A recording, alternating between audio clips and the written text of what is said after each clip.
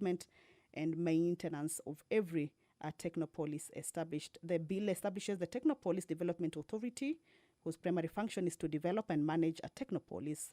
It also provides for the board of the authority qualifications for appointment for the chief executive officer and his functions. But this bill already was debated on the floor of the House. It's part of the business that the members will be transacting this afternoon as they make their way into the chambers. Remember, the sitting is scheduled to begin from 2:30, so just about 2 minutes. Once the speaker makes his way to the chamber, the prayer is said and the chair is taken, then the business will, without further delay, commence. There is also a special motion.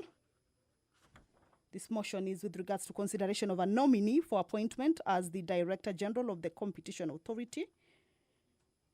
This is a motion that is moved by the Chairperson, Joint Parliamentary Committee on Vetting of a nominee for appointment as the Director General of the Competition Authority. And with this regards, the committee approved the appointment of Mr. David Kibet Kemei as the Director General of the Competition Authority. And the committee will be seeking to have the House also approve the same. If you're just joining us, is that the House is about to commence its business for this afternoon sitting. And members are making their way into the chambers. Once the House commences, then we will be able to follow up on the businesses that are to be transacted this afternoon.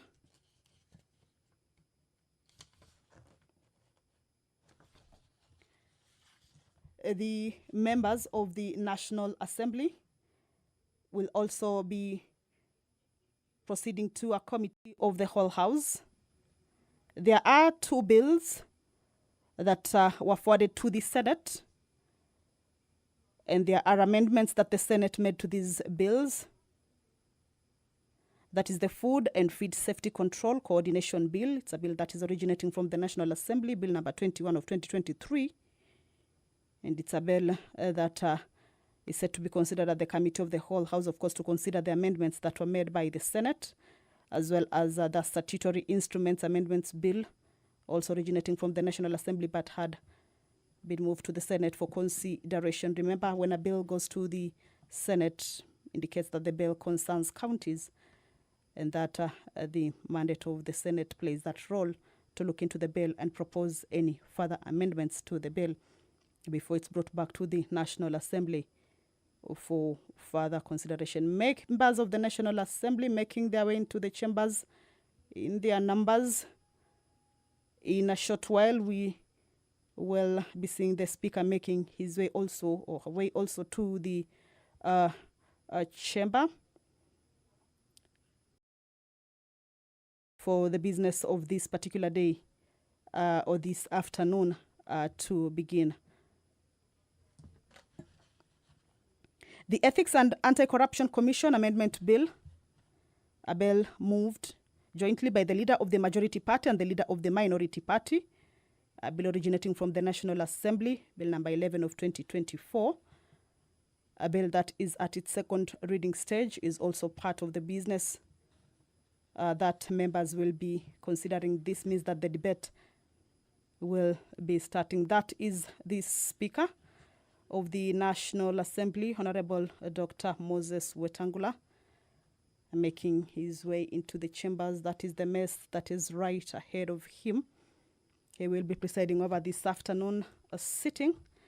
Allow me to hand you over to this live broadcast that is brought to you by the Parliamentary Broadcasting Unit in partnership with Kenya Broadcasting Corporation. My name is Kamche Menza. Good afternoon. Waheshimiwa, tuombe. Ewe Mwenyezi Mungu, ambaye kwa hekima na wema wako umetoa nyadhifa za viongozi na mabunge kwa ustawi wa jamii na utawala wa haki wa wanadamu. Tukusihi utazame kwa neema nyingi sisi watumishi wako ambao wameridhika kutuita ili tutekeleze shughuli muhimu za jamhuri yetu.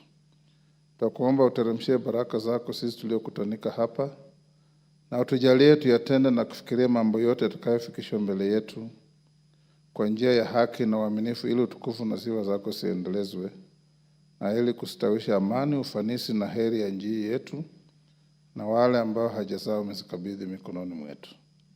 Amen.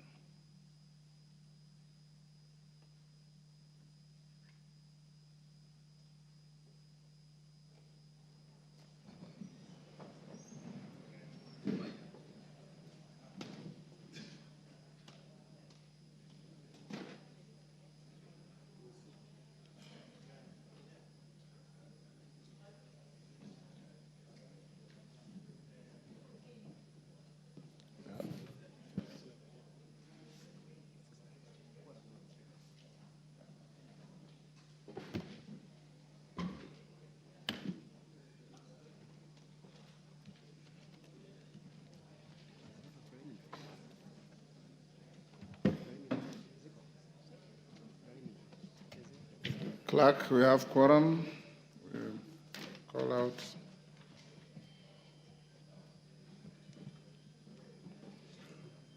Order number 1, administration of oath. Order number 2, communication from the chair.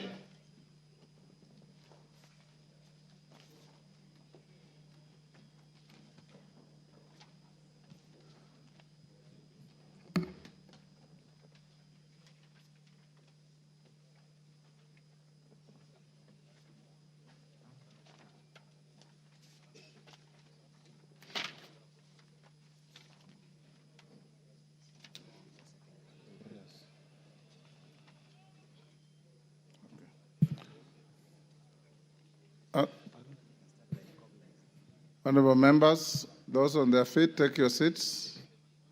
Member for Hamisi, take your seat.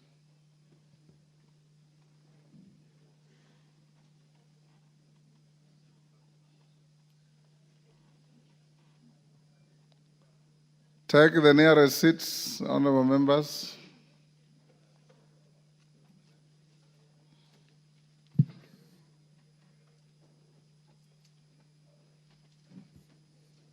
Honorable members, I have two communications to make. One is a recognition of a delegation from the Senate of Nigeria.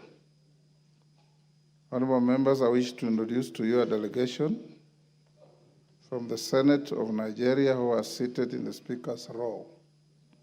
The delegation comprises members of the Committee on Constitutional and Electoral Review and Committee on Women Affairs. They are Senator Patrick Ndubweze, MP, leader of the delegation, Senator Kau Sumaila, MP, the Honorable Miriam Odinaka, MP, the Honorable Tajuddin Karim, MP. Honorable members, the delegation is accompanied by 4 parliamentary staff and 1 official from United Nations UN Women who are seated in the Speaker's gallery. The delegation is in the country to benchmark on strategic interparliamentary relations and to share experiences pertaining to parliamentary practices and to gain deeper insights into legislative processes as well as gender-responsive legal reforms. Honorable members, on my behalf and that of the National Assembly, I welcome them to the Parliament of Kenya and wish them fruitful engagements during their stay in the country. I thank you.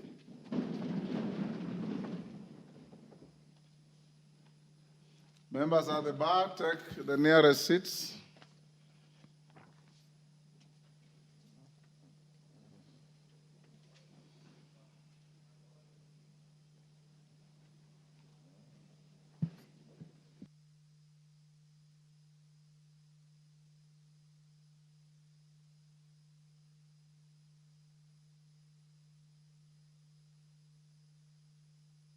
Members, let's go to the next order. I'll come back to communication in a little while. Call out the next order. Order number 3, messages. Order number 4, petitions. Order number 5, papers. Majority Leader.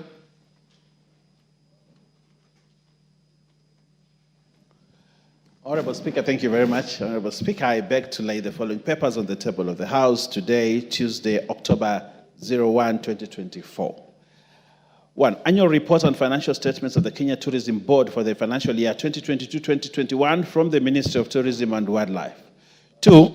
Audit of the financial statements for the Office of the Auditor General and Staff Car Loan and Mortgage Schemes for the financial years ended 30th June 2018, 30th June 2019, 30th June 2022, 30th June 2021, and 30th June 2022.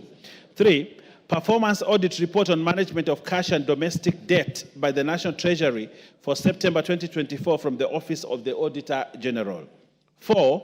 Performance Information System Audit Report on the Pensions Department Management Information System for September 2024 from the Office of the Auditor General. 5. Reports of the Auditor General and financial statements for the year ended 30th June 2024 and the certificates therein respect of the following institutions: Central Bank of Kenya, Public Sector Accounting Standards Board, and Capital Markets Authority. 6. Reports of the Auditor General and financial statements of the National Government Fund, NGCDF, for Subukia constituency for the year ended 30th June 2023 and certificates therein. 7. Report to Parliament on all new loans contracted by Government of Kenya from 1st May 2023 to 31st August 2024 from the National Treasury and Economic Planning. And finally, Honorable Speaker, annual performance report for the Micro, Small and Medium Enterprises MSMEs Credit Guarantee Scheme for the period from 1st July 2023 to 30th June 2024 from the National Treasury and Economic Planning. I thank you, Honorable Speaker, and I beg to lay. Leader of Delegation, the Honorable Gladys J. Boss, MGH, Deputy Speaker. You have a paper to lay? Go ahead. Apologies, give me a minute. They're bringing it from my office. Okay. Next order.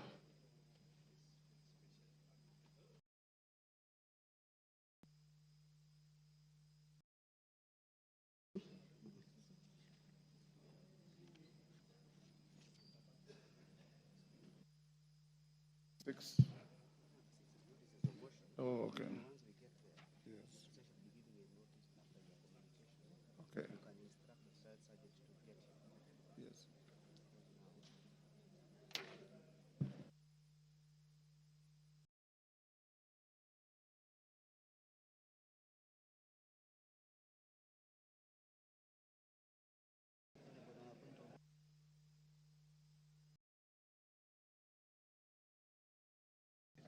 Yes. Honorable Shalay, how quickly is your paper coming?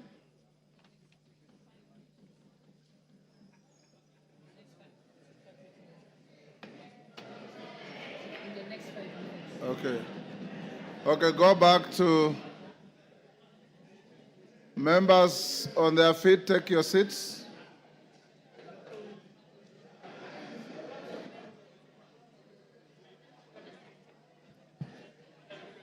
Take your seats.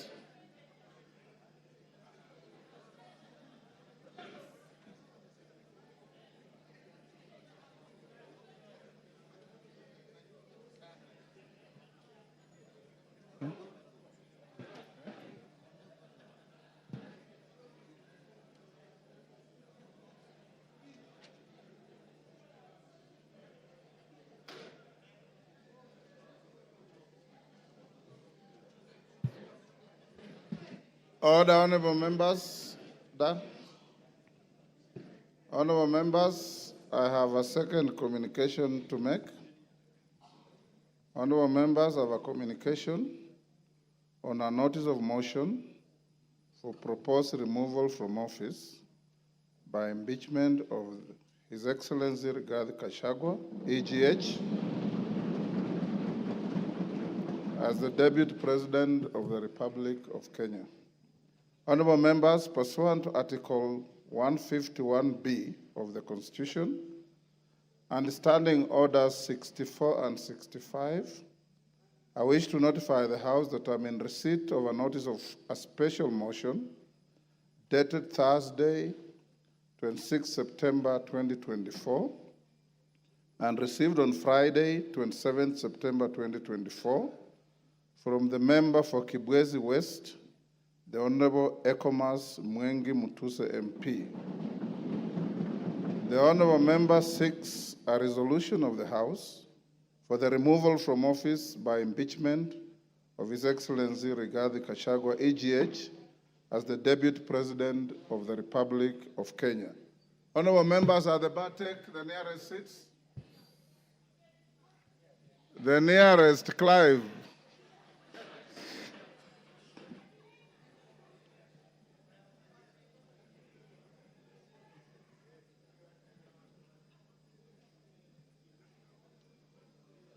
Yusuf, the nearest seat.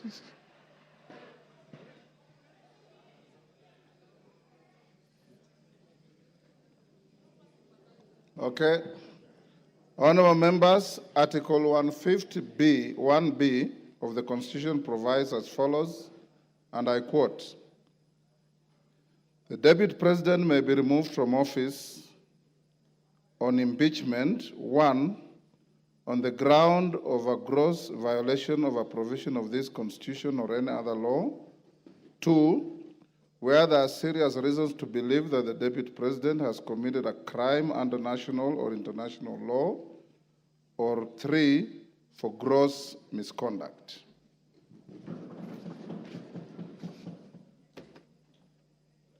Honorable members, the notice of the special motion by the member for Kibwezi West seeks a resolution of the House for the removal from office by impeachment of our Deputy President on the grounds specified under Article 151B of the Constitution and sets out the particulars in respect of each ground. Honorable members, the special motion before the House presents an unprecedented constitutional moment in our democracy. Without doubt, it summons this House to test for the first time under the 2010 Constitution the provisions of our Constitution relating to the removal from office by impeachment of the Deputy President. It will be recalled that during the term of the 6th Parliament, on 27th April 1989, the then member for Embakasi, the Honorable David Mwenje, successfully moved the House to pass a vote of no confidence in the then Vice President and Minister for Home Affairs, the Honorable Josephat Karanja. The motion received an affirmative resolution of the House. Honorable members, it's instructive to note that upon the promulgation of the new Constitution of Kenya in August 2010, the then office of the Vice President assumed a new clothing as the office of the Deputy President. This new clothing embedded in it a new manner of election, assumption of office, and removal from office of the second in command. Whereas the previous Constitution conferred upon the President the power to appoint and remove the Vice President, the Constitution of Kenya 2010 shifted the removal of the Deputy President to Parliament. This lays the ground for the notice of the special motion by the member for Kibwezi West. Honorable members, Standing Order 64.2 relating to removal by impeachment requires the Speaker to dispose of a special motion within 3 days of receipt of notice by a member. Standing Order 64.2 as read in the light of Articles 259, 5 and 6 of the Constitution gives the Speaker the deadline of today, Tuesday, 1st October 2024, to notify the House of receipt of the special motion and its admissibility or otherwise. Honorable members, having notified the House of the special motion, I'll now highlight the preliminary procedural and legal requirements relating to the processing a special motion for removal from office by impeachment of the Deputy President. Members at the bar, take the nearest seats.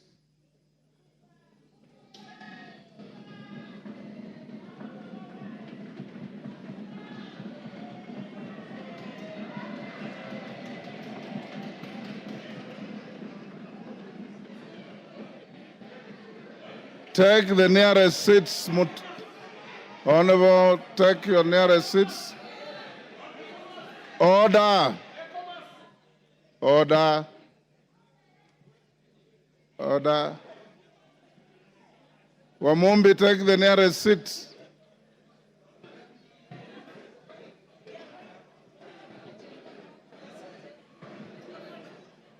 Order, honorable members.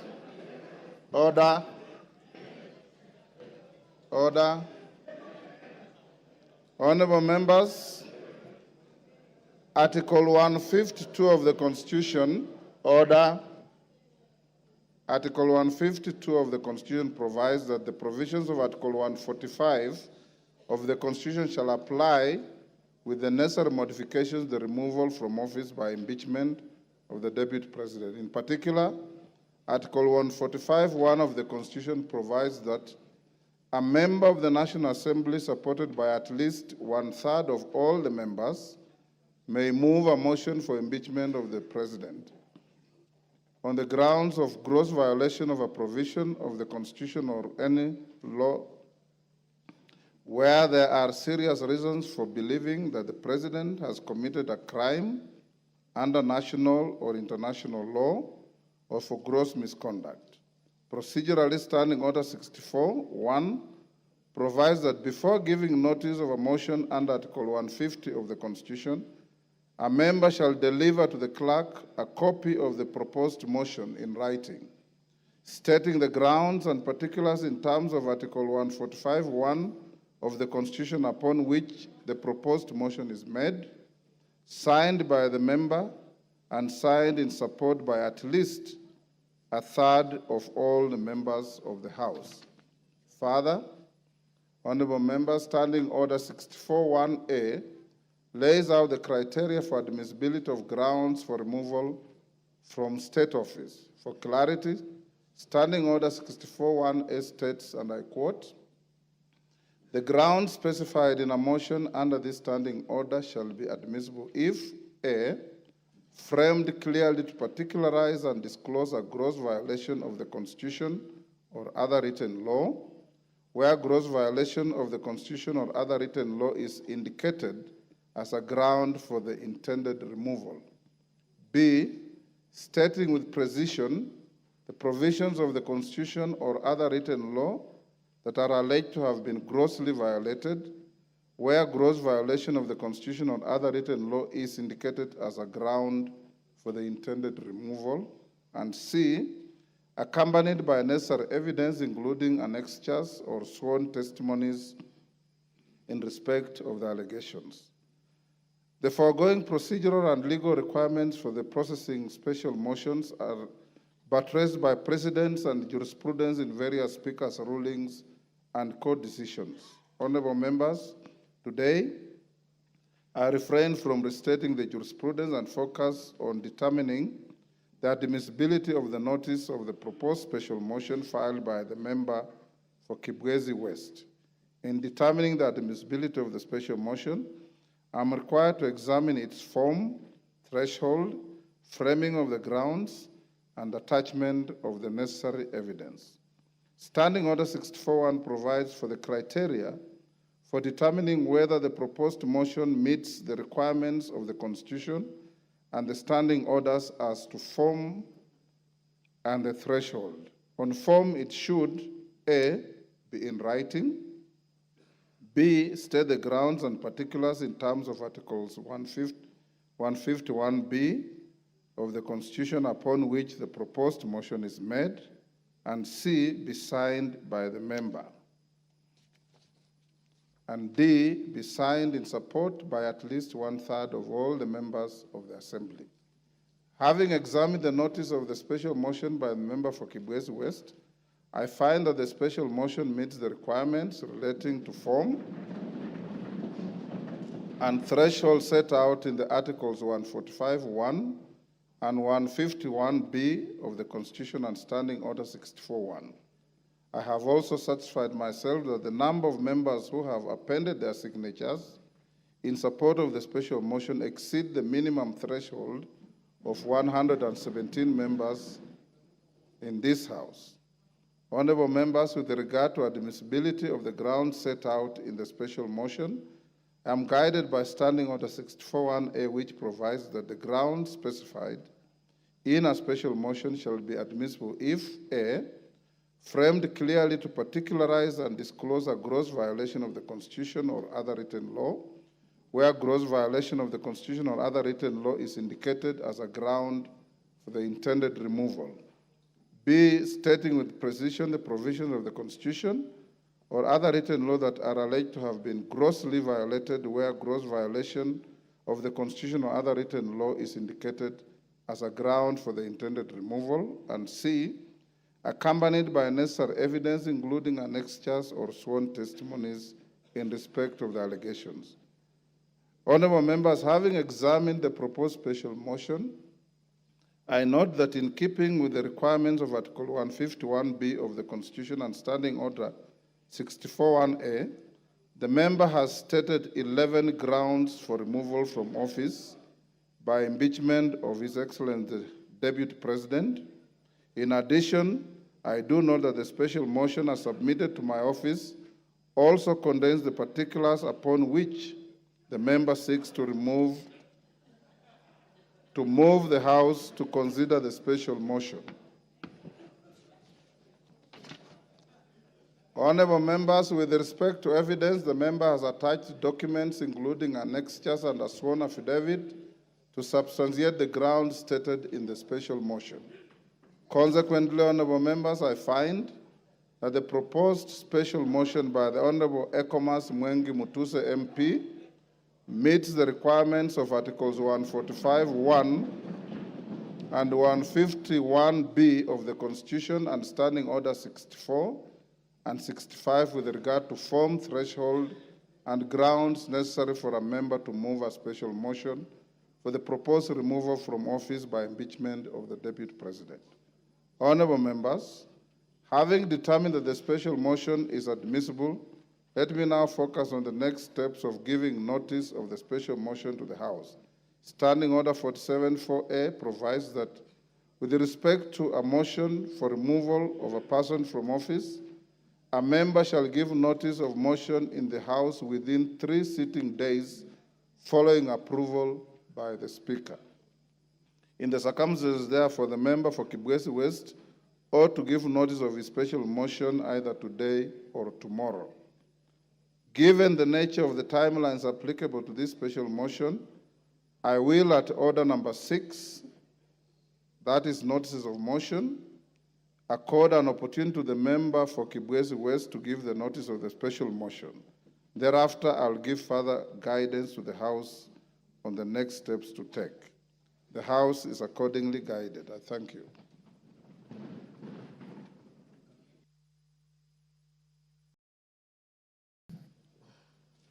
Honorable Gladys Boss, are you ready? We'll go back to order number 5 for the Deputy Speaker. Honorable Speaker, I beg to lay the following paper on the table of the House today, Thursday, 26 September 2024. Report of the Kenyan delegation to the 64th session of the OACPS Parliamentary Assembly and the first session of Luanda, Angola from the 17th to the 21st of February 2024. Thank you, Honorable Speaker.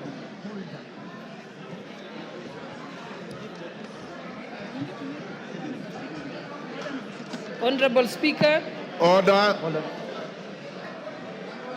Order, honorable members. Order. Member for Budalangi. Order. Take your seats. Order. Member for Navajo, take your seats.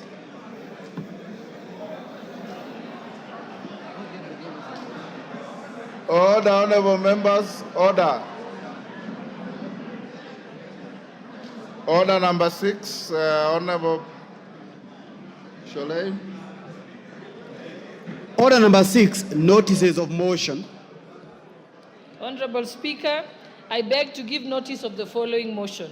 that this House notes the report of the Kenyan delegation to the 64th session of the OACPS Parliamentary Assembly and the first session of the OACPS EU Joint Parliamentary Assembly held in Luanda, Angola from the 17th to the 21st of February 2024, laid on the table of this House on Thursday, 26 September 2024. Thank you, Honorable Speaker.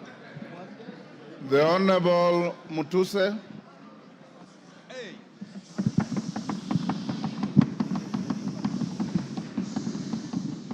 Honorable Mutuse, I'll allow you to speak from the dispatch box, and he will be heard in silence.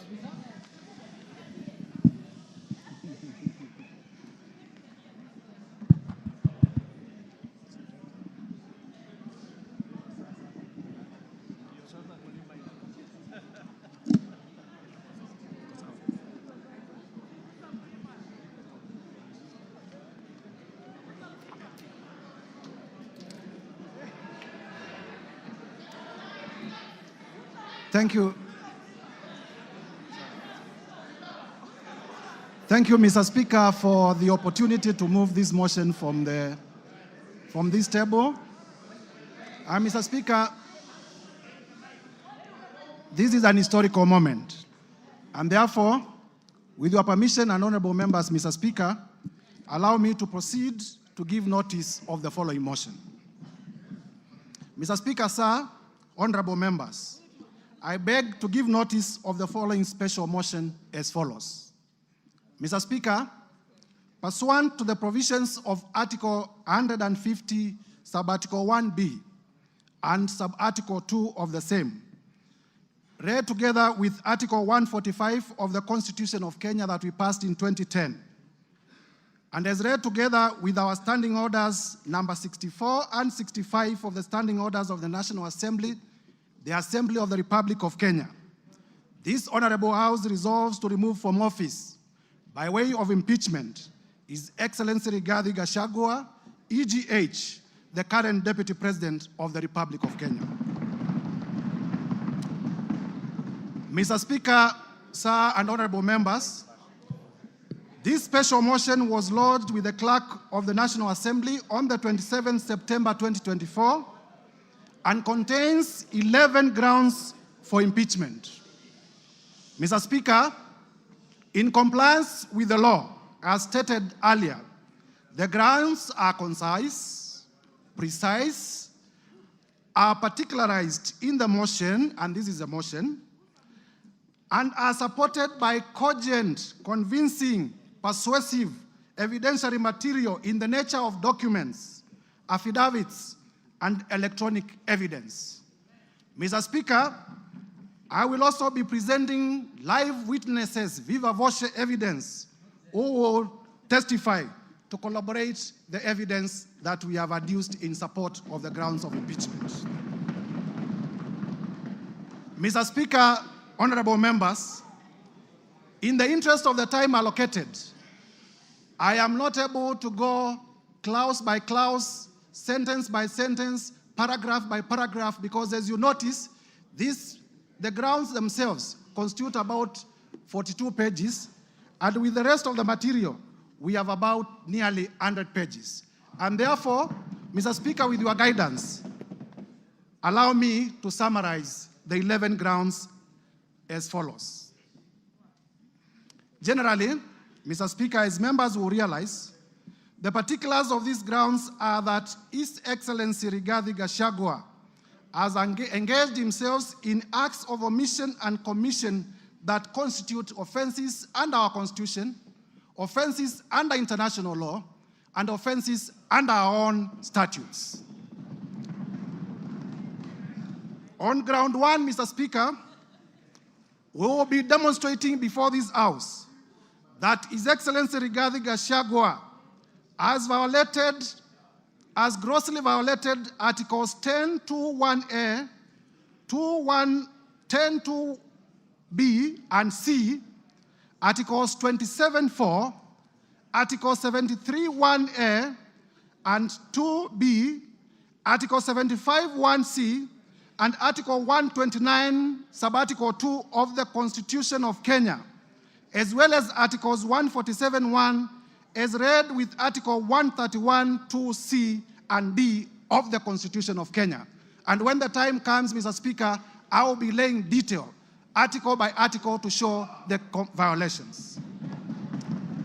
On ground number 2, Mr. Speaker and honorable members, at the opportune time, I will demonstrate to Kenyans that His Excellency Rigathi Gachagua has violated Article 147(1) of the Constitution and Article 152(1) of the Constitution of Kenya, the most progressive constitution in Africa. Mr. Speaker, on ground 3, I will be demonstrating before this House to Kenyans and to the international community that His Excellency Rigathi Gachagua has violated Article 6(2) of the Constitution, Article 10(2)(a) of the Constitution, Article 174 of the Constitution, Article 186(1) of the Constitution, Article 189(1) of the Constitution, as well as the 4th schedule of the Constitution of Kenya. Mr. Speaker, this is the Constitution of the Republic of Kenya. It is not a mere document. It speaks to the soul of this nation. Under ground 4, Mr. Speaker, I will demonstrate that His Excellency Rigathi Gachagua has violated Article 161 of the Constitution of Kenya. I will further demonstrate under ground 5 that His Excellency Rigathi Gachagua, the Deputy President, the current Deputy President of the Republic of Kenya, has grossly violated Article 3(1) as read together with Article 148(5)(a) of the Constitution. Under ground 6, Mr. Speaker and honorable members, I will demonstrate that the Honorable Rigathi Gachagua has committed crimes under Section 13(1)(a) and 62 of the National Cohesion and Integration Act, the act that speaks to our nationhood, the act that speaks to our multi-ethnicity, the act that speaks to our society remaining together as a cohesive society. And I will demonstrate with videos, I will demonstrate with affidavits, I will demonstrate with documents that the man holding the office of the Deputy President has violated the same law that he swore to protect in his own oath of office. Under ground 7, Mr. Speaker, I will demonstrate before this House that His Excellency Rigathi Gachagua has committed crimes under Sections 45(1), Section 46, Section 47(a)(3), Section 48(1) of the Anti-Corruption and Economic Crimes Act. Anti-Corruption, Mr. Speaker, honorable members, Anti-Corruption and Economic Crimes Act, by using his office to unjustly enrich himself, by using his office to acquire within 2 months properties well beyond 55.2 billion. And Mr. Speaker, I will demonstrate before this House that during the presidential debate, if I may be listened to, Mr. Speaker, that during the presidential debate, His Excellency Rigathi Gachagua did declare that he was worth 800 million. We are aware that he's paid slightly over 1 billion, meaning that for the last 2 years, the much he could have accumulated justly is about 24 million. But I will demonstrate before Kenyans that he has properties to himself, the ones that I was able to get in my time of research, worth 5.2 billion Kenya shillings. This is what we call unexplained assets, and we must slay the dragon of corruption from the highest office. Mr. Speaker, under the same ground, I will also be demonstrating, this is ground number 7, that His Excellency Rigathi Gachagua has violated Sections 2, 3, 4, and 7 of the Proceeds of Crime and Money Laundering Act. Mr. Speaker, you are aware that the Proceeds of Crime and Money Laundering Act is one of those laws pursuant to Section 2 of the Constitution of Kenya that we domesticated because of our international obligations about money laundering. And therefore, by proving the same, I will also be demonstrating before Kenyans that His Excellency Rigathi Gachagua has committed international crimes. Under ground 8, Mr. Speaker, I will demonstrate that the Deputy President of the Republic of Kenya has committed crimes under Section 132 of the Penal Code and Section 29 of the Leadership and Integrity Act. And honorable members will realize that the Leadership and Integrity Act is the law that was enacted by this parliament, none other than this parliament, to give effect to Chapter 6 on leadership and integrity of the Constitution. Under ground 9, I will be able to show, and Mr. Speaker, when we get to this ground, the ground of gross misconduct, I will be able to speak to the House in a very clear manner as to what constitutes gross misconduct as interpreted by our own courts. And I will be able to show that the person of the Deputy President is a bully. The person of the Deputy President has been threatening public officials. The person of the Deputy President has carried himself in a manner that brings disrespect to the office that he holds, and therefore has grossly misconducted himself. Under ground 10, Mr. Speaker, I will also specifically demonstrate that the person of the Deputy President has committed the offense of gross misconduct in the manner of insubordination, insubordinating the presidency and the Kenyan state. The Kenyan state is our soul, and if you insubordinate the state, you are not worth being a state officer. Lastly, Mr. Speaker, under ground 11, with your permission, when the time comes, I will also demonstrate, honorable members, if we may be listened to, I will also demonstrate that specifically the Honorable Rigathi Gachagua has committed crimes of gross misconduct, as I had earlier alluded to, in terms of bullying and threatening public officers. Mr. Speaker, in compliance with the provisions of Articles 145(1) of the Constitution, as read together with the National Assembly Standing Order number 65, honorable members, if you may listen, this is important. A total, Mr. Speaker, a total of 291 members of this National Assembly have graciously appended their signatures in support of this motion. 291 members. Mr. Speaker, it will be remembered, Mr. Speaker, it will be remembered that at this stage of moving the motion, the requirement of the law is that the motion should be supported by 1/3, translating to about 117 members. However, Mr. Speaker, we have 291. I therefore wish to thank my colleague members of Parliament for supporting this motion to over 83%, way beyond the required threshold of 2/3, which is 67%, that is required at the next stage of voting for this motion. So, Mr. Speaker, there are times when we used to say this is an open and shut case. Mr. Speaker, sir, as a requirement of our standing orders, please allow me to read the names of the members who have signed in support of this motion.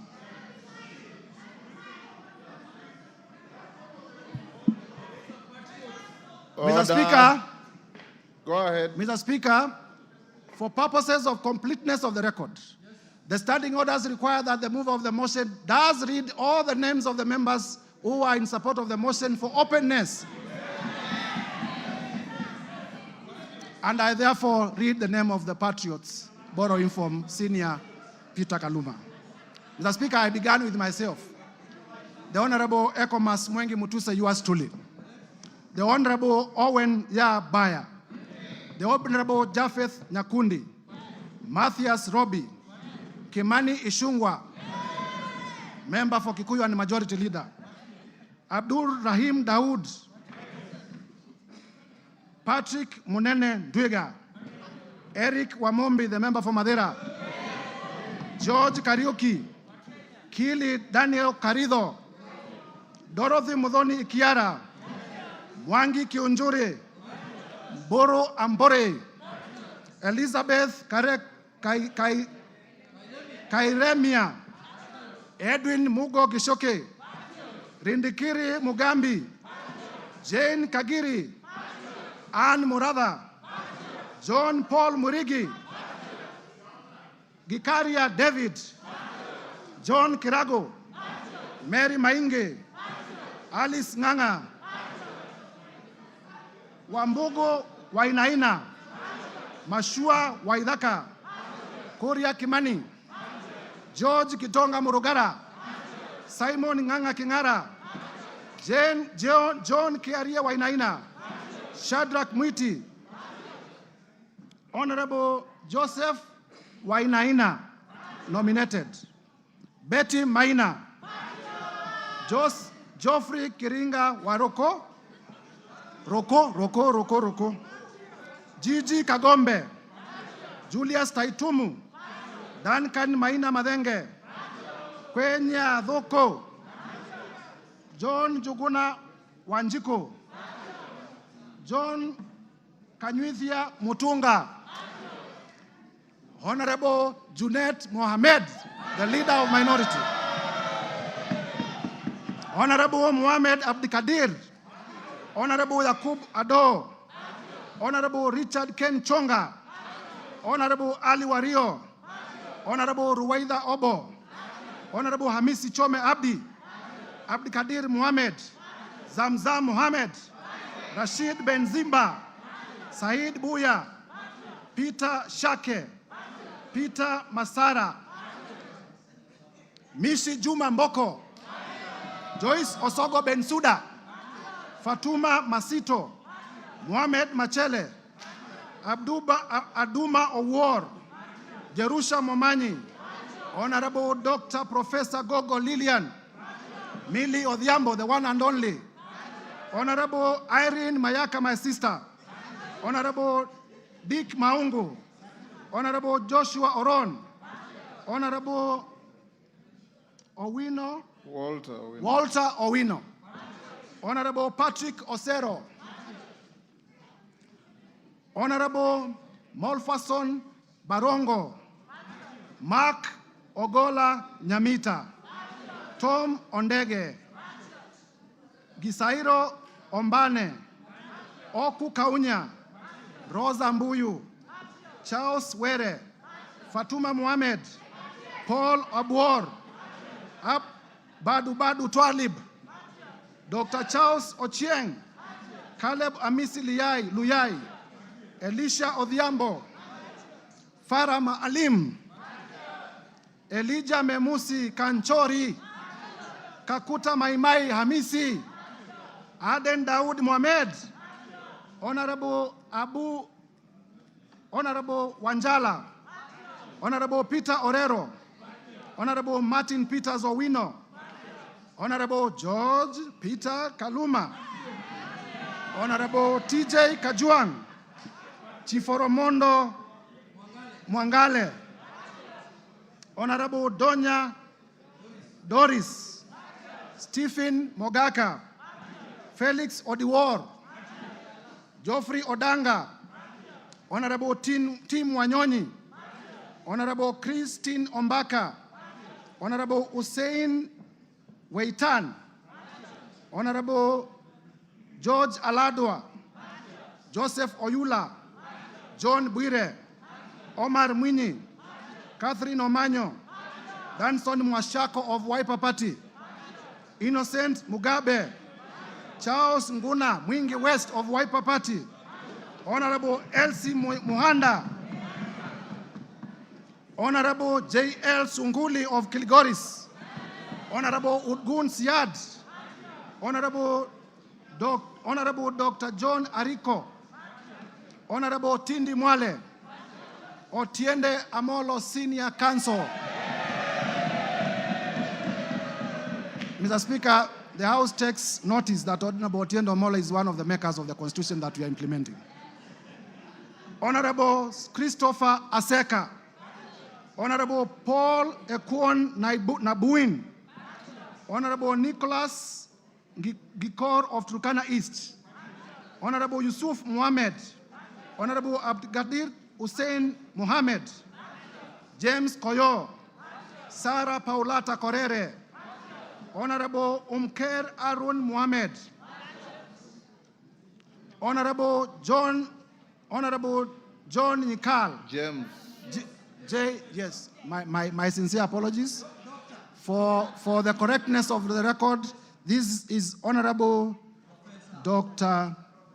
Professor James Nyikal, the member for Seme. Honorable Daniel Manduku. Honorable Mohamed Ado. Honorable Wario Guyo. Honorable Paul Katana. Maurice Kakai Bisau. Emmanuel Wangwe. Bernard Shinyali. My friend Nabi Nabwera. Patrick Makau Kingola of the Wiper Party, Mavoko constituency. And Commissioner of the Public Parliamentary Service Commission. Very able, voted by members of this House. I thank you in a special way, my senior brother. Honorable Shabiu Hamed. Honorable Aden Kainan.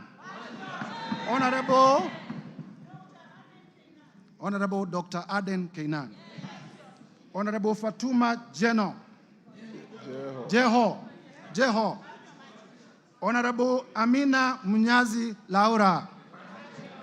Honorable Gertrude Mbeyo. Honorable Adipo Akwome. Mr. Speaker, if you allow me, I can have a sip of my water. Go ahead.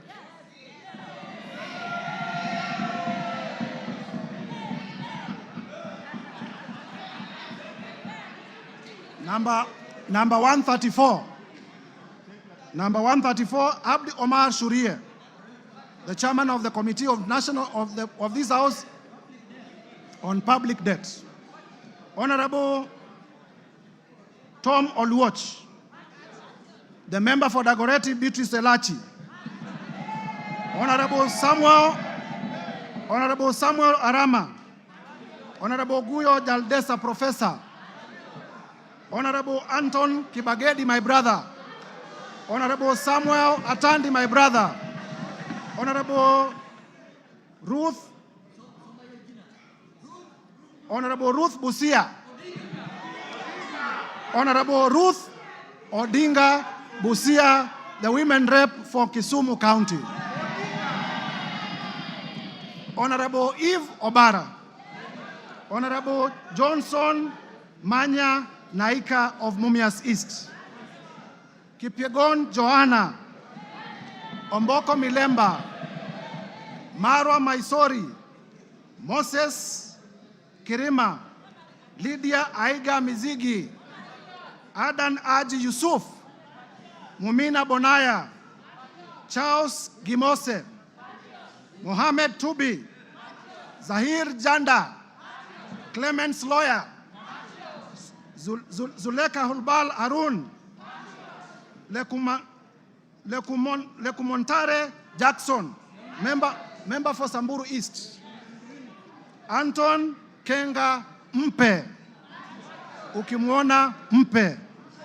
Bashir Abdullahi. Didmas Barasa. Malulu Injendi. Geoffrey Mulanya. Frederick Ikana.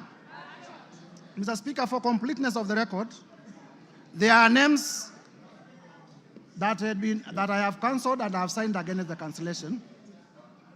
Honorable Titus Amala, Joseph Dena, Honorable Kivai Kagesi, Honorable Vincent Musyoka, aka Kawaya, member for Mwala, Honorable Fabian Muli, Honorable Caleb Mule, Honorable Joshua Mwalio, Honorable Dr. Recho Nyamai Kaki, Honorable Nimrod Mbai, aka KPLC, Honorable Dido Raso, Honorable Lekuton of Laisamis, Honorable Chief Whip Silvanos Osoro, Honorable Abdisarat K. Ali, Honorable Abdul Haro, Honorable Mary Emase, Irene Joki, Nebat Muriuki, George Gachagua, Stephen Karani, Gidhua wa Masukuru, Rahabu Mukami Washira, Njoroge Wainaina, Elijah Njoroge Kururia, Epuyu Nanok Daniel, Mudhoni Marubu Monica, Kenneth Tungulu, Mudhama Stanley, Joseph Emanthe Namur, Faith Gitau, Cecilia Asieni Ngitit, Pamela Njoki Njeru, Rahab Robert Basil, the member for Yatta and Wiper Party. Protas Akuja, Kasim Sawa Tandaza, Pauline Lengimis, Honorable Dr. Robert Pukose, Honorable George Sunguia, Honorable Joash Nyamoko, Kitlai Olentutu, Lea Sankaire, Lemankon Aramat, Agnes Pareño, Gabriel Tongoyo, Rebecca Tongei, Catherine Wambilinya, John Makali of Kandui, John Chikati, Susan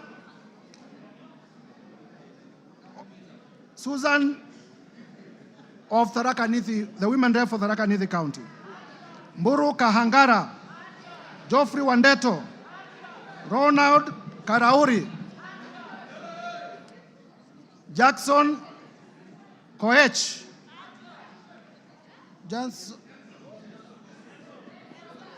Jackson Kosgei of Baringo, Adams Kipsanai, Kagogo Bowen, Jematia Sergon, William Kamket, Catherine Ngalechei, Ruben Kiborek, Kimaiyo Gideon, Musa Sirma, Joseph Kipkarus, Joshua Kandie, Charles Kamuren, John Waluke, Richard Yagon, Richard Kilel, Brighton Yagon, Francis Sigei, Kipngetich Koech, Lynette Chepkoril Toto, Justice Kemei, Nelson Koech, Beatrice Kemei, Joseph Cherorot, Kibet Komugoi, Hilary Kosigei, Benjamin Langat, Mutai Alfred Kiprono,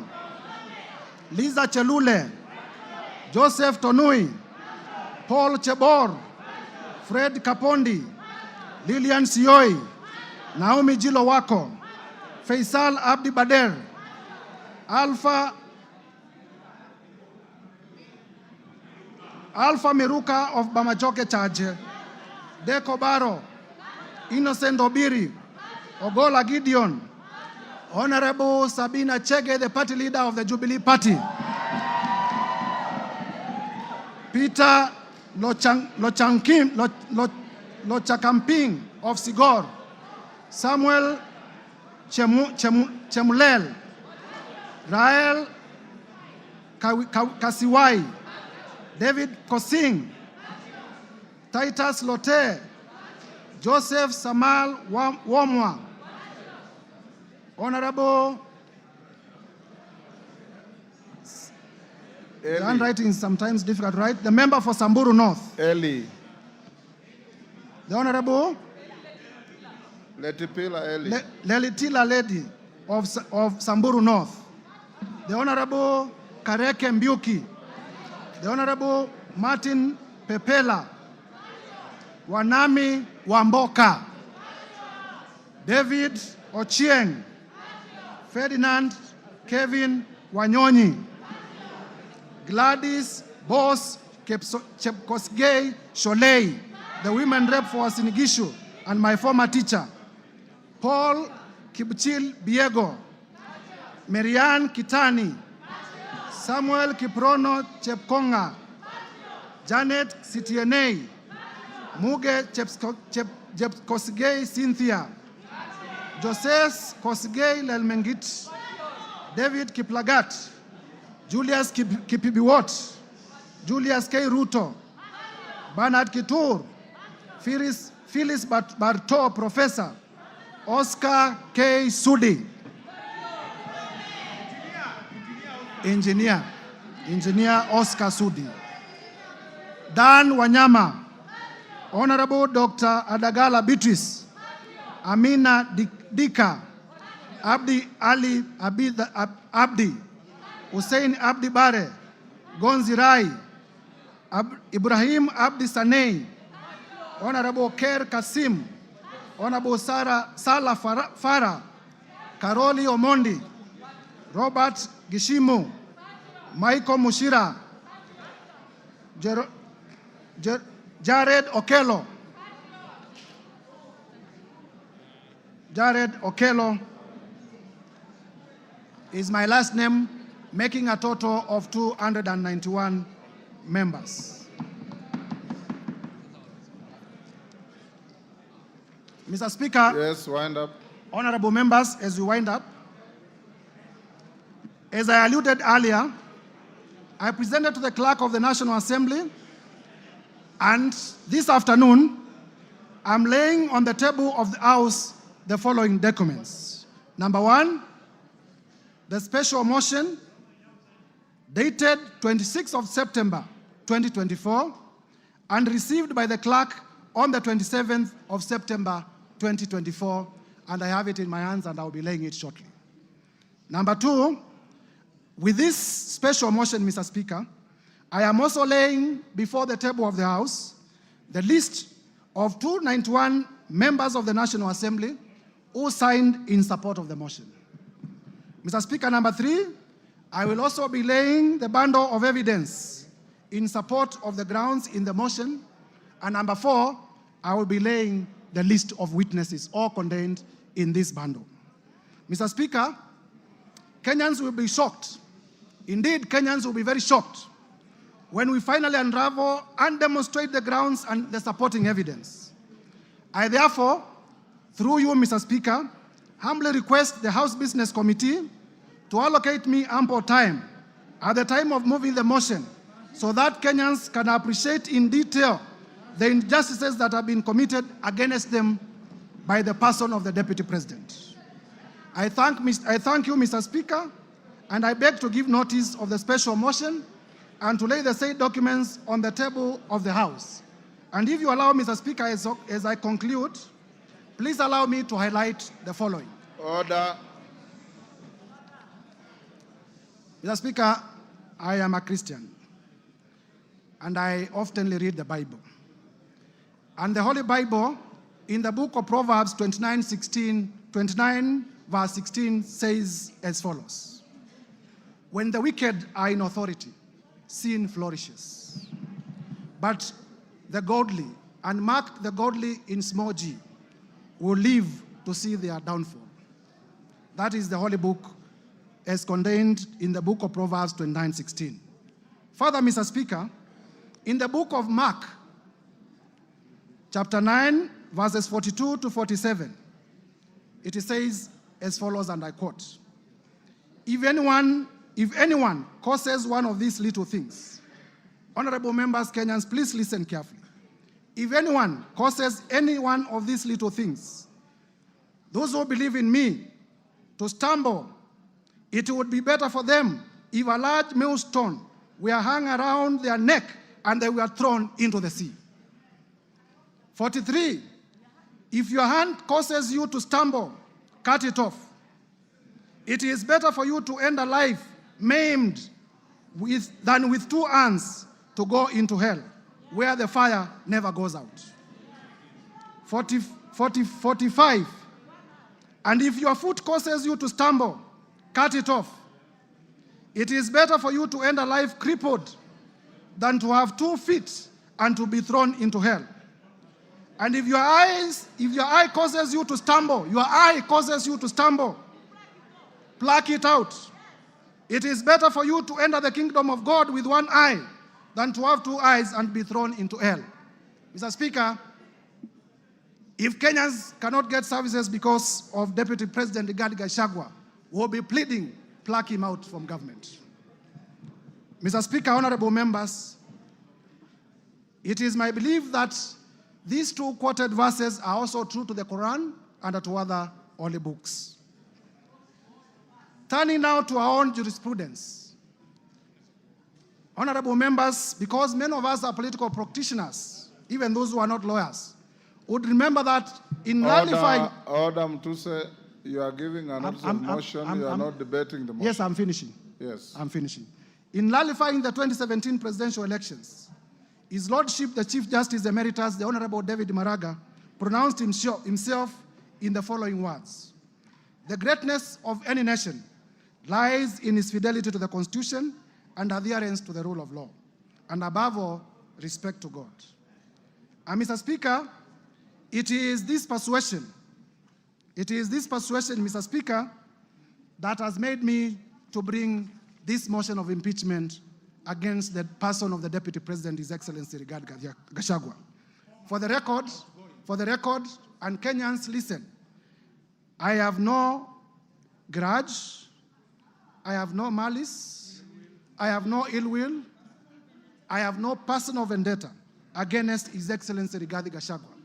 I am just doing my duty as a citizen of the Republic of Kenya and executing my mandate as a member of this House as mandated under the Constitution to bring this motion. I will therefore, Mr. Speaker, with your permission, lay the documents before the House and beg to give notice of the motion. I thank you, Mr. Speaker. Hand over the documents to the clerk.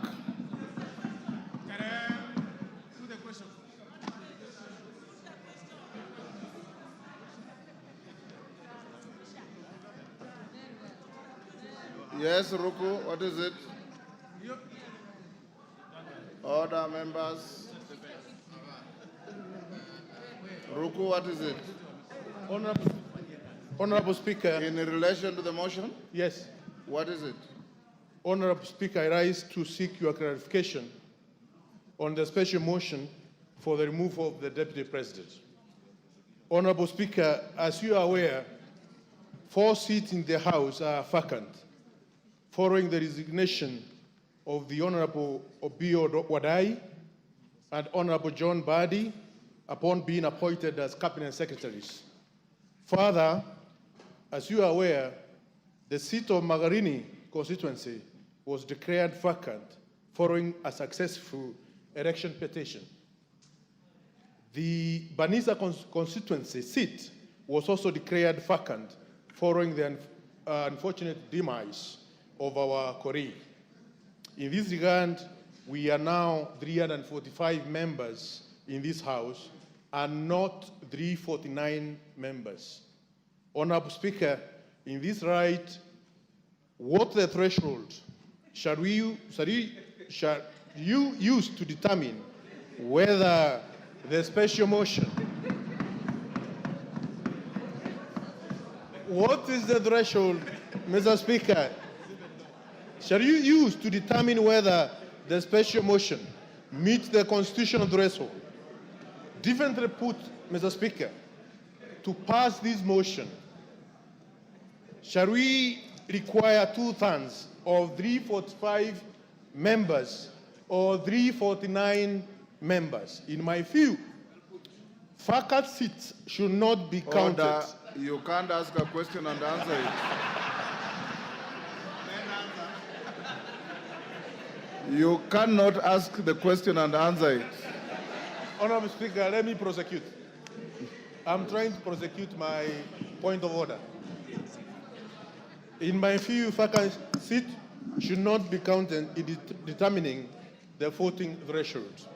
Further, I wish to seek your clarification on whether our proceedings are varied in the right of the 4 vacant seats. Thank you, Honorable Speaker. Thank you. You've made your point. Bashir?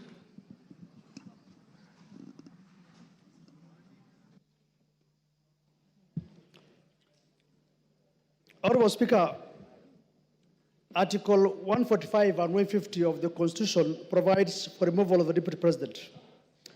Our standing order goes to great length on the same to explain the procedure for removal of the Deputy President, as stipulated under Standing Orders 64 and 65. Honorable Speaker, what is clear from reading of Articles 145 and 150 of the Constitution is that the role of this House is just to pass the resolution as to whether the Deputy President shall be impeached or not. It is the exclusive role of the Senate to conduct the trial process. Simply put, we are the initiators and the Senate will be the trial house. Honorable Speaker, consequently, I seek your guidance on whether it is necessary to invite the Deputy President to this House in terms of the right to be heard, noting we have nothing to do with the real process.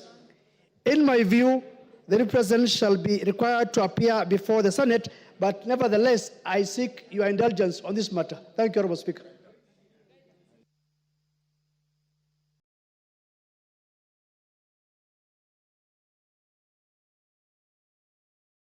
Honorable members, we'll leave it there. Yes, Janet.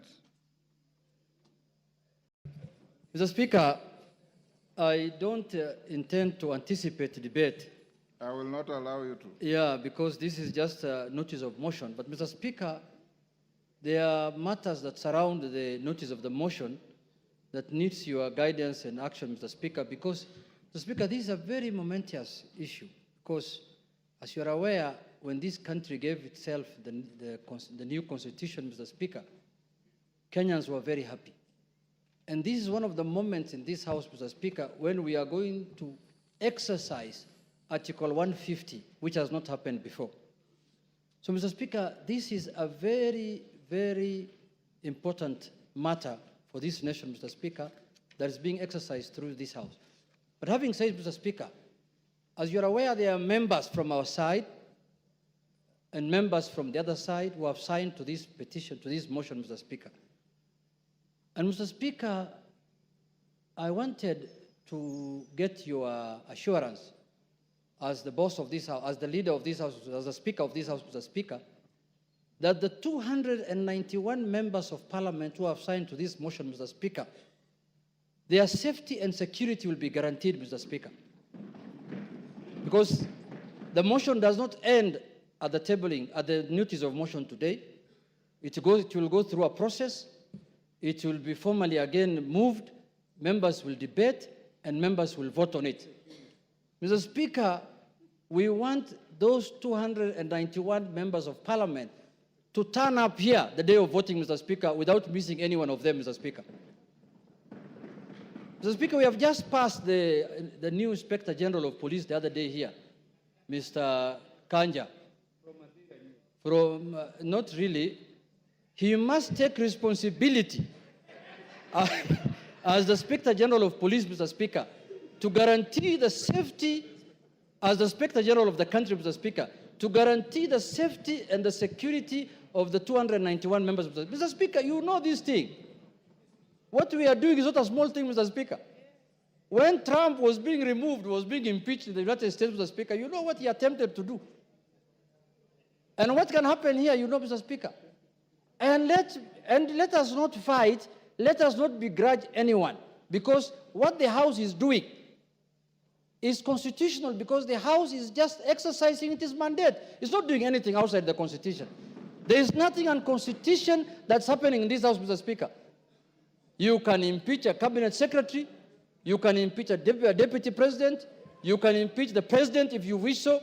So, Mr. Speaker, this is an exercise that is given to us by the Constitution.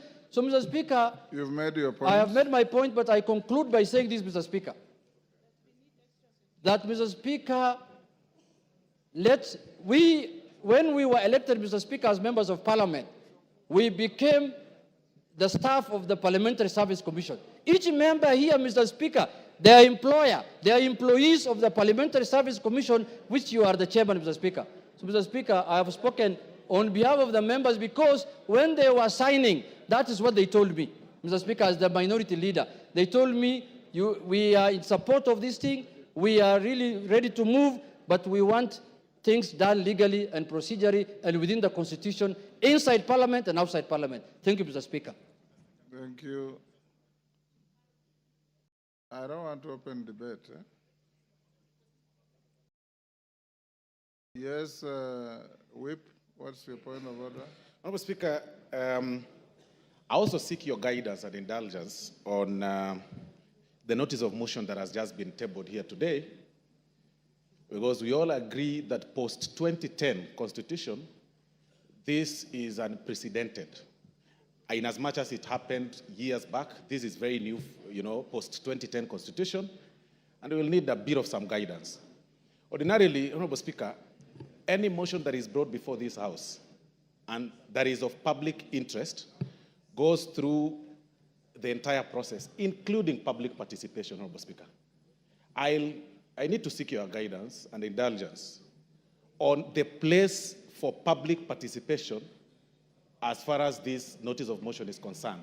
Because looking at the jurisprudence that has been made by the courts and the lower legislative arm, which is the county assemblies, on the impeachments of the governors and deputy governors, Honorable Speaker, you'll realize and notice that many impeached governors or their deputies challenge their impeachment based on the process of public participation, Honorable Speaker.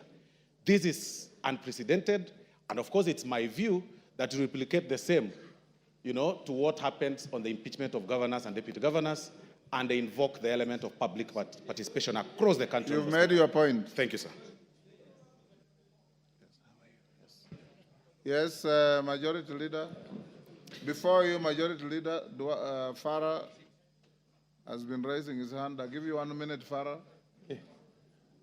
Mr. Speaker, I also join the other colleagues in this, but I've just one very important, most important in this country to raise. Not only do we have to protect the lives of 291 members of parliament who have appended their signature there, we must also protect the system. The IG must protect our president to the hilt. Because you know the kind of a constitution we have.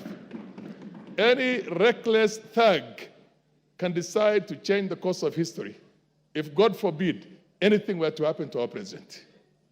You get my point? And there are people who we have been so worried lately, I get the feeling that they can even have the capacity to plan something like that. Let us make sure this information goes out. Our president must be protected to the hilt until this motion is over. Because if, God forbid, anything were to happen, then we have something much bigger to worry about. Thank you. And those guys are... You're the last on that. Thank you, Honorable Speaker. My Honorable Speaker, if you will indulge me, I'll add something on security. But before that is on Standing Order 85, Honorable Speaker. 85-2, which, Honorable Speaker, would beg, even as you guide members, that members listen, that it shall be out of order to anticipate the debate of a motion of which notice has been given by discussion upon a substantive motion or amendment and all that is said in the standing orders, Honorable Speaker. And I say this, Honorable Speaker, because I know we are in an open and transparent society, and many of us will be invited to media stations to discuss this impeachment motion which notice has been given today. Just to caution members that it will be completely out of order to discuss the substance of the motion in media stations before debate, as is contained in our standing orders.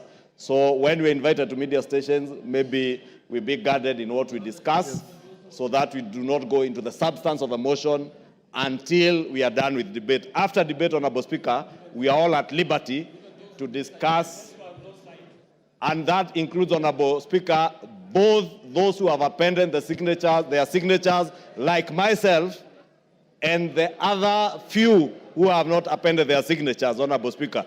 The 58 members who have not appended their signatures. Honorable Speaker, just to add on to what the Honorable Farah and Honorable Junet have said.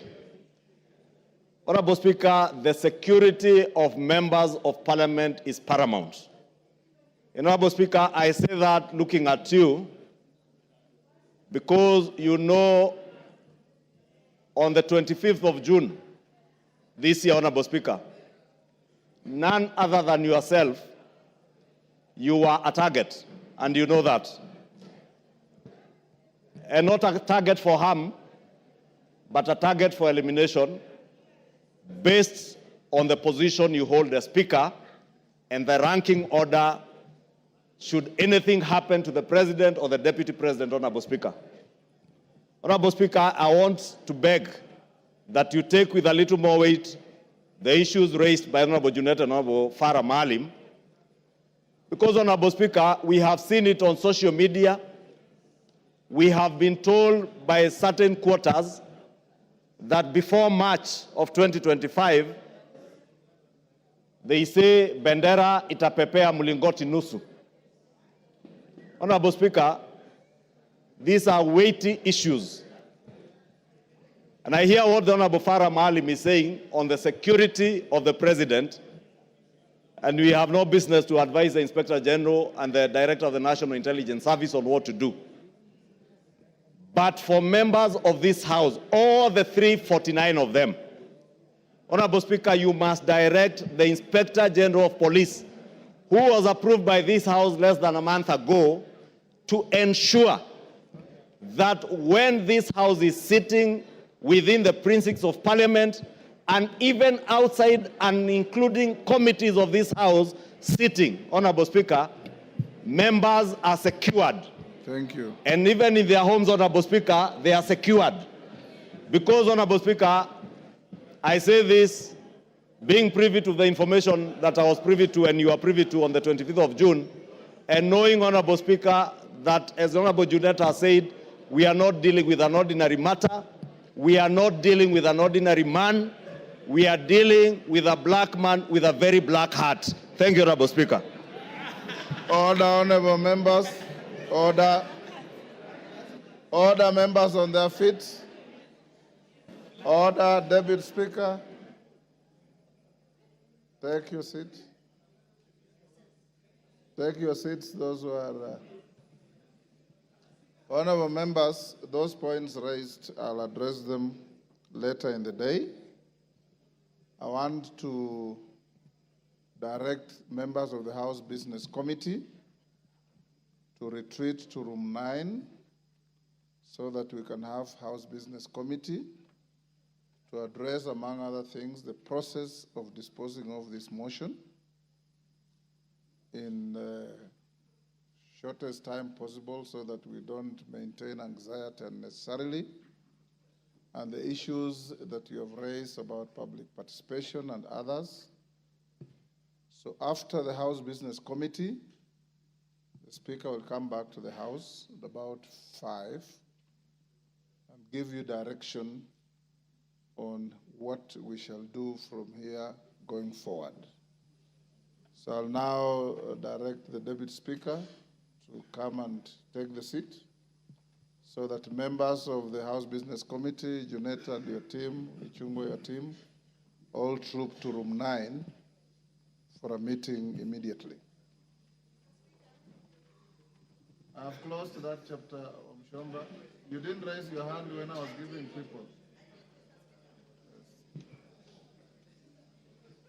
That chapter is closed. I'm sorry I didn't see you. Yes. Pardon?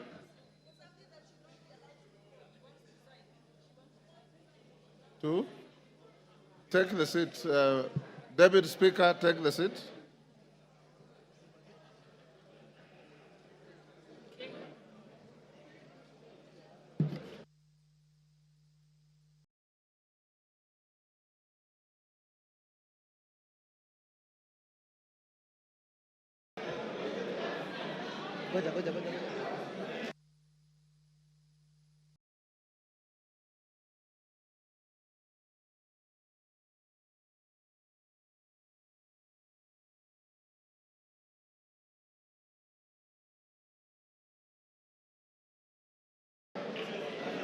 Next order. Order number 7, questions and statements.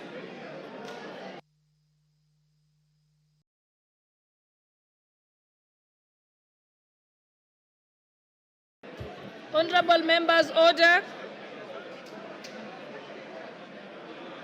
The Honorable Member for Funyula.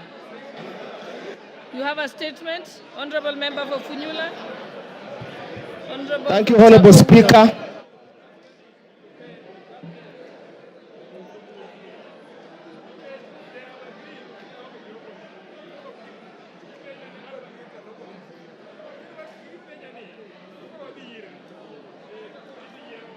Honorable Speaker.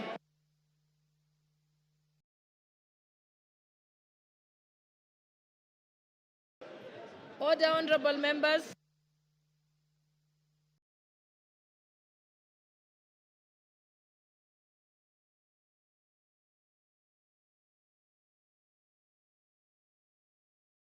Order, honorable members.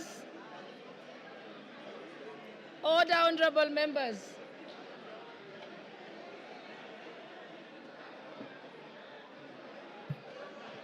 Order, honorable members.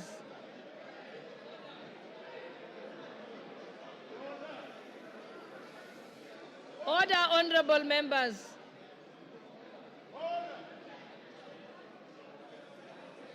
Order, honorable members.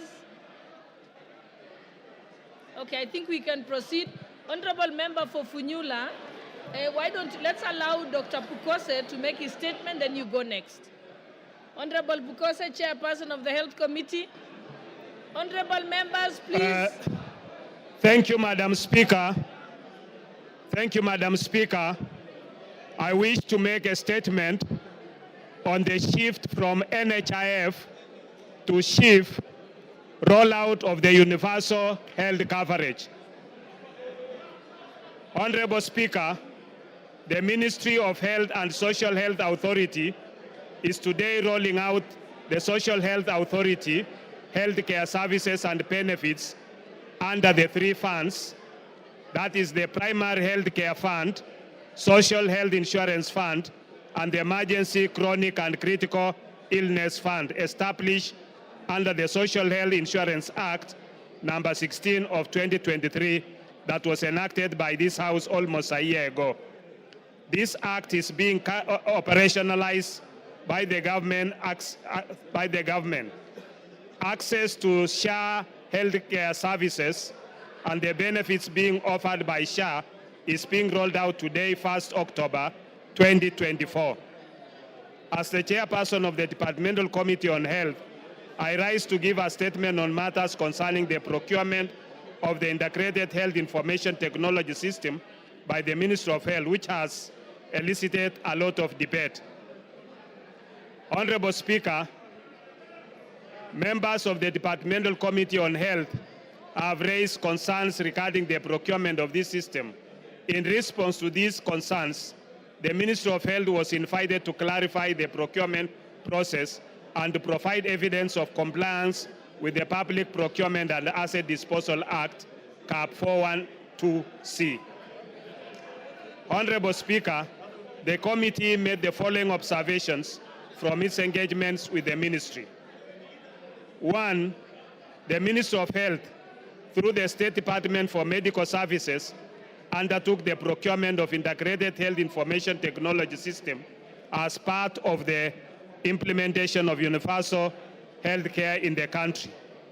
The ministry submitted that the primary aim of this integrated system is to address the existing challenges in the healthcare sector, including issues of interoperability, data quality, accessibility, and affordability. The Ministry of Health is aligned with the Kenya Health Sector Strategic and Investment Plan, the Kenya Health Data Collaborative, and the Kenya Digital Economy Blueprint, all under the guidance of Section 105 of the Health Act, CAP 241. Honorable Speaker, the system procurement involves a contract valued at Kenya shillings 104,808,136,478, set to be executed over a 12-year period. The Ministry of Health has partnered with MS Safaricom PLC as a strategic partner with the procurement conducted under the specially permitted procurement procedure. The procurement covers the development and implementation of integrated health information technology system, including digital healthcare platforms. The tender is structured in two major cost components.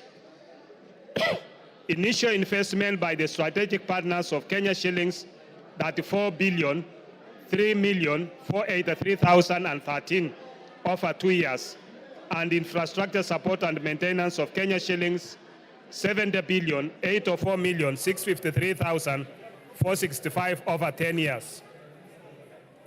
In adherence to Public Procurement and Asset Disposal Act and the tender regulations, the ministry indicated that the procurement process began on 6 June 2023, when the then Cabinet Secretary for Health requested the use of the specially permitted procurement procedure for the medical equipment supply project, Healthcare Information Technology, that's the transition project, and the supply of community health promoters, CHP kits.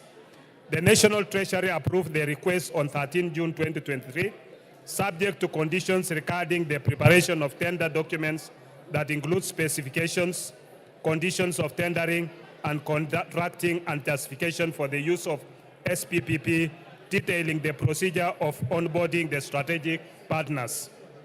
This process was followed by the ministry's compliance and further approvals.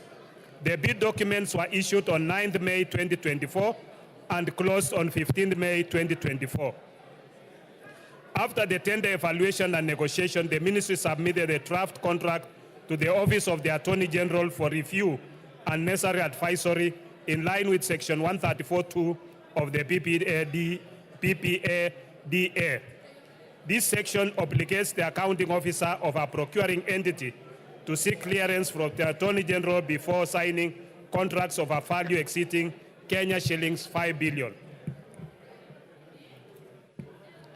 As mandated by Section 114A of the Public Procurement and Asset Disposal Act, a specially permitted procurement procedure can be utilized under the following circumstances. 1, a procuring entity may use a procurement procedure specially permitted by the National Treasury. The National Treasury may allow the use of specially permitted procedures, A, where exceptional requirements make it impossible, impractical, or uneconomical to comply with the Act and the regulations. B, where the market conditions or behavior do not allow the effective application of the Act and regulations made under the Act. C, for specialized or particular requirements which are regulated or governed by harmonized international standards or practices. D, where strategic partnership sourcing is applied, and E, where credit finances procurement is applied, or F, in such other circumstances as may be prescribed. Honorable Speaker, the Ministry members, please be quiet. Honorable members, and I think the chairperson is saying something that's very important about the new social health insurance fund that is very important to our constituents. So let's pay attention. The Minister of Health invited Mesa Safaricom PLC to submit a proposal using the provisions of Section 114A, D and E of the Public Procurement and Asset Disposal Act. Mesa Safaricom PLC submitted a technical proposal and a financial proposal as a consortium with Convergence Network Solution Limited and Apiero Limited. With Safaricom PLC. Hold on. Honorable members, those who want to have little kamkunjis, if you could kindly go to the lounge so that we can listen to this very important report. With Safaricom PLC being the lead bidder in the consortium. Safaricom PLC roles in the consortium involves overseeing the entire project, ensuring that all consortium partners adhere to the contract's terms and deliver their respective components as per the agreed scope. Safaricom PLC was approached as a strategic partner owing to its strong capacity to manage and coordinate the project effectively. Safaricom PLC is the largest telecommunications company in Kenya and one of the most advanced in East Africa. Safaricom has a major technological advantages, particularly its extensive 5G network, which currently reaches 77% of the Kenyan population. In addition, Safaricom's network covers over 99% of the country, providing connectivity in remote areas. These factors made Safaricom the most suitable partner for a large-scale project that requires robust and reliable digital infrastructure. Honorable Speaker, Convergence Network Solutions Limited, founded in Canada, is a leading digital transformation IT company with its headquarters in Nairobi. It established operations in Kenya in 2014 when it was incorporated on 2nd April 2014. From its profile, Convergence Network Solutions Limited has a presence across East Africa in 7 countries, including Rwanda, Zambia, and Uganda. Convergence Network Solutions Limited specializes in cyber recovery solutions, identity security management, analytics, and data modeling, IoT, enterprise system integration, integrated physical security, and enterprise collaboration and customer engagement. Apiero Limited, on the other hand, is a private company limited by shares and which has incorporated in Abu Dhabi global market on 11 July 2023, with its business activities being computer programming activities, treasury financial systems and applications development, call centers activities, regulation of the activities of providing healthcare, education, cultural services, and other social services, excluding social security, market research, and public opinion polling, computer consultancy, and computer facilities management activities, data processing, hosting, and related activities. Apiero Limited is owned by Sirius Holding, which has over 25 subsidiaries and presence in over 28 countries. The latter is an international holding company, the largest UAE holding company with over USD 250 billion market capitalization and 479 subsidiaries across 9 industries. Honorable Speaker, I wish to inform this House that the system being procured is not just a social health authority system, but a national integrated information technology system for the entire health sector, a digital superhighway. The system, therefore, this digital superhighway is therefore not solely managing social health insurance, but provides for the various components aimed at delivering a comprehensive and integrated healthcare system for the country. These components encompass the development of a health information management system, a health information exchange platform, core business services such as provision of telemedicine and track and trace for pharmaceutical products, the Social Health Authority Insurance Management Platform, an enterprise resource planning system, national logistics and supply chain management software, a learning platform, a data lake, and analytics system, as well as the necessary digital health infrastructure to support these systems. The Ministry of Health averred to the committee that it secured the necessary approvals from the Cabinet Secretary for the National Treasury and the Attorney General for the use of the specially permitted procurement procedure, with main justification for the procurement of the system being the obligation set out in Section 105 of the Health Act, Cap 241 of 2017. This section provides for the establishment and maintenance of a comprehensive and integrated health information system by the Ministry of Health. The Ministry of Health also clarified that due diligence on the contract had been conducted by Kaplan and Stratton, advocates, and not Danton, Hamilton, Harrison, and Matthews, as widely reported on social media. Honorable Speaker, the committee had also expressed concerns about electricity and network connectivity challenges in certain hospitals, especially in remote areas. The Ministry of Health and the Social Health Authority acknowledged the issue, noting that 4,065 health hospitals face difficulties with power and internet access. To mitigate these challenges, hospitals will receive devices with power banks for backup power. Additionally, the digital system will function in offline mode, ensuring hospitals can operate without internet access. The ministry is also collaborating with the Ministry of Energy to secure infrastructure upgrades, including reliable electricity, to facilitate the full implementation of the digital health system. The Ministry of Health further assured the committee that there are at least 3 connectivity lines available to support the system in case of system down or failure.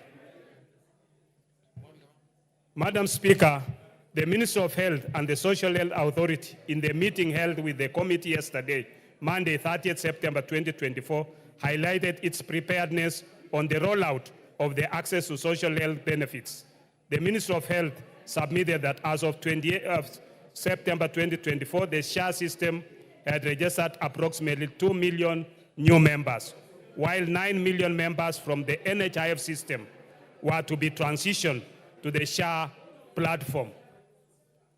Honorable Speaker, in conclusion, the Integrated Health Information Technology System, if implemented by the Minister of Health in the manner that the latter explained to the committee, would contribute significantly to the digitization and modernization of Kenya's healthcare system, ensuring accessible, affordable, and high-quality care for all Kenyans, as envisioned in the Kenya Health Policy 2014 to 2030 and the Kenya Universal Health Coverage Policy 2020 to 2030.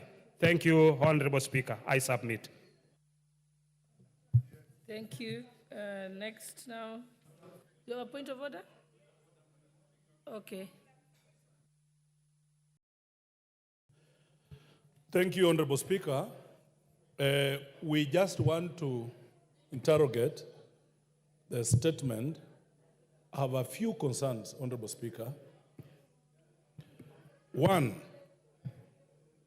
I think as a National Assembly, we should sit back and understand what is going on. I'm seated with some members of that committee, Madam Speaker, and they are expressing satisfaction on what's going on. Madam Speaker, few fundamental issues about such a thing. I don't understand how such a program can go on without public participation. This is a house of rules. We enact laws. We are supposed to follow the laws. Two, Madam Speaker, the greatest systems, most sophisticated, KRA, name them. I have never heard of a system that cost 104 billion. A system, Madam Speaker. I'm told the system, the platform that NHIF ran on, they only needed 700 million to upgrade. But a whooping 104 billion. Madam Speaker, you must also understand that these people did single sourcing. The government went for single sourcing for such an amount of money. We cannot allow this to go on in this country. We are saying, take a step back, go and listen to what Kenyans are saying. We cannot take all the important infrastructure of this government in one foreigner called Adani. We cannot. We cannot give him the airport. We cannot give him Ketraco. We cannot give him our health system. It's going to collapse. Lastly, Madam Speaker, I have read and interrogated this statement very well. The benefits that NHIF was giving were superior than the benefits this system is going to give, Madam Speaker.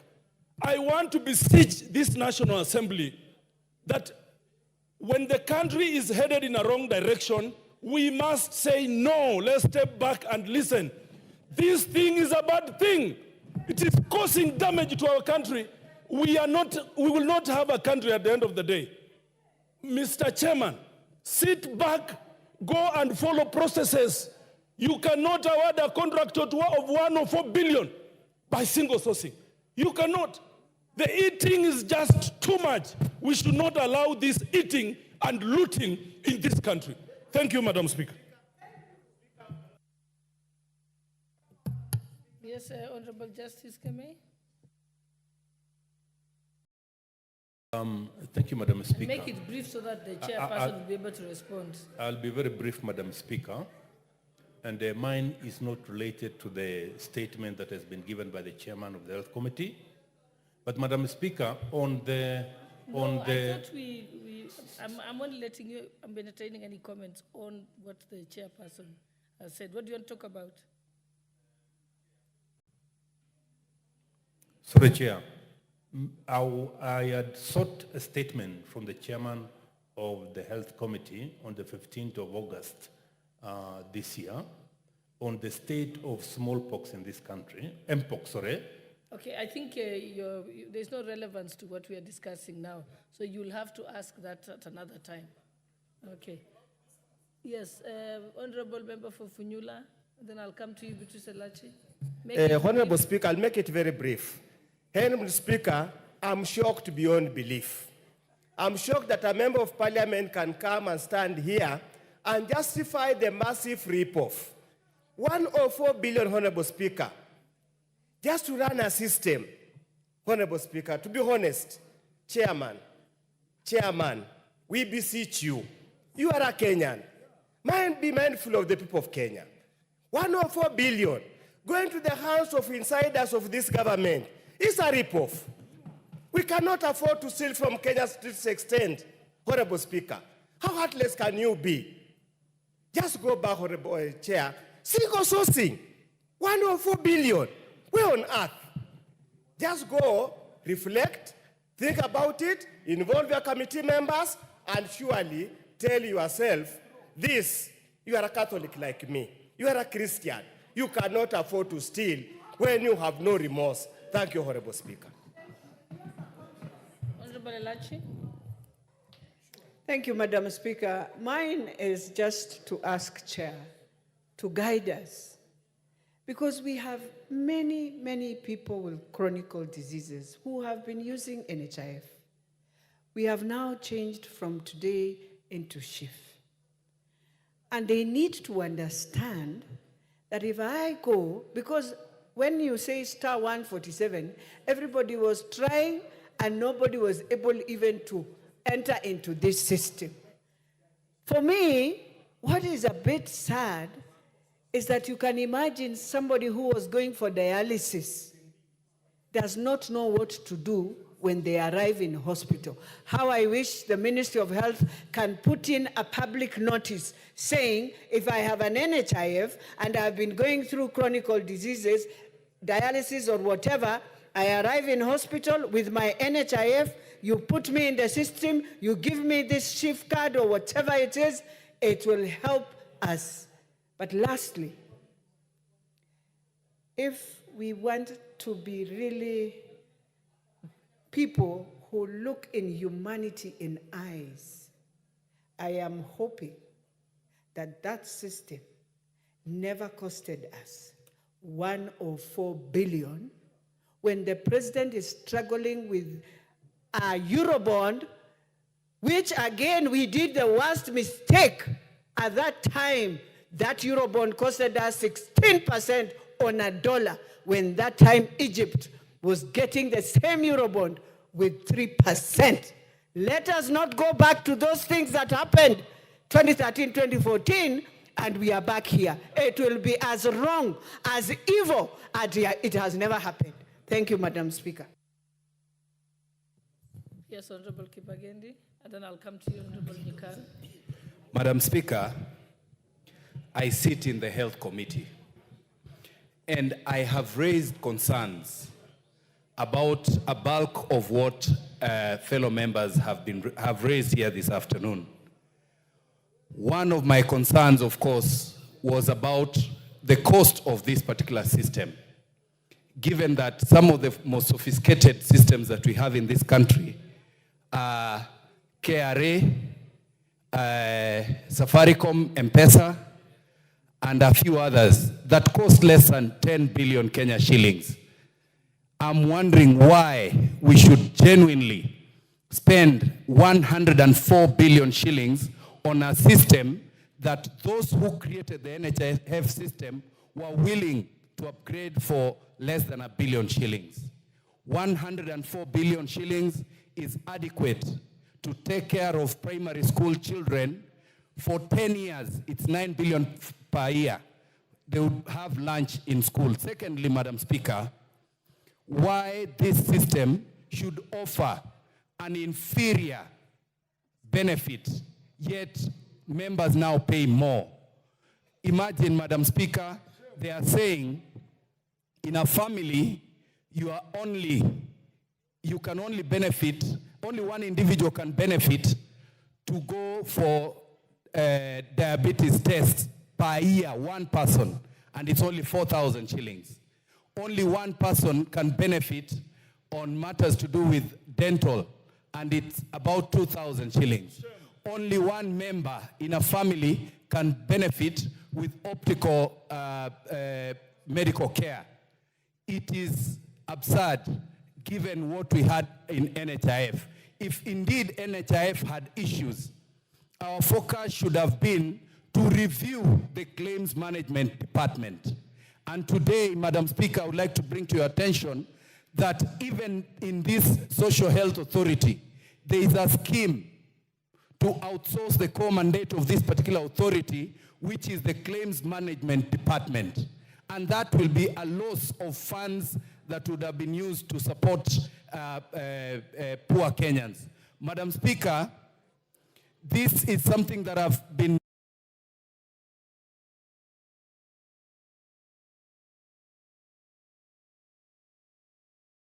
to request that through our committee, we step back and look at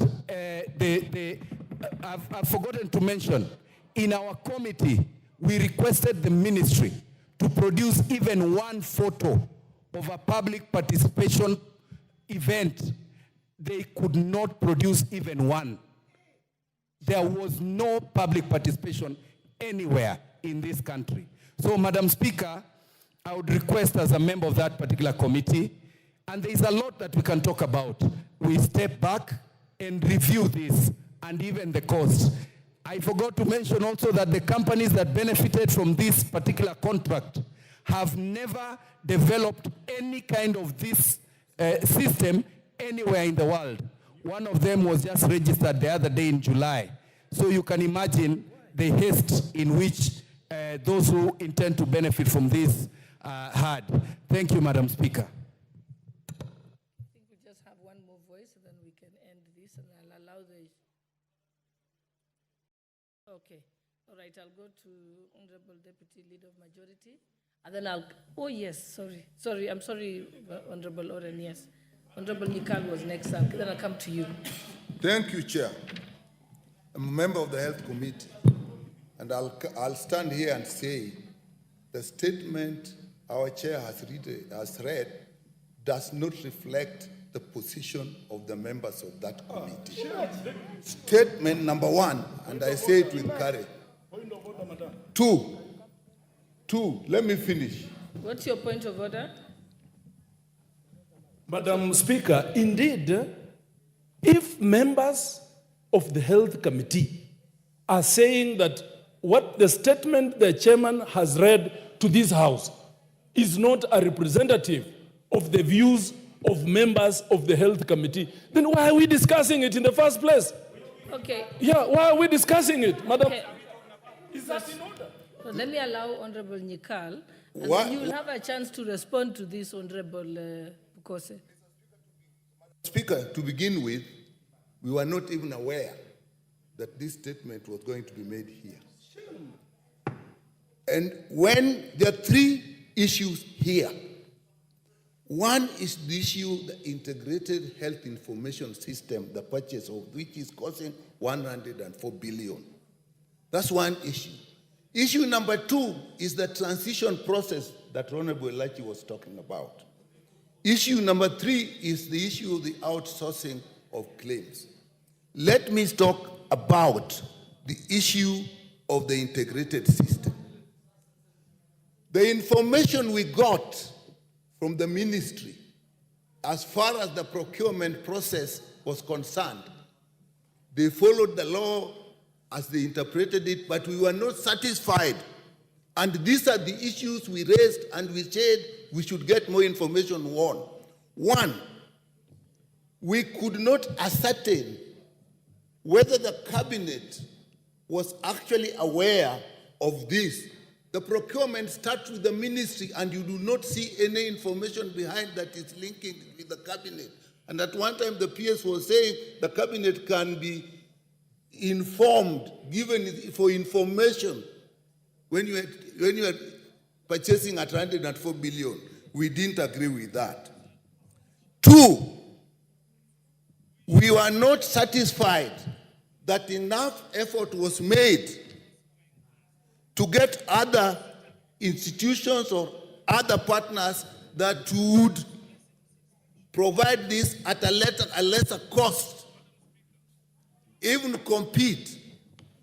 It was not clear to us how Safaricom got the request for proposal and is the only one that got the request proposal. Why not others? And we said we will need that information later. Madam Speaker, it was not clear to us whether due diligence was done on the partners in the consortium where Safaricom was the lead, particularly Apiero, because there had been a lot of information about Apiero that we did not get, and we actually at the end of the meeting said we are either going to get that or we will do it ourselves. The ministry did not give us enough information on that due diligence. Madam Speaker, it was not clear to us how this money is going to be paid. When we asked the PS said it is the users. And Madam Speaker, this system is huge. It will even involve the private health institutions. It will even involve the regulatory authorities all the regulatory authorities and the health sector. It will even involve the health facilities in the counties. And it was not clear how these users will actually pay for it. And we were informed that they are going to do a cash flow, a simulation of how this will be paid. And we had not reached that level as yet. With that, Madam Speaker, we were not satisfied and we are surprised that our chair is reading this in this House. When it comes to transition, we were sure that the people were not given enough information, because what Honorable Lachi was asking was, if you have NHIF and we are transiting to SHA, will you get treatment? We were told, yes, when you go there, you will get treatment. But that information is not with the people. So we said, what is it that is being launched? You can launch the beginning of a process, but you cannot say you have shifted and people therefore will not get that service. So we were not satisfied. On outsourcing, on claims, that was one of the biggest issues we raised during the discussion on this law here. We asked and they said for the time being, SHA will do it itself. And we are not sure whether that is so, because the law provided that May. We were concerned about the May. Those who are here may remember.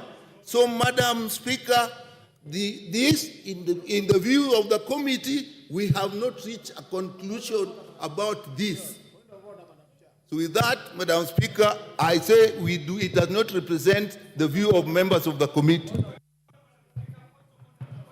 Okay, let me give Honorable Makali the point of order. I will come to you so that you can respond. Just note them down. Thank you very much, Honorable Speaker. Honorable Speaker, Honorable Yikal is a ranking member in this House and a serious expert in matters health. He has made statements here, which I think, because this is a House of Records, he says the chair of this committee have submitted a report in this House which does not reflect the views of the committee members. Would I be in order, Honorable Chair, to demand that the chair of the committee tables in this House the minutes of the committee and a list of members who have signed for the adoption of that report? That's the only way we can clear the air. What's your point of order, Honorable KJ? I'll come to you. Let KJ make his... Madam Speaker, as much as this is a House of Records, it's also a House of procedure. It is also a House of traditions. To my mind, what has been laid on the floor of the House today is not the property of any committee. Neither is it the property of the chair. In fact, if I was keen enough to listen to what the chair said when they were moving this, the chairperson, Dr. Pukose, said that he's presenting as a ministry statement. And the ministry is at liberty to transmit statements to this house at any moment. And even responses that come from requests for statements actually are directed to chairpersons. They rarely go through any processing by committees and in fact find their way to the floor of the House. So, Madam Speaker, I find this House not utilizing the little time that it has fairly in prosecuting a matter that is in itself not substantially before this House, because what was put here, Madam Speaker, you would have been right in your place to just listen to Dr. Pukose and proceed to other business. All he did is equivalent to a communication. It is equivalent to even a notice. It is equivalent to an announcement. To open it up to a debate is to take the statement to be a substantive motion before this House, which it is not. And we might open up a debate so that we maybe poster for cameras, or maybe so that we go on record, or maybe because we want to play to the gallery. But the truth of the matter is that there is no substantive motion before this House open for debate or even open for comment. It was just a statement that was laid on a momentous day when the ministry was transitioning from one order to the next order, and they, at their liberty, decided to communicate to this House. So, Madam Speaker, I do not see a place for debate or comments on a matter that is not a motion. And I say this because we are guided by standing orders. We might not be able to debate something that is not substantially before this House. Thank you very much, Madam Speaker. Honorable KJ, the tradition of the House has been that when members make statements or ask questions, usually if there is an interest by members to, comment on it, usually we'd allow them. So it's, but also,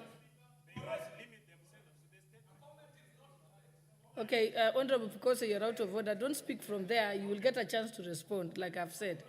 Yeah, Honorable Owen, I've already corrected him, so it's done. I would like to say this, Honorable Speaker. Honorable Speaker, what I understood when the Honorable Pukose stood, he said he's issuing a statement.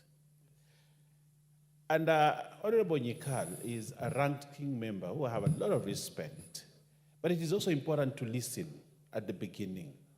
Was the Honorable Pukose laying a document from the committee, or was he laying a statement from the ministry? So if you actually come here and say you disown that the committee did not participate or agree on that statement, you are actually right, but on the wrong lane. He was not laying a position paper of the committee. He was laying a statement from the ministry. And the ministry has a right, as chairman of the committee, he transmits business from the ministry to the House, which is properly in order. And therefore, I would request you, Honorable Nyikal, being a dignified member of this House, ranking with a lot of respect, it is important that you withdraw that statement on the basis that you are commenting on something that has not been presented to the House.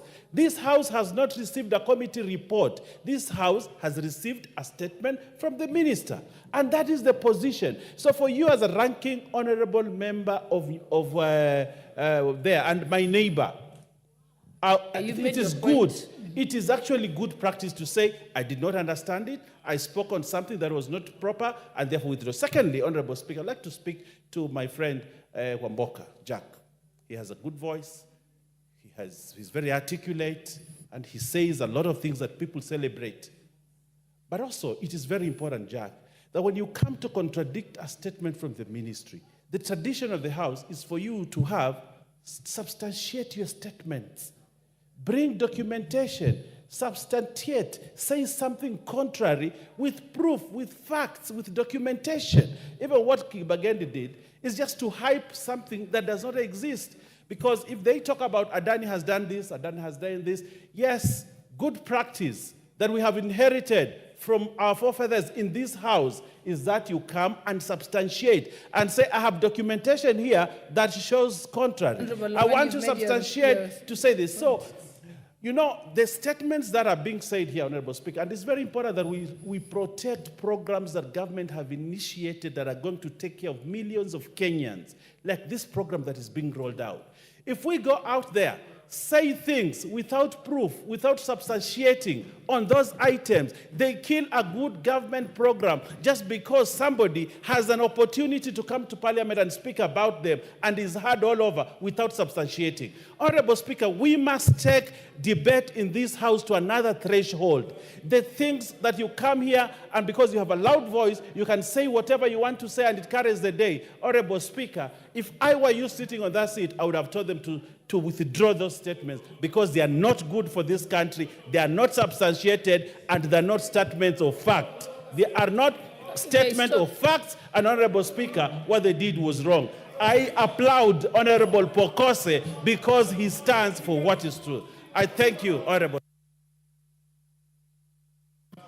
Yeah. Let me allow Honorable Pokose to respond. What's your point of order, Modi Karoli? Madam Speaker, understanding order number 1, I think Honorable Owen Baya is completely out of order to try and undermine the authority of this House and the discretionary power that the Speaker has to allow any kind of debate to be admitted on the floor of this House, especially on a matter that is as important as this. And I hope you are not going to close it after the response of the chairman, because we have views. We don't sit in the committee. We have our views to present on the floor of the House. And we didn't ask them to come and make the statement. They made it. They've walked into our territory. We must have the opportunity now to speak. And I hope it will not be closed at that. Thank you, Madam Speaker. I think honorable members, let's allow Honorable Pokose to confirm so that he can clarify whether it's a ministry report or a committee report. And I think the members from the committee, I think if Honorable Pokose has admitted that it's a ministry report, then yes, it is true that it was not, that didn't come through your committee. But let's allow him to respond so he can clarify those issues. And yes, this particular topic is very important to Kenyans. Madam Speaker, this is a statement. We are in order number 7, which is statement. And Honorable Speaker, you allowed me to make a statement on behalf of the ministry on the rollout from NHIF to SHIF. That is on the rollout of the universal health coverage, which is happening today. That was the basis in which I was given this position to make that statement. Unfortunately, my colleagues are assuming this is a committee report. No, it is not a committee report. This is a statement. I think that should be very distinguished. Secondly, Madam Speaker, the points which have been raised by my colleagues, Honorable Nyekal and the other members, are not in relevance to my statement. None of them has disputed any of what I've raised in this statement. They have actually gone ahead to make their own points based on what they know. And I think that is very wrong. It is based on hearsay.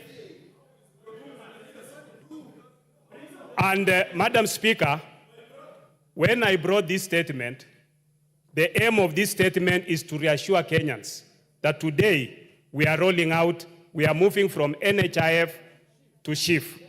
And when we are moving from NHIF to SHIF, people are worried outside there. Are we going to access our health services? That is the point. And in this report, I said 9 million of the people who are in NHIF are going to be moved to SHIF today or moving forward. It is not a one-off event. This is a transition. Today is the start, and it is moving. They have already registered about 2 million people into the SHIF system. Among the SHIFs, people are talking of system.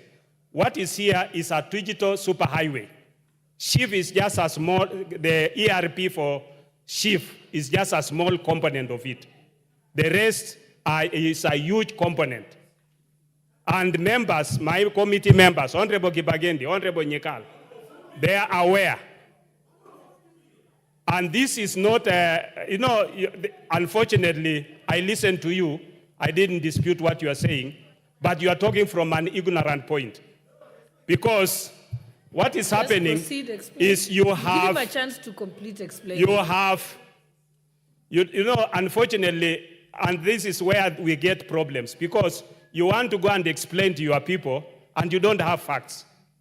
In this digital superhighway, it is connected to the national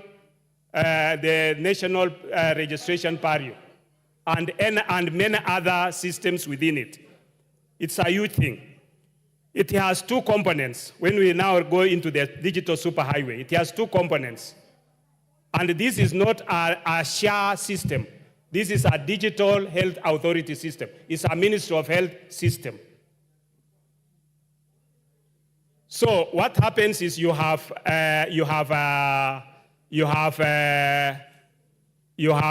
Safaricom being a lead agency with others who have come in to invest in two components. They are investing in infrastructure and maintenance and service for 12 years.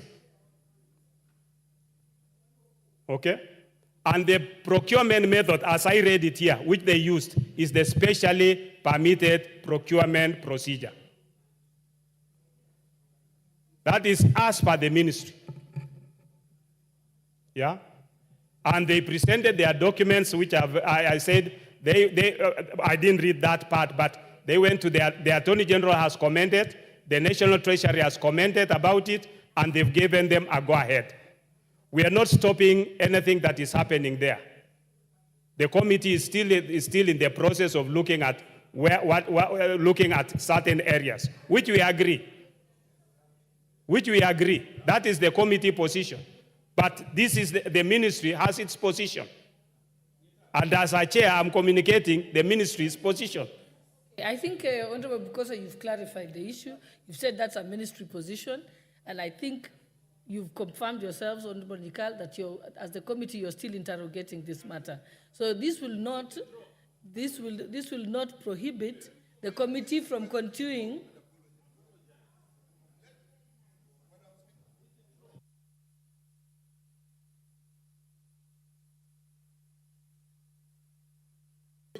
If a statement is being made, give me.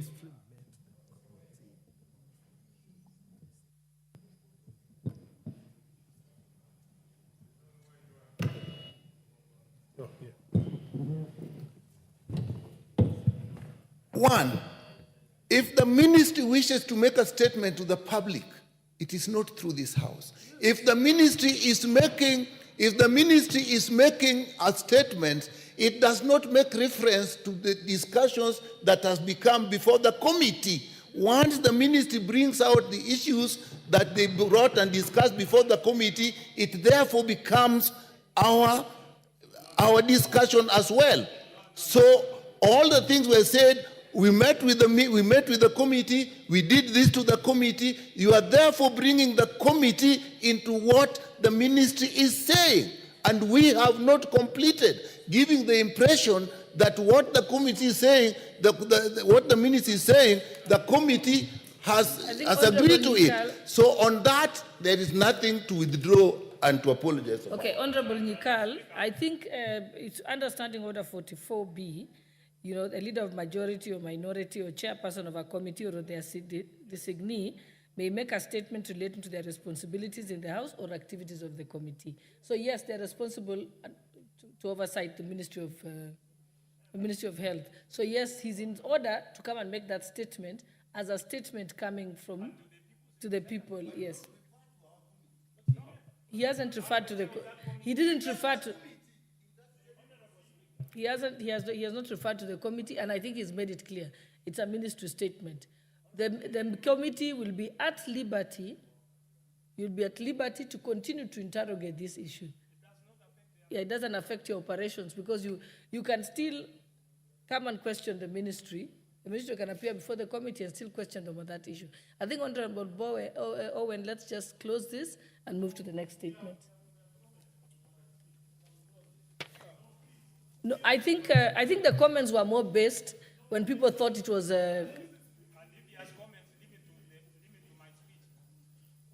I'll just allow you, Honorable Karoli, but... Thank you, Madam Speaker. Very briefly, though. Yes, I'm very brief.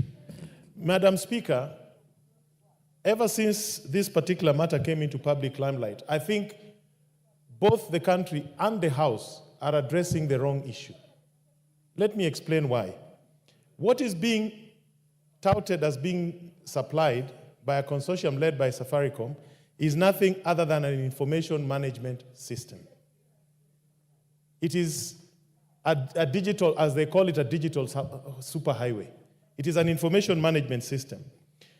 What Safaricom has become an expert on doing is fronting contracts that are opaque, that are not transparent, as was evidenced by the one for surveillance of the city, and avoiding the tendering process. If you look at the amounts of money that are allocated to this particular process, 104 billion is equivalent to $700 million, which would capitalize a big insurance company to offer healthcare services to Kenyans. That is not the case here. We are being told that an information management system that is being acquired without competition, without transparency, will cost 104 billion, which was the amount for the first Eurobond Kenya ever borrowed. I mean, what we should be asking is the financial details of this transaction. What is the interest rate? What is the repayment period? This House should see the financial elements of this contract. This is a financing arrangement where a service provider walks to a user and says, okay, you don't have the money to do this, I will do this at this cost, without testing. I think, Honorable... Yes, that is what we should be talking about. This is a financial instrument. Karoli Omondi, I think we've already settled it, that this matter is before the committee. It's before the committee, isn't it? Okay, what's your point of order, Honorable Chair? Madam Speaker, I'm on a point of order. Honorable Karoli Omondi has claimed that this is a health information management system. But from my reading, the system there is not solely managing social health insurance, but provides for various components aimed at delivering a comprehensive and integrated health system for the country. These components encompass the development of a health information management system, that is one, a health information exchange platform, that is two, core business services such as provision of telemedicine, track and trace for pharmaceutical products. Yeah?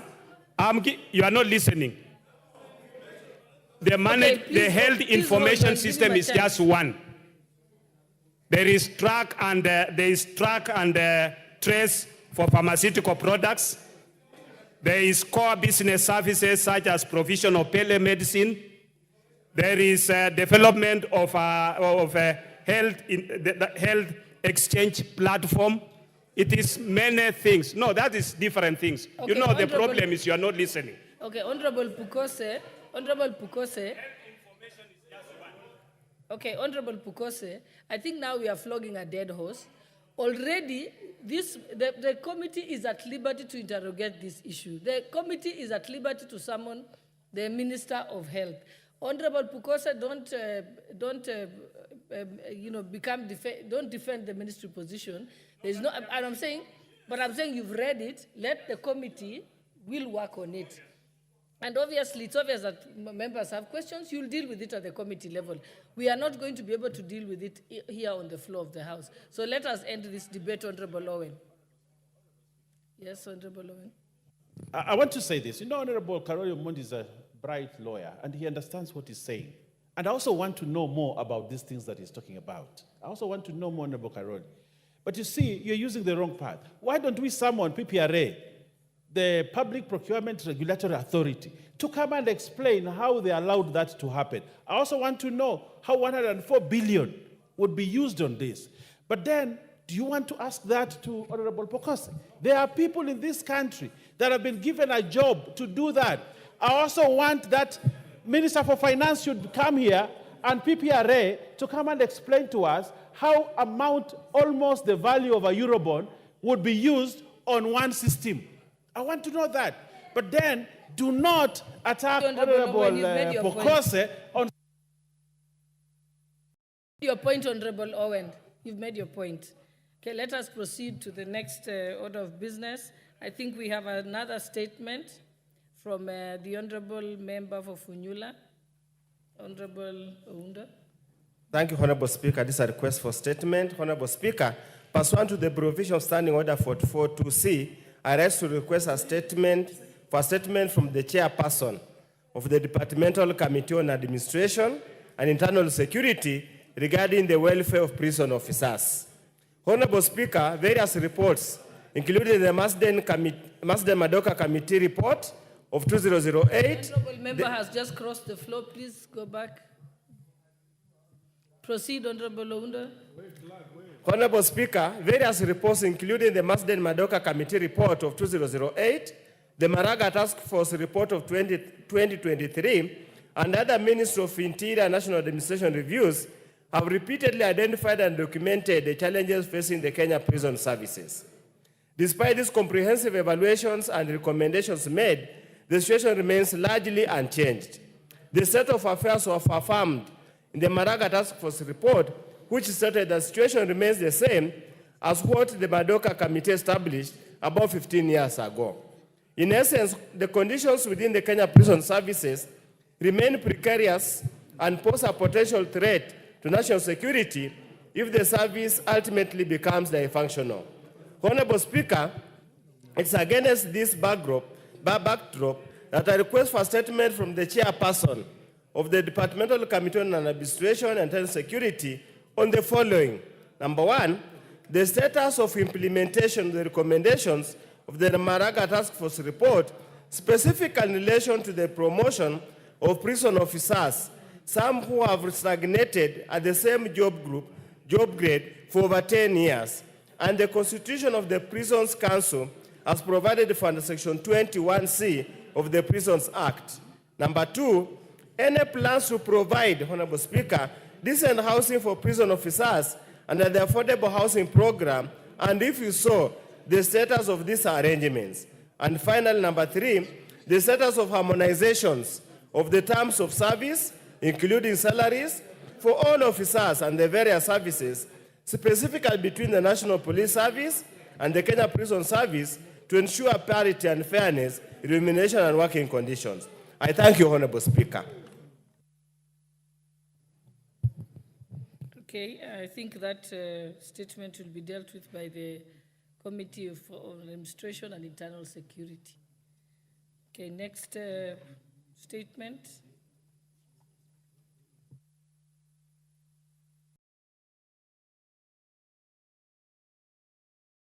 Is there anybody from that committee, Administration and Internal Security?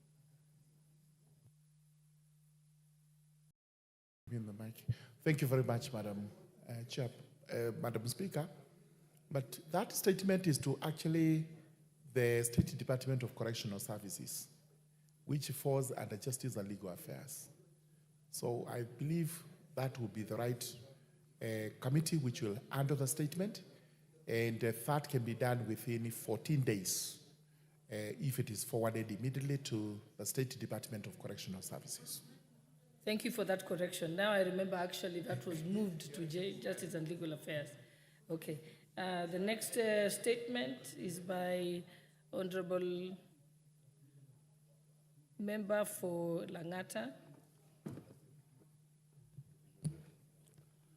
Thank you, Madam Speaker.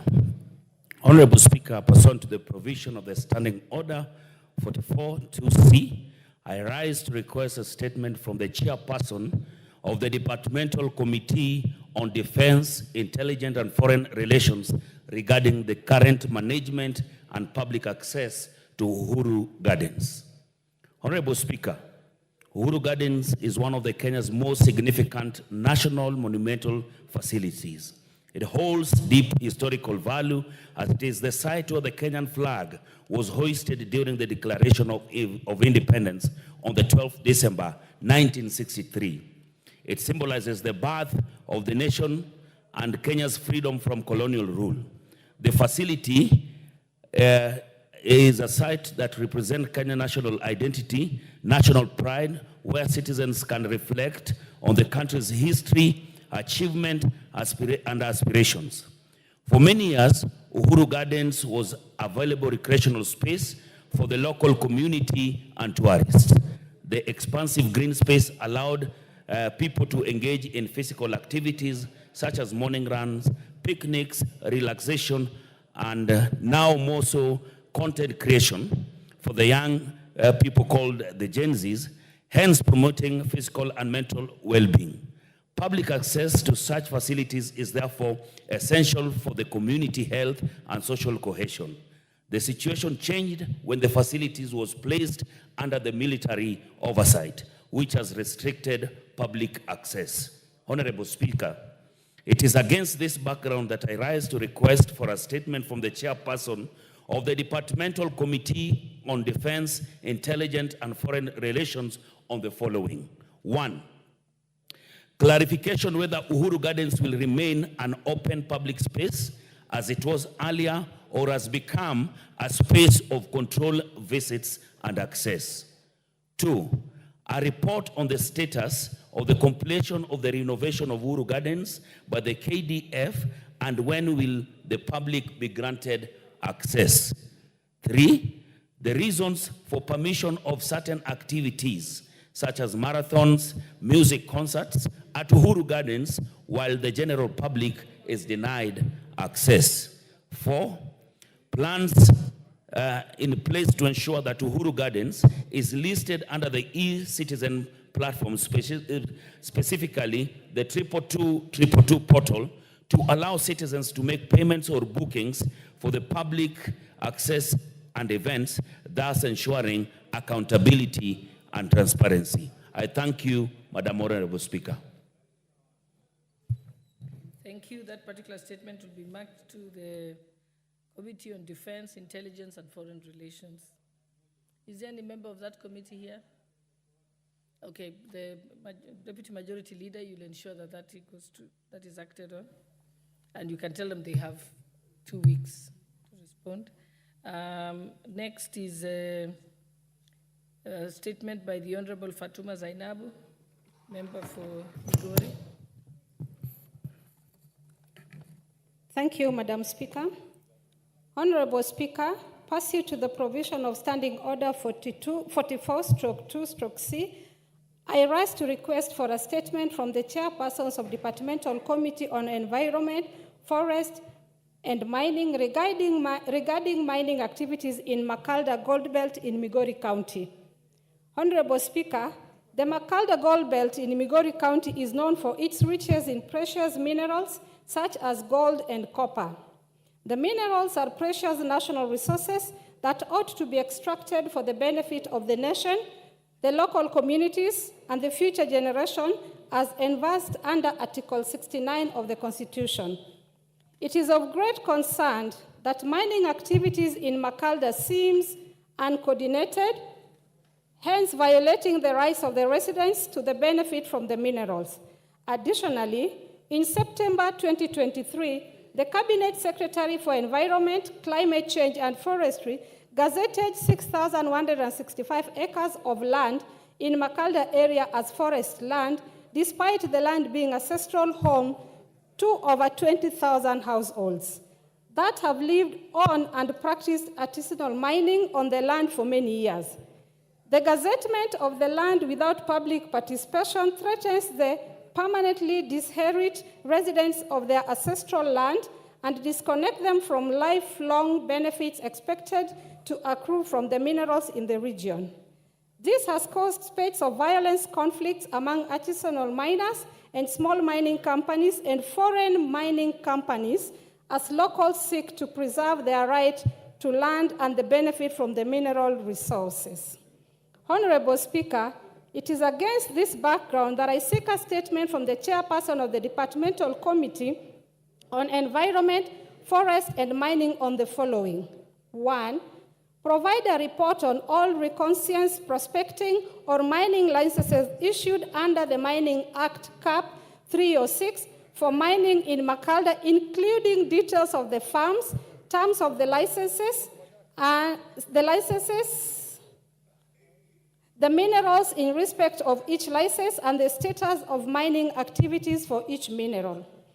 2. criteria for award of mining licenses, and clarification on the reasons for granting licenses to foreign firms, including the number of local miners from Migori County granted mining licenses. 3, provide a report on whether the directive of cession of copper mining in Makalda region, citing its declaration as strategic mining, followed by the process set out in the Mining Strategic Mineral Regulation 2017, and if not, the reason for its enforcement in Makalda. 5, provision of report of payout of royalties to Migori County government and the local communities for minerals mined from Makalda, and if not, the reasons for non-remittance. And 6, steps being taken to resolve the stalemate between the locals and the foreign miners that led to closure of mining activities, and when the area will be reopened, since it supports the livelihood of many. Thank you, Madam Speaker.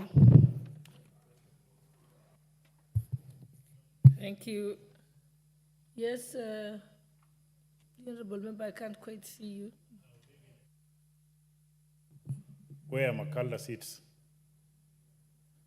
Thank you, Honorable Speaker. I just wanted to support statement by my women leader from Migori County, and I want let it be known in the House that we have a petition with the Departmental Committee on Environment on the settlement of that land, where the Minister for Environment refused totally to appear before the committee.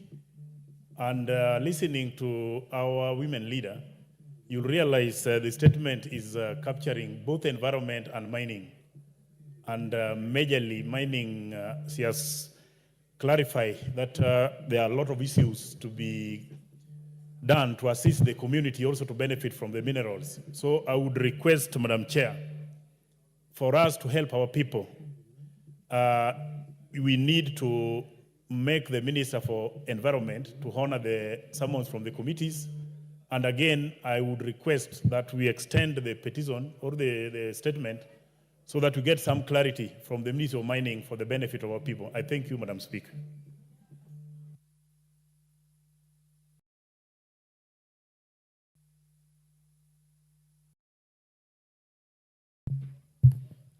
Okay, I think that statement of Honorable Fatuma will be placed before the Environment and Forestry Ministry, and also to them, and also mining.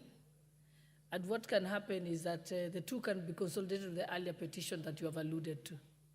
And I think leader of majority would ensure that happens, because I can't see the member for that committee here. Thank you. Okay, let's proceed. There's a statement by Honorable Muhammad Ado, member for Wajir South. Thank you very much, Honorable Speaker.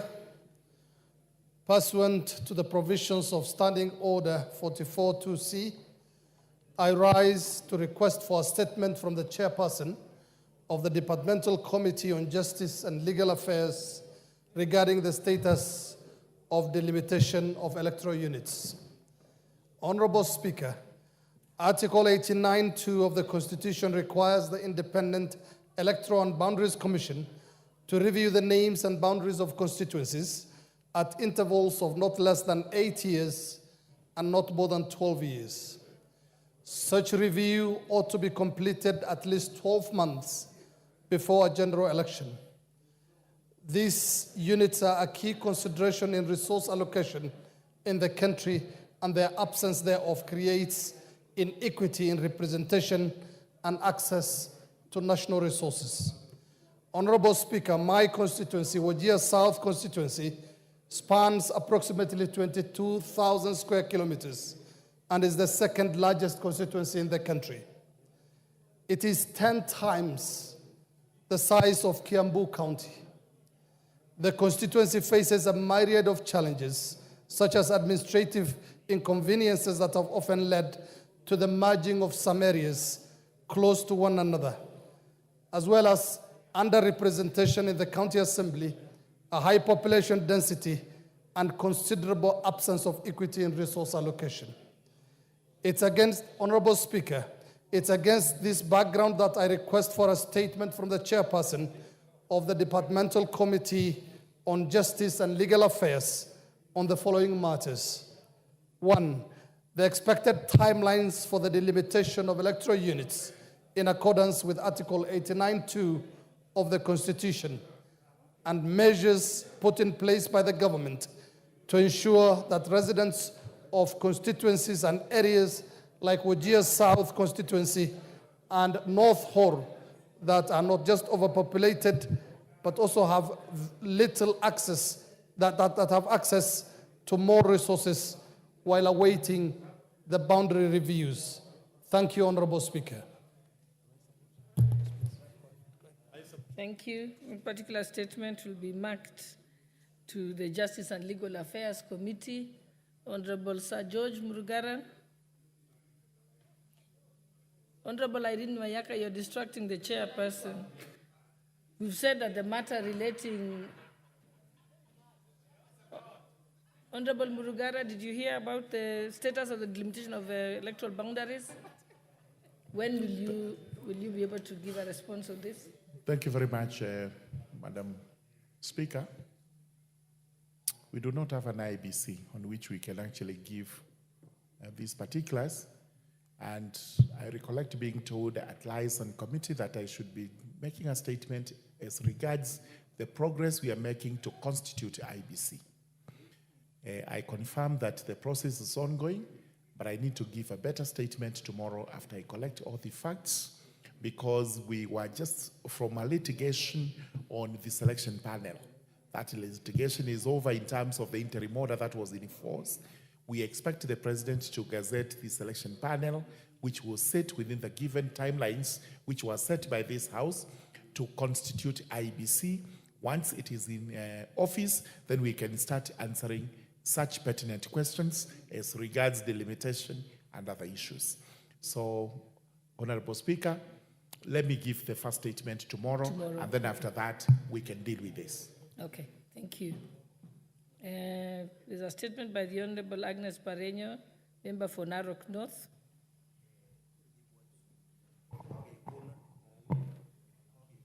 Thank you, Madam Speaker. Honorable Speaker, pursuant to the provision of Standing Orders 44(2)C, I rise to request for a statement from the chairperson of the Departmental Committee on Trade, Industry and Cooperative regarding the sale of Ufundi Cooperative Plaza by Ufundi Sacco.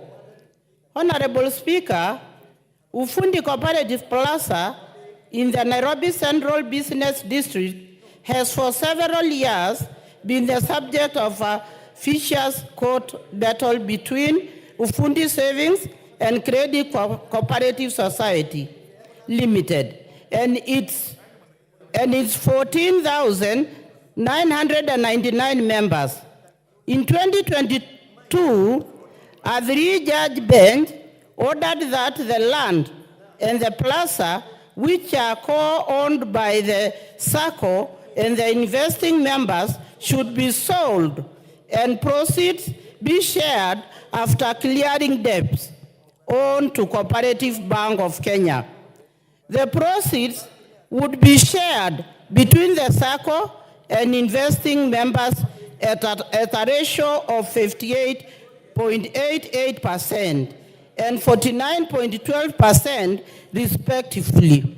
Honorable Speaker, the ruling made by the court intended to bring closure to the long-standing dispute and provide a fair resolution for all stakeholders. Despite the clear directives provided by the court, ongoing wrangles between the investing members and the SACCO continue to impede the sale of the Ufundi Cooperative Plaza. Unfortunately, the wrangles have affected constituents of Narok North constituency who are members of the SACCO.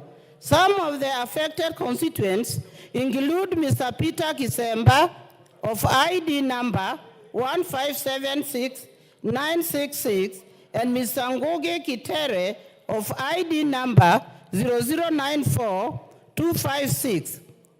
The inordinate delay in the sale of the payment of dues has caused anguish and financial distress to the members who are now elderly and some who are now deceased, with their dependents equally suffering. For instance, Mr. Isaac Amaungure of ID number 10242-136 and a constituent of Narok North passed away before he could receive payment of his dues.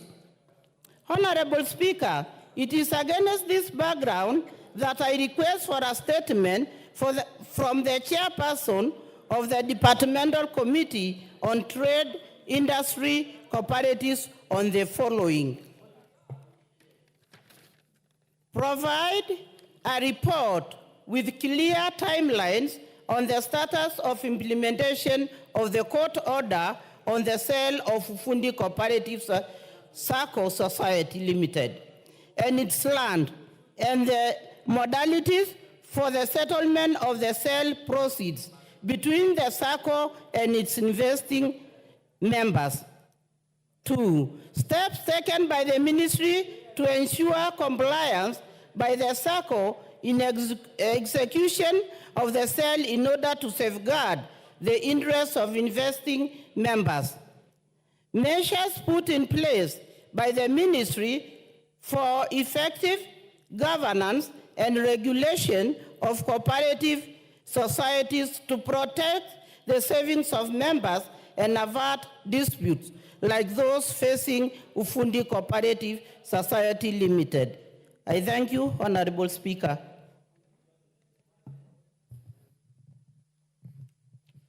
Thank you. That statement will be back to the Ministry of Trade, the Committee of Trade, Industry and Cooperatives. Is there a chairperson of that committee here? Yes, Honorable Lounda.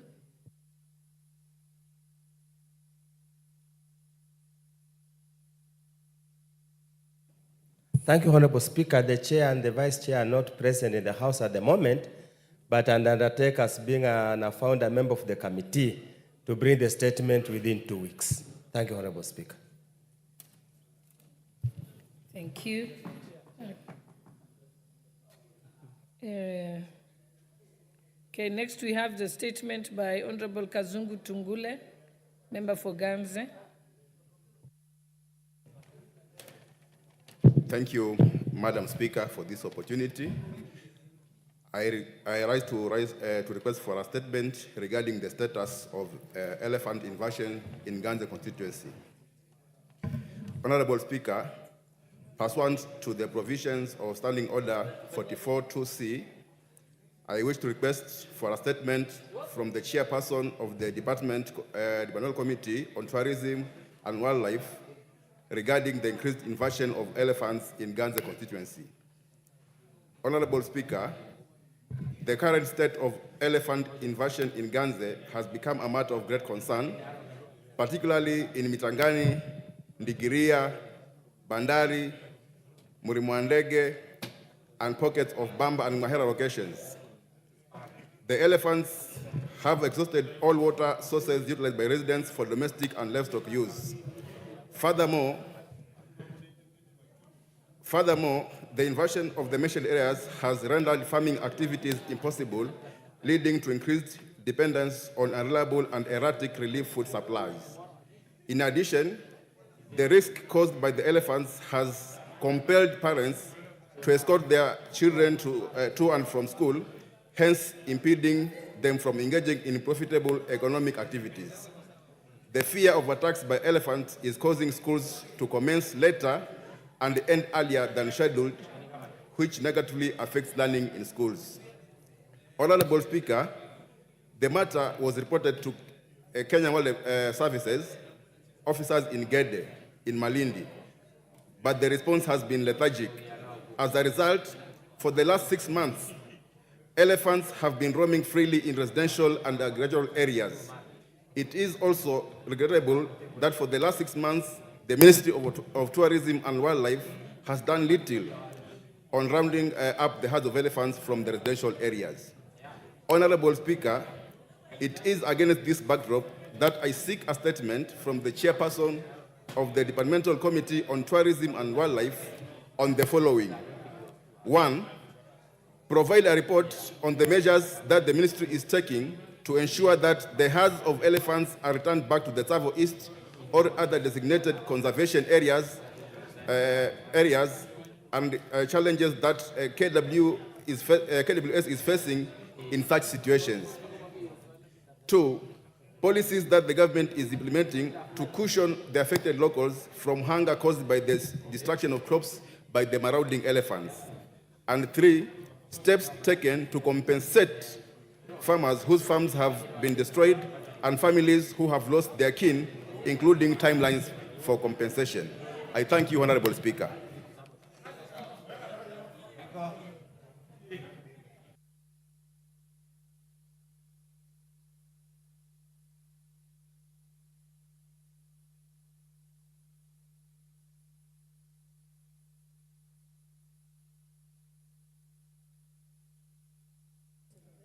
Okay, the next statement.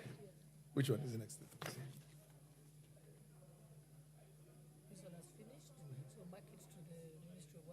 Okay.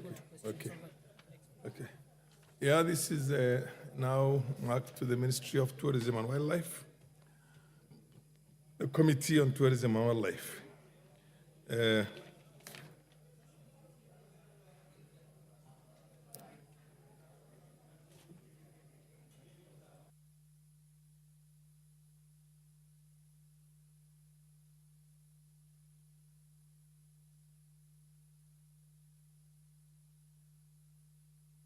Okay. The leader of majority, Baya. A statement was sought from the Minister of Tourism and Wildlife by the Honorable Kazungu Tungule, MP for Ganze. We will. When can you give an undertaking on exactly when that statement is going to be ready in the House? Give us 2 weeks, Honorable Speaker. In 2 weeks from today? Yes. 2 weeks. So on a Tuesday, 2 weeks from today? Correct. Okay.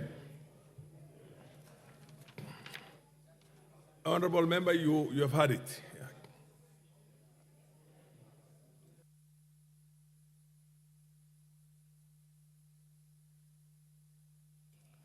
Next order. Order number 8, the Technopolis Bill, National Assembly Bill number 6 of 2024, second reading, question to be put.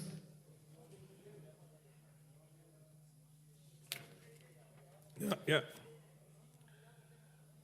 Honorable members, order, honorable members. Honorable members, I now put the question that the Technopolis Bill, National Assembly Bill number 6 of 2024. As many of that opinion say aye. As many as the contrary opinion say no. The ayes have it. Next order. A bill for an act of parliament to establish the Technopolis Development Authority to provide a framework for the development and management of the Technopolises and for connected purposes.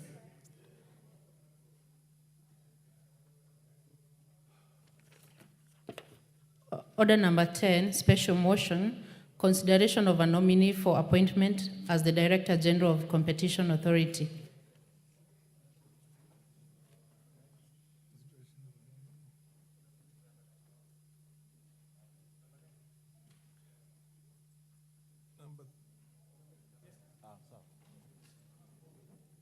Honorable Speaker, the Chair Finance will do the moving for this. And where is he? He's around. Oh yes, proceed. The Chair Finance Committee, proceed please. Honorable Speaker, I rise to move that taking into consideration the findings of the Joint Committee on the National Assembly Departmental Committee on Finance and National Planning and that of the Senate Standing Committee on Finance and Budget, in its report on the vetting of a nominee for appointment as a Director General of the Competition Authority, laid on the table of the House on Thursday, the 26th of December 2024, and pursuant to Section 12(1) of the Competition Authority of the Competition Act, Cap 504, and Section 3 and 8 of the Public Appointments Parliamentary Approval Act of 2011, that this House approves the appointment of one Mr. David Kibet Kimei as the Director General of the Competition of Kenya. Honorable Speaker, the Competition Authority of Kenya is a regulatory body responsible for enforcing competition law in Kenya. It aims to promote fair competition, prevent anti-competitive practices, and protect consumer welfare. The Competition Authority of Kenya plays a critical and crucial role in fostering a competitive market environment, which is essential, Honorable Speaker, for economic growth and innovation in Kenya. Honorable Speaker, the Office of the Director General of the Competition Authority is established under Section 12(1) of the Competition Act, Cap 504, in the following terms. Director General, 1, that there shall be a Director General of the Authority who shall be appointed by the authority and approved by Parliament from persons having knowledge and experience in competition matters. Honorable Speaker, Section 12(1) of the Competition Act also provides for the qualification for a person to be appointed as a Director General of the Competition Authority as having, most importantly, having knowledge and experience in competition matters. Honorable Speaker, the then acting Cabinet Secretary for the National Treasury and Economic Planning, in exercise of powers conferred to him by Section 12 of the Competition Act, Cap 504, nominated Mr. David Kibet Kimei as the Director General of the Competition Authority through a letter dated 6 August 2024. The message by His Excellency Musalia Mudavadi, the then acting Cabinet Secretary, was conveyed to the House by the Speaker of the National Assembly and the Speaker of the Senate. Honorable Speaker, pursuant to Section 4 of the Public Appointments Parliamentary Approval Act and Standing Order 216(5)(f) of the National Assembly Standing Orders and Standing Order 77(1) of the Senate Standing Orders, the name of the nominee was submitted to the Departmental Committee on Finance and National Planning and the Senate Standing Committee on Finance and Budget, which, sitting jointly, conducted the approval hearings.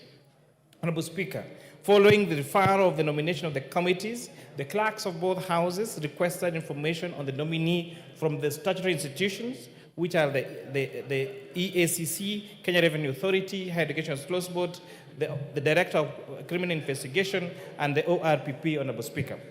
These institutions, Honorable Speaker, did write to the Joint Committee and gave a clean bill of health to the nominee. Additionally, the nominee presented before the committee's clearances from these particular institutions. Honorable Speaker, the committees in determining the suitability of the nominee took into consideration the provisions on leadership and integrity as outlined under Chapter 6 of the Constitution. Also, the committees consider the nominee's academic qualifications, employment record and work experience, membership to relevant professional associations, public office, political activities and affiliations, potential conflict of interest, suitability to the position, tax compliance, and other thematic areas relevant to the duties and responsibilities of a Director General of the Competition Authority of the Great Republic of Kenya.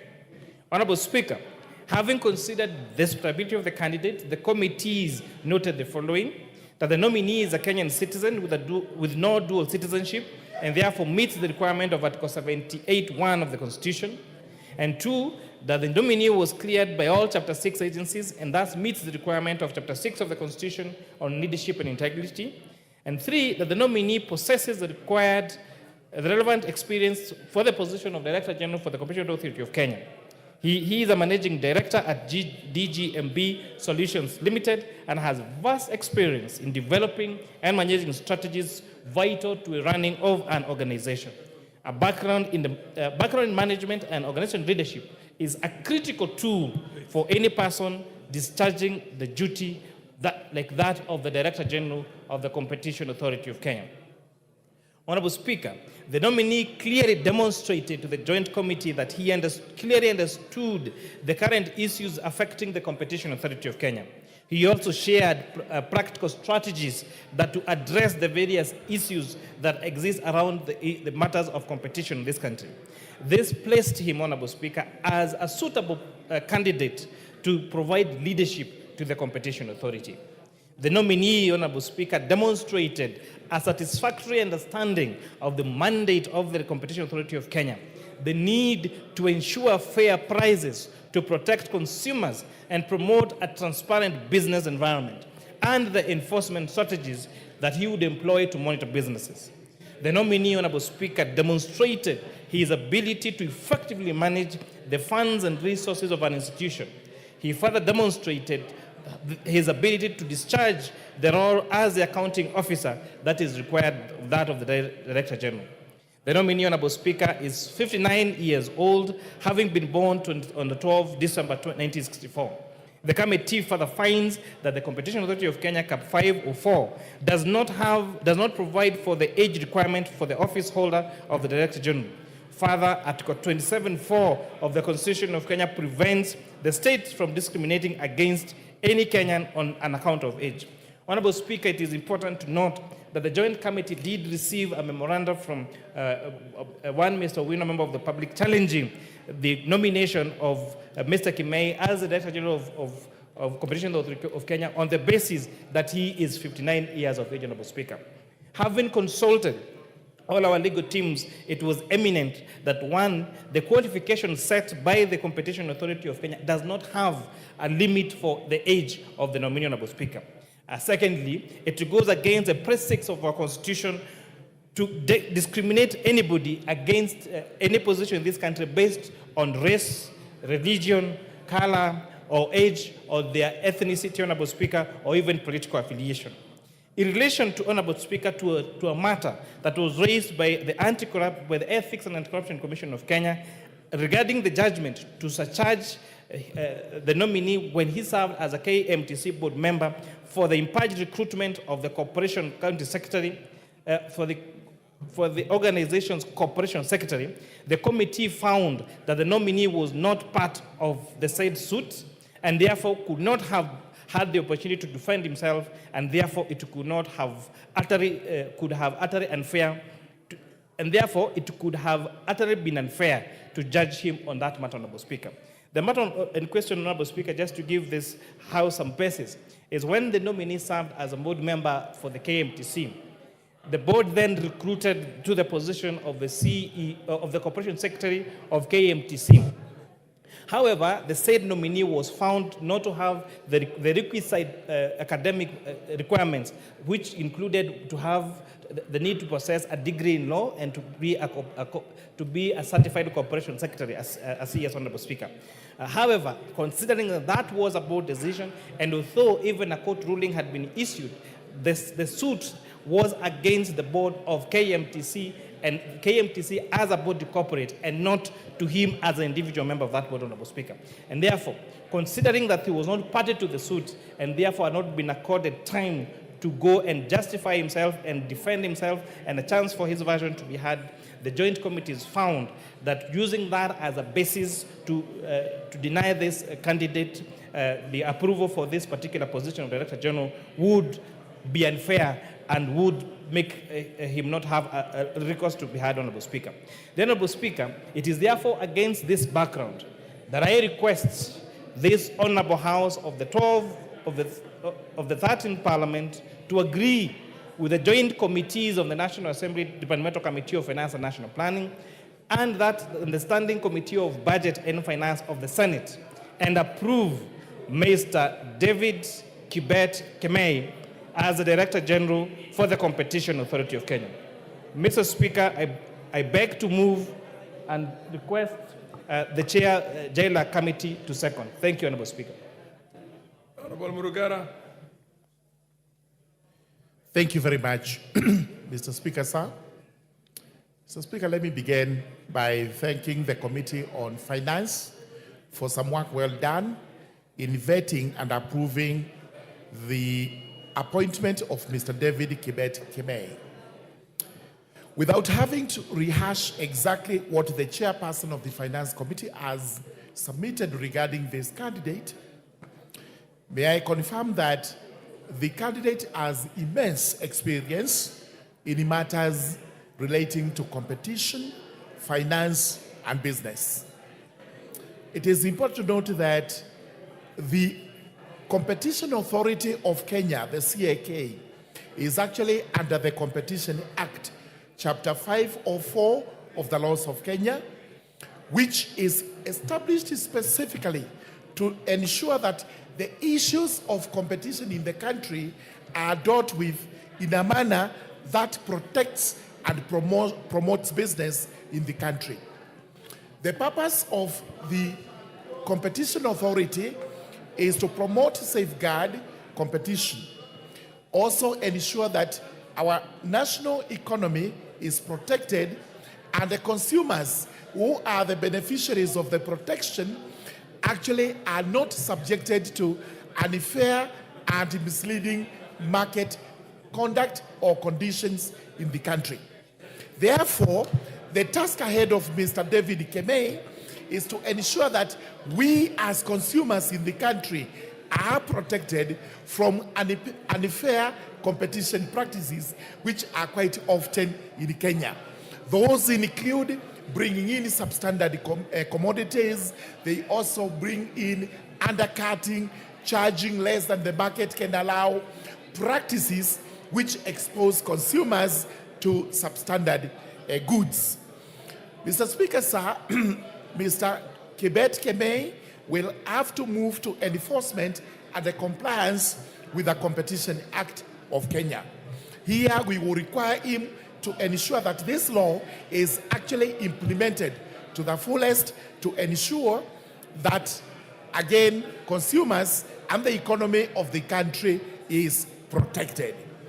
It is important to note that Mr. David Kibet Kemei did undergo a full vetting, and he was able to satisfy members of the Finance Committee that he was suitable for this job.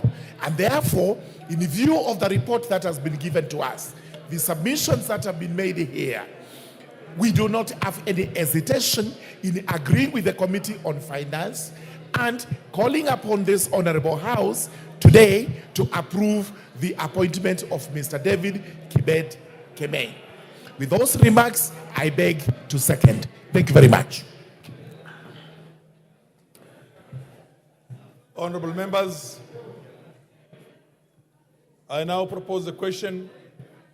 Order, honorable members, order. Can you take your seats? Take your seats.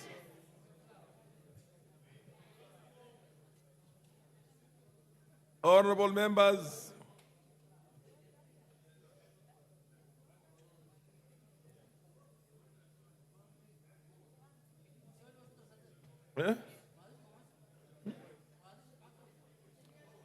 honorable members, take your seats.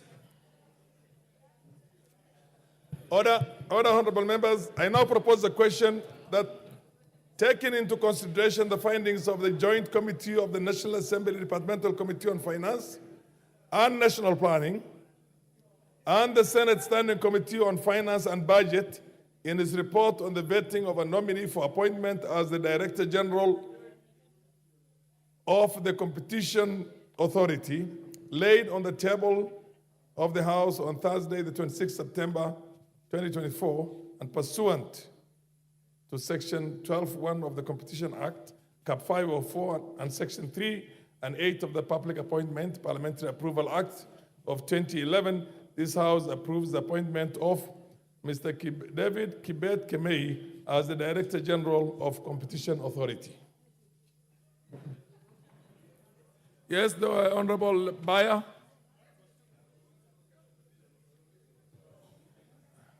Honorable Speaker, I stand to support these findings of the Joint Committee of the National Assembly Departmental Committee on Finance and National Planning and the Senate Standing Committee on Finance and Budget in its report on the vetting of a nominee for appointment as the Director General of the Competition Authority. Honorable Speaker, as a member as members are aware, the Competition Authority plays a crucial role in enhancing the welfare of the people of Kenya by promoting and protecting competition in markets and preventing misleading market conduct. Therefore, Honorable Speaker, the importance of the Office of the Director General cannot be gainsaid. Honorable Speaker, I note that in considering the suitability of the nominee, the committee paid due regard to the constitutional and statutory requirements relating to the office in question and whether the nominee's abilities, experience, and qualities met the needs of the said office. Honorable Speaker, the committee was guided by the Constitution and the statutory requirements such as the national values and principles of governance, conduct of public officer, and leadership and integrity prerequisites. Additionally, Mr. Speaker, the suitability of the nominee was assessed after scrutiny of their background, academic credentials, and the professional qualifications, work, and professional experience, personal integrity, as well as their performance. The nominee, Honorable Speaker, Mr. David Kibet Kimei, has over 33 years' experience across many sectors, including academia, regulatory tourism, health, communication, and energy. Through his extensive employment record and work experience, the nominee is well equipped with the skills and expertise needed as Director General for the Competition Authority. Mr. Speaker, further, the nominee has clearly demonstrated a clear roadmap, according to the report, to promote growth in the sector, including creating a level playing field for businesses, advocating for regulatory reforms that promote transparency and competition, developing a regulatory framework that supports their competition, and promoting regional and global integration to foster a competitive environment that benefits both local and international business. Honorable Speaker, in conclusion, I urge this House to make a swift and favorable decision in approving Mr. David Kibet Kimei to the position of Director General of the Competition Authority of Kenya, thus reinforcing our commitment to protecting, strengthening, and improving the efficiency of our economy, which is vital for driving economic growth. Honorable Speaker, I support the appointment of David Kimei to be the Director General of the Competition Authority, and the report is available. The committee has done a good job, commendable job, and I want to thank the committee and the Senate committee, and therefore request this House to not waste time, but approve the appointment of David Kimei Kibet to be the Director General of the Competition Authority. Honorable Speaker, I support and request the members to support, and if the Honorable Pokose is around, he can request that we put the question and we approve. Honorable Speaker, I thank you. Majority Leader of the MP for Super South, the Honorable Karoli Omondi. Thank you very much, Honorable Speaker. I rise to support the nomination of David Kibet Kimei to the position of Director General of Competition Authority. As I'm doing so, I can see Honorable Marianne Keitan is smiling. There's a particular reason for that smile. Honorable Keitani and I happen to have worked with David Kibet Kimei many years ago when we established the first independent regulatory authority, then known as Electricity Regulatory Board, now Energy and Petroleum Regulatory Authority, EPRA. I give Mr. Kimei a very strong recommendation because from that group at ERB at that time, now EPRA, our inaugural chairman is now the Speaker of this House. Our inaugural CEO is now the Deputy Chief Justice of this Republic. Marianne Keitan, the first Chief of Staff, Lady Chief of Staff in the Republic of Kenya, are now a member of this House. One good engineer, Kevin Karaoke, is now the head of power at African Development Bank. And yours truly, Karoli Omondi, the first Chief of Staff in the Republic of Kenya, is now a member of this House. Now, let me begin by giving further information about David Kimei. He was very instrumental in helping us set up rules and regulations that would deal with competition in the power subsector, consumer protection, compliance issues, and dispute resolution. I'm very confident that David Kemei will be able to be a good Director General and discharge the functions of a regulator properly, of exercising independent authority and ensuring that the market work and consumers are protected, and that disputes that emerge are settled expeditiously and equitably. Thank you, Honorable Speaker. I beg to support. The Honorable Mary Ann Kaitani.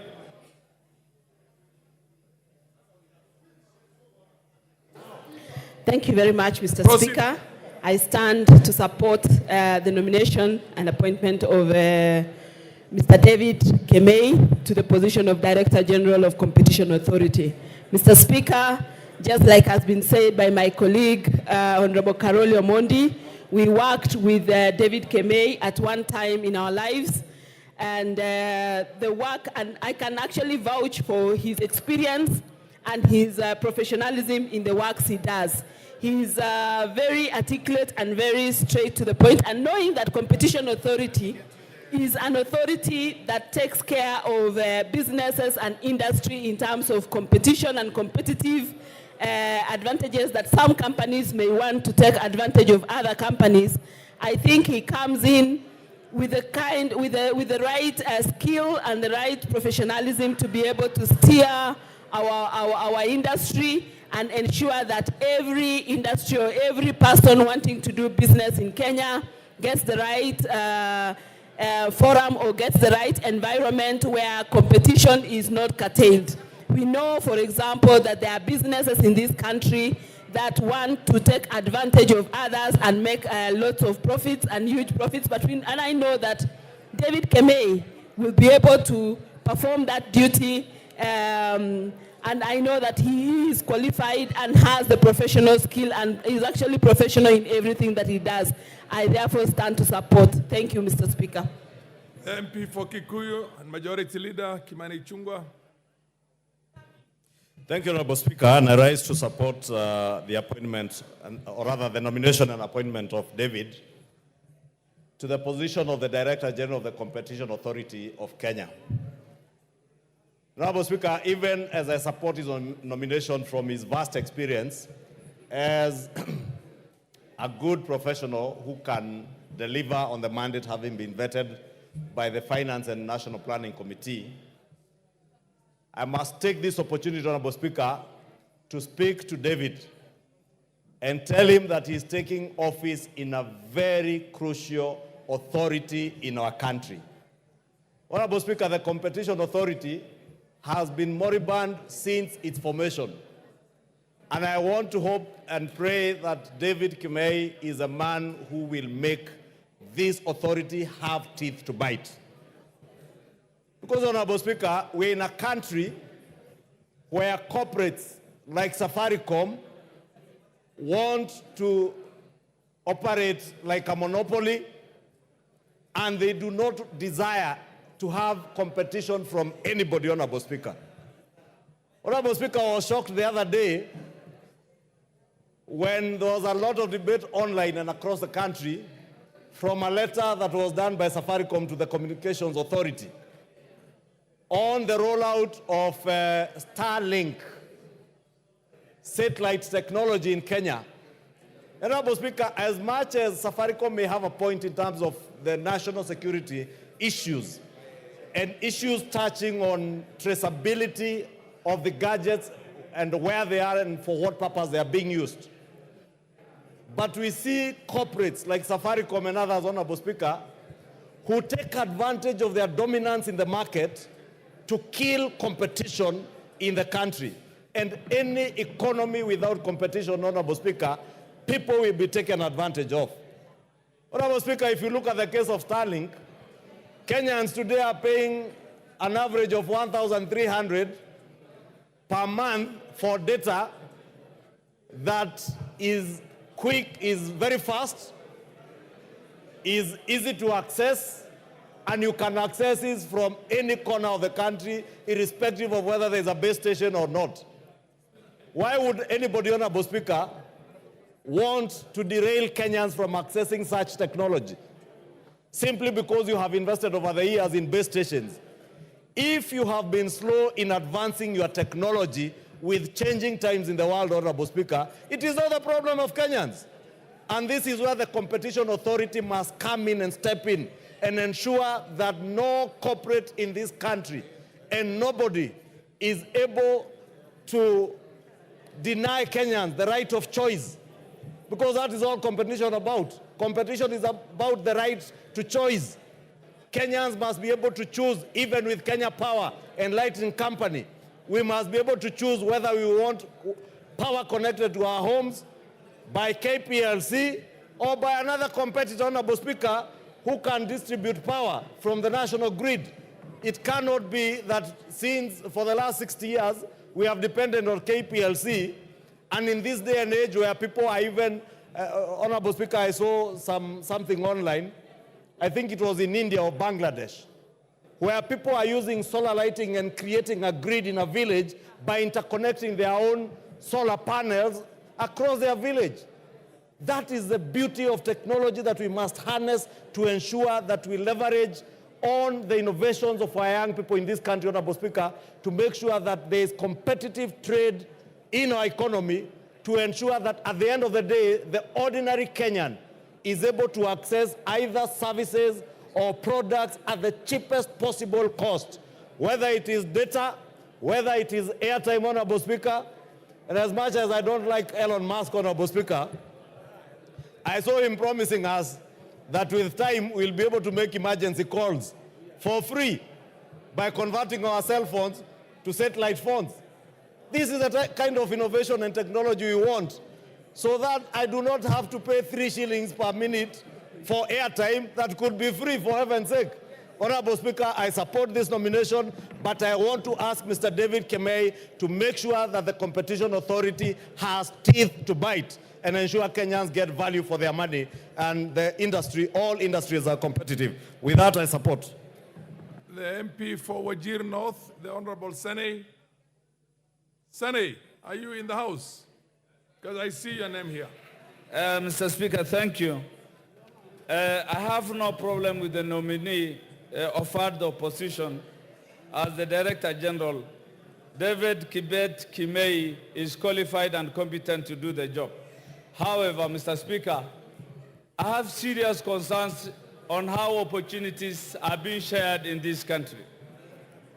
Mr. Speaker, ethnicity, marginalization, diversity, very important values that are so clear in our constitutions are just on paper, they are not in action.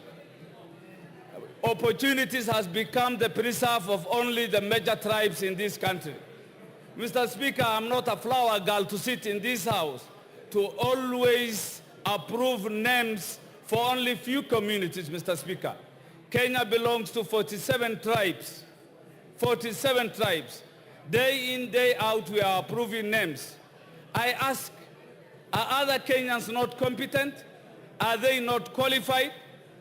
I'm reminded of the predecessor of this gentleman, David Kibet.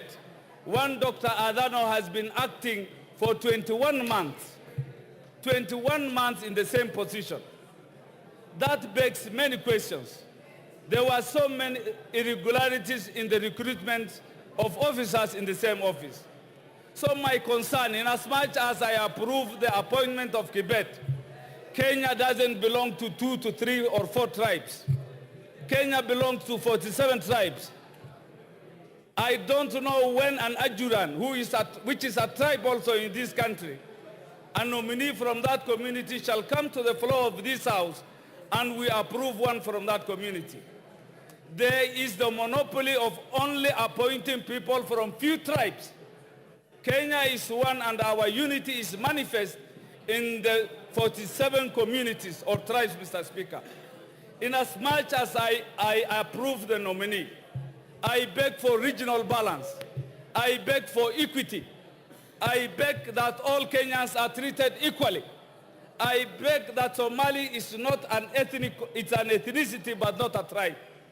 That the Somali community is a nation of tribes. And many a times we are shrouded and we are being concealed in that name. So my concern is, let Kibet be approved. But let Kenya belong to 47 tribes. not in name but by action.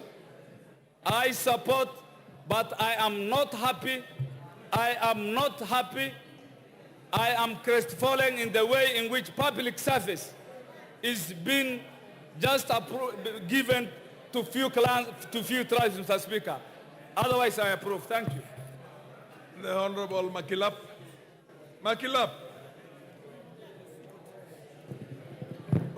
Thank you, Mr. Speaker. Honorable members, please consult in law. Thank you, Mr. Speaker. Order. Yeah. Proceed. Protecting me from the leadership here. They are doing loud consultation. The Honorable Kimani Chungwa, the Honorable Osoro. Now, I'll not mention the lady's name. She's my colleague. Thank you, Mr. Proceed. Speaker. Thank you, Mr. Speaker. First, I rise to support David Kibet Kemei for appointment to the position of Director General of Competition Authority of Kenya. So, Speaker, during the vetting process, the one David Kemei showed a lot of experience and knowledge in the area, in matters of law, in matters of competitors. He has vast knowledge in the industry. So, Speaker, just following what the Leader of Majority has said, David Kemei has a job to be done in Kenya. One, Mr. Speaker, is to ask David Kemei, if he gets approval of this House, to sort out competition in the power sector, as the Leader of Majority has said, so that Kenya Power does not enjoy monopoly of power in this country, Mr. Speaker. Secondly, Mr. Speaker, in Safaricom, M-Pesa, competition between M-Pesa and commercial banks and microfinances, Mr. Speaker, an industry that is not regulated by law. Mr. Speaker, that needs to be sorted out. That is a job waiting for one David Kemei.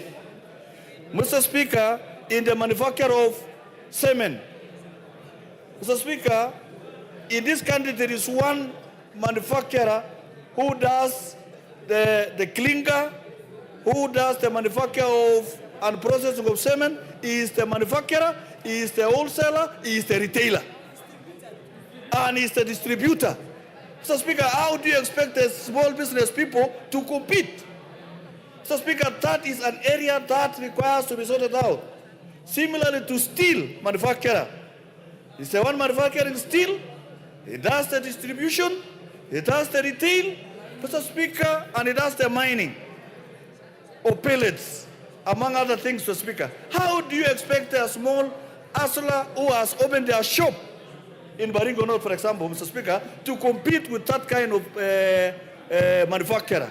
So, Mr. Speaker, this is an industry that requires a man of caliber of David Kibet to be able to sort out the things that are affecting that particular industry, Mr. Speaker, including taxes, Mr. Speaker. A situation where tax regime... Honorable members, order. I can understand... Order. Just a second. I can understand there's a lot of excitement today in the House. But please, do consult in law tones, allow the Honorable Makilap to be heard. Proceed, Makilap. Thank you, Mr. Speaker. What is it in competition, Mr. Speaker? Competition must be able to create a fair playground for all business people in Kenya. This is the man that will be able to put in order monopolies in business. Look at the milk industry, Mr. Speaker. The milk industry, the milk production and the value chain in the milk industry is skewed towards one competitor who works very hard to kill the other industries, including ACC. Mr. Speaker, this milk production and its value chain, together with the competitors of those who process and package milk, requires order so that the business people on the ground, the people who produce milk and keep cows, will be able to have value for money for their milk, Mr. Speaker.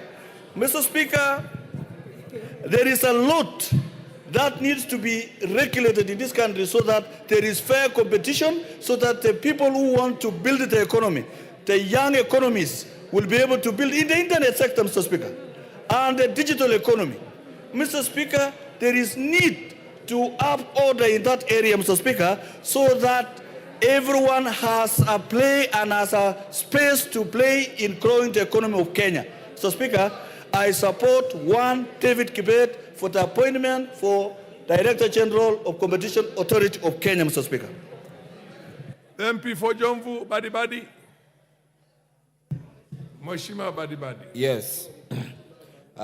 Asante sana Mheshimiwa Speaker kwa kunipatia fursa hii leo ili na mimi kuungana pamoja na wenzangu kuchangia katika mada hii. Leo Mheshimiwa Speaker, mimi nataka pia kushikana pamoja na wajumbe wenzangu katika kuunga mkono uteuzi wa Bwana David Kimei katika halmashauri ya ushindani, yani Director General katika Competition Authority. Vile vile Mheshimiwa Speaker, niko na sababu ambazo zinanifanya kuwa niweze kuunga mkono hoja hii.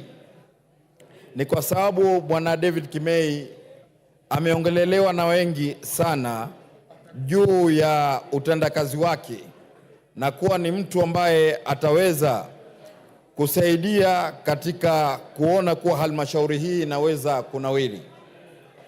Mheshimiwa Speaker, tumeona kiongozi wetu wa wengi ndugu Kimani Ichung'wah akizungumzia juu ya hali ilivyo katika Kenya Power, na ni muhimu pia na mimi niunge mkono kusema kwa mambo kama haya.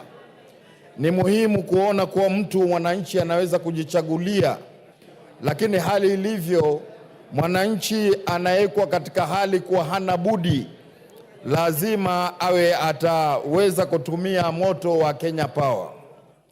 Vile vile Mheshimiwa Speaker, nataka kumwambia Bwana David Kimei ya kwa kuwa hii kazi yake ni ngumu sana na lazima ajitolee na serikali impe nguvu ya kuona kuwa namna gani wale mabwenyenye ambao watakuwa wakitaka kuzuia ili waweze kumonopolize biashara, kuona kuwa ameweka ushindani wa kila moja. Mheshimiwa Speaker, nikisema hivyo ni kumaanisha kuna uwekezaji wa nafaka, yani grain handling, ambao kuna makampuni pia Mheshimiwa Speaker wanataka kujitolea kuona kuwa kule Mombasa washindane pamoja na wengine ili wafanye biashara ile, lakini wanaekewa vikwazo vingi katika kuona kuwa wanaweza na wao kuingia katika uwanja wa ushindani ili kufanya mambo yale. Kijana mmoja mkurugenzi mdogo sana pale anaitwa Mohamed D, ambaye yeye aling'ang'ana pande ya mambo ya documentation na mengine mingi kuona kuwa ili aweze katika hiyo kampuni ishindane na wale mabwenyenye wengine. Mheshimiwa Speaker, hatuwezi kuenuka ikiwa tutaacha wale mabwenyenye peke yao wenye nguvu wafanye biashara. Kwa hivyo mimi nasema ni muhimu huyu Bwana David Kimei aone kuwa tukimpelekea maneno pia kumwambia awe ataweza kuwasikiza ili aweze kufungua mlango wa ushindani wa kibiashara na mambo mengine katika watu wetu. Vile vile leo tuna hasara. Mheshimiwa Speaker, imepatikana mafuta kule Turkana, ambapo kwa zamani sisi pale Mombasa kwetu kulikuwa na refinery pale Changamwe. Hivi sasa imefungwa, hakuna ushindani ambao unaweza kuendelea. Mafuta haya yanapatikana, yanachukuliwa pelekwa nchi za nje, wanafanyiwa na yanakuwa refined, kisha tunarudishwa tunauziwa. Kwa hivyo hiyo kwa Kiswahili nasema ni goji kirba, kirba goji. Yaani sisi tuna mafuta tutoe nje tufanyiwe refining alafu kisha turudishwe. Hii kampuni ya refinery lazima ifufuliwe na serikali ili iweze kushindana na wale Waarabu wengine pale katika nchi za nje na kutupa kazi katika watu wetu ambao walikuwa wanafanya katika refinery ile. Leo Mheshimiwa Speaker, watu wengi wamefutwa kazi. Watu wengi wameenda kutafuta kazi katika nchi za nje. Mdogo wa mamangu mwenyewe, bwanake alikuwa anaitwa Kibwana, anafanya refinery. kwa experience yake baada ya refinery kufungwa, leo ameenda kufanya kazi Qatar, katika nchi za nje, kusaidia watu wengine, na hali hii miradi ikiweza kufunguliwa wanaweza kuleta ushindani na watu wetu kufanya kazi hapa. Kwa hivyo Mheshimiwa Spika, nashukuru sana na nampongeza David Kimei. Asante sana. Madam Ngele Chei, the MP for Elgeyo Marakwet, followed by akifuatwa na Mheshimiwa Mazamzam. Thank you so much, Mr. Speaker, for giving me this opportunity. And Mr. Speaker, I want to contribute to the appointment of Mr. Kimei. I know David Kimei personally as a person, and he is someone, a very hardworking person, who has actually steered a very successful DGMB Solutions Limited, and has proven to be somebody who can take an organization from one level to another. And that is the experience that we need in the public service nowadays, Mr. Speaker, because many a times we fail, not because we don't have the right people with the right knowledge, but experience is the best way we can handle this noble organization. Last, Mr. Speaker, Kimei is also somebody who is known to be very transparent, very honest. This is somebody you can depend upon, and this is somebody who is, you can guarantee that can discharge his duties without fear and favor. I therefore support the committee, Mr. Speaker, on the issue of David Kimei. Thank you, Mr. Speaker. Mheshimiwa Zamzam. Asante sana Mheshimiwa Spika. Kwanza kabla sijaendelea niweze kuelezea wale ambao wanashughulika na IT ama pale juu wasiweze kutoa mazungumzo yangu, manake tumeingia bunge tuzungumze, watu wetu wanaangalia. Mheshimiwa Spika, Mheshimiwa Spika, nichukue fursa hii niweze kumshukuru na kumpongeza ndugu yetu David Kimei kwa kuteuliwa katika halmashauri hii. Mheshimiwa Spika, Mheshimiwa Spika, ni mtu ambaye David Kimei amekuwa ni mtu mwenye mujitama ambao wa kueleweka, ni mtu ambaye amejiweka katika hadhi ambayo inatakiwa kuwekwa katika halmashauri hii. Mheshimiwa Spika, Mheshimiwa Spika, nikiweza kupigia upatu ndugu yangu Mheshimiwa Badi, naweza kusema hivi Mheshimiwa Spika, halmashauri nyingi Mheshimiwa Spika, unapata kama alivyozungumza, wana ile mambo ya kufanya biashara mtu mmoja, yani monopoly. Yeye mtu mmoja ndio anataka kufanya biashara peke yake. Mheshimiwa Spika, na mimi nataka kusema kwa mfano ile grain bulk ya handlers ya kule Mombasa, unapata kuna wenzetu ambao wana uwezo wa kufanya biashara hii Mheshimiwa Spika, lakini mtu mmoja amekatalia, yeye peke yake ndo anafanya hiyo biashara. Mheshimiwa Spika, wenzake wamepewa nafasi ya kufanya, lakini unaona mambo yanaenda kotini na nini. Kwa hiyo tunajua ndugu yetu David Kimei anaweza kainyoosha Mheshimiwa Spika, na mambo yakawa sawa. Mheshimiwa Spika, tunaangalia pia katika halmashauri ya stima Mheshimiwa Spika, kuna mambo mengi ambayo yanaendelea, na akiweza kutoa mwanya ambao tutapata wengine ambao waweza kufanya shughuli hizi Mheshimiwa Spika, ikawa mambo ya stima yanaenda vizuri Mheshimiwa Spika. Kwa hiyo mimi nataka leo kumpongeza, na pia nimwambie ndugu yangu Badi, pole sana kupoteza bodyguard wako. Mwenyezi Mungu amrehemu, amhifadhi na wema, na Mwenyezi Mungu akupe nguvu ndugu yangu Badi. Asante sana Mheshimiwa Spika. Lilian Kogo. Yes, order Lilian. Thank you so much, Honorable Lilian. Speaker. Yes, Owen Bayer. Honorable Speaker, while I support the sentiments on David Kimei, but in this debate, on the point of irrelevance, is it really right for honorable members to fight a company without a substantive motion? The issue of grain bulk is being fronted as if it is the main motion. Grain bulk is a respectable company that is doing good business out there. But when we drag its name here because of, I don't know, whatever war they have in Mombasa, I think it's unfair for this company, for the staff of that company, and for the organization called Grain Bulk. I think we need as a country to support this organization without having really to badmouth them in parliament just because you cannot compete with them out there. Honorable Speaker, I think they need to withdraw those statements and stick to the motion on David Kemei and competition without necessarily having to badmouth a company that has done Kenya a great job. When no one could handle grain in this country, Grain Bulk came and invested. Is it really right for us to fight Grain Bulk Limited in this chamber? Thank you, Honorable Speaker. Hold Zamzam, iko nini?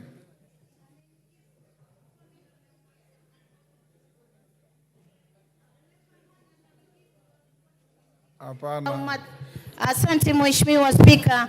Nataka nimwelezee Mheshimiwa Owen Baya jua kuweka matusi kando na maneno kando. Nimesema anafanya kazi nzuri, lakini atoe mwanya wa wenzake pia kuweza kufanya biashara ile ile, siwe ni mtu mmoja. Kwa hiyo hatujamtukana, hatujamtusi, usiweke fitna. Hii ni bunge ambayo tunataka mgao katika serikali ama mgao katika taifa uelekee kwa Wakenya wote, Mheshimiwa Spika. Kwa hiyo Mheshimiwa Baya, mimi ni mpwani, wewe ni mpwani, na unajua bandari ni yetu sisi sote, lazima tuweke Wakenya wote waweze kupata matunda ndani ya bandari. Asante sana Mheshimiwa Spika.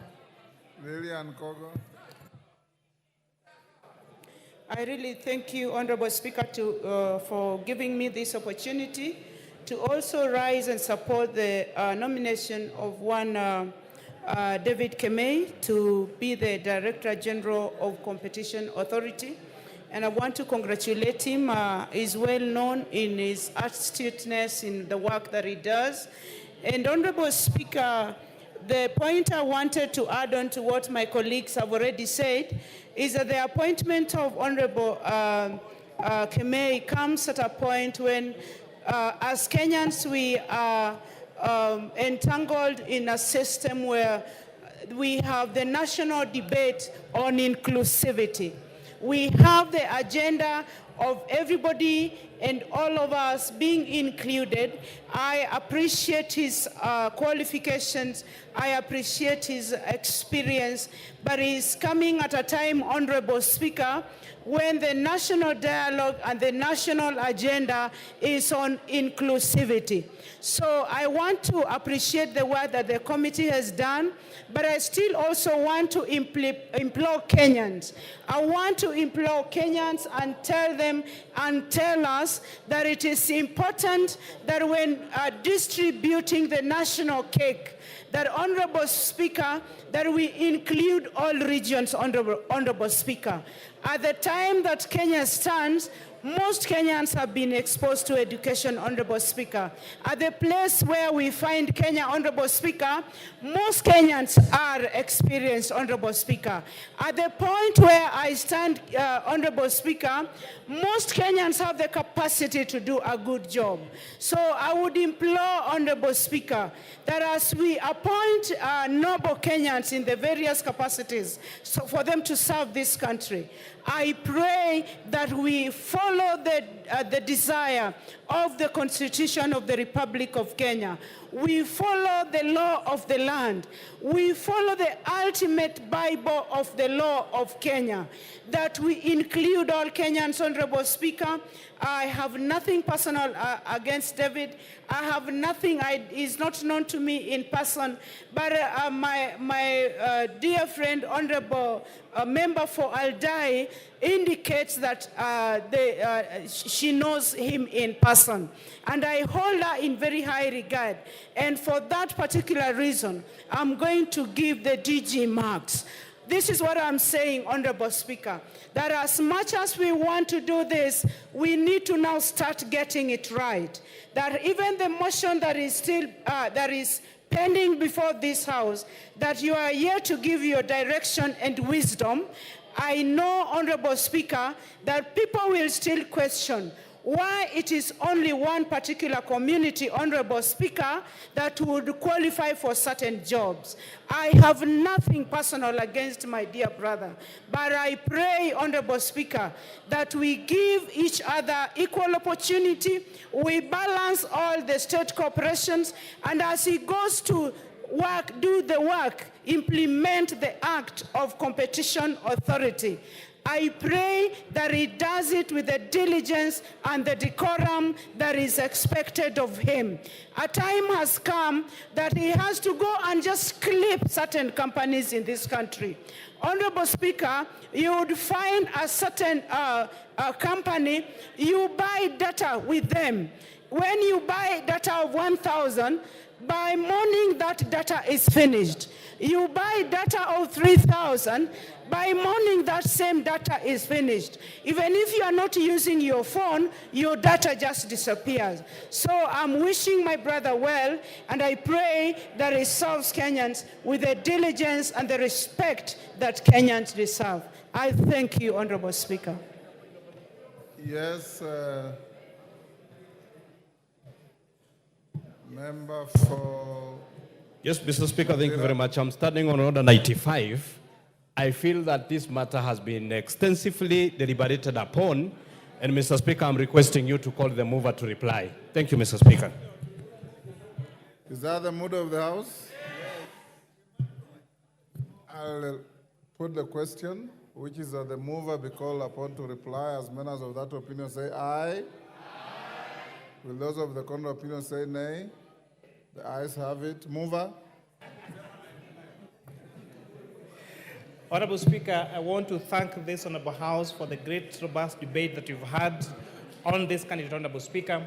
And because I'm sure that the candidate is listening, and if this House approves his candidature for the Director General of the Competition Authority of Kenya, I hope he's going to take into consideration the concerns of this House, which is ensuring there is a robust competition in this republic, which is to ensure that we stop these monopolies in this country, Honorable Speaker.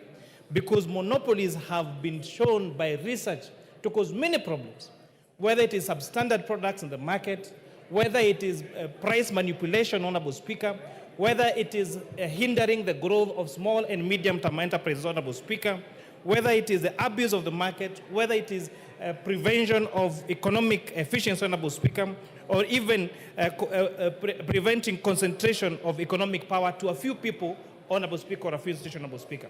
So we hope that the DG designate will stamp his authority and ensure that there is compliance to competition, that every Kenyan, every business is given a right and time and the required support by this administration to make sure that they can avail their products in the market.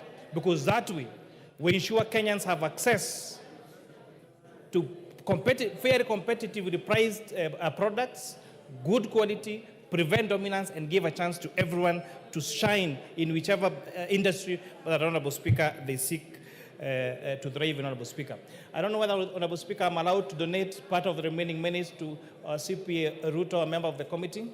No minutes remaining. Thank you, Honorable Speaker. In the future, if you want to donate any minute, you do so before you reply. Well, get it, Honorable Speaker. The moment you reply is closure. Well, get it, Honorable Speaker. And with that, I beg to reply. Thank you, Honorable Kimani. Honorable members, I'll now put the question, which is that taking into consideration the findings of the Joint Committee of the National Assembly Departmental Committee on Finance and National Planning and the Senate Standing Committee on Finance and Budget in its report on the vetting of a nominee for appointment as the Director General of the Competition Authority, laid on the table of the House on Thursday, 26 September 2024, and pursuant to Section 12(1) of the Competition Act, Cap 504, and Section 3 and 8 of the Public Appointments Parliamentary Approval Act 2011, this House approves the appointment of Mr. David Kibet Kemei as the Director General of the Competition Authority. As members of that opinion say aye. Aye. Will those of the contrary opinion say nay? The ayes have it.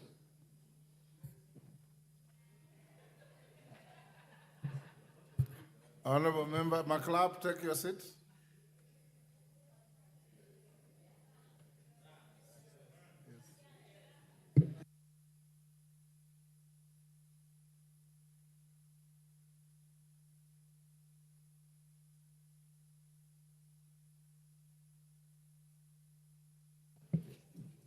Honorable members, Karoli, take your seat. Member for Webuye, take your seat.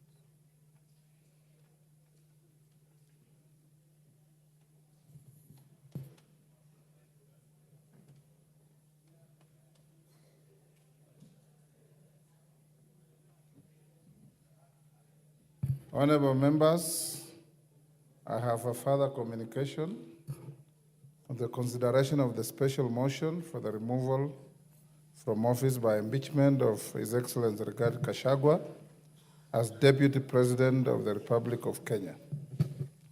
Honorable members, you recall that earlier this afternoon at the commencement of this sitting, I notified the House of receipt of a notice of special motion by the member for Kibwezi West constituency, the Honorable Ekomas Mwengi Mutuse, OGW, MP, seeking the removal from office by impeachment of His Excellency Rigathi Gachagua, EGH, as the Deputy President of the Republic of Kenya. You may further recall that after the notice of the special motion was given by the member, several members rose in their places and raised a number of procedural concerns for my guidance. The members who spoke include the leader of the majority party, Honorable Kimani Ichung'wah, the leader of the minority party, the Honorable Junet Mohammed, the majority whip, the Honorable Silvanus Osoro, the Honorable Farah Maalim, Honorable Geoffrey Ruku, and Honorable Major Bashir Abdullahi. Honorable members, cognizant of the obligation on the House to dispose of the special motion with urgency, I undertook to address the concerns expeditiously in order to allow the House to proceed with the next stages of the special motion. As members are aware, the 7 days available to this House to dispose of the motion will lapse on Tuesday, 8th October 2024. In this regard, I retreated to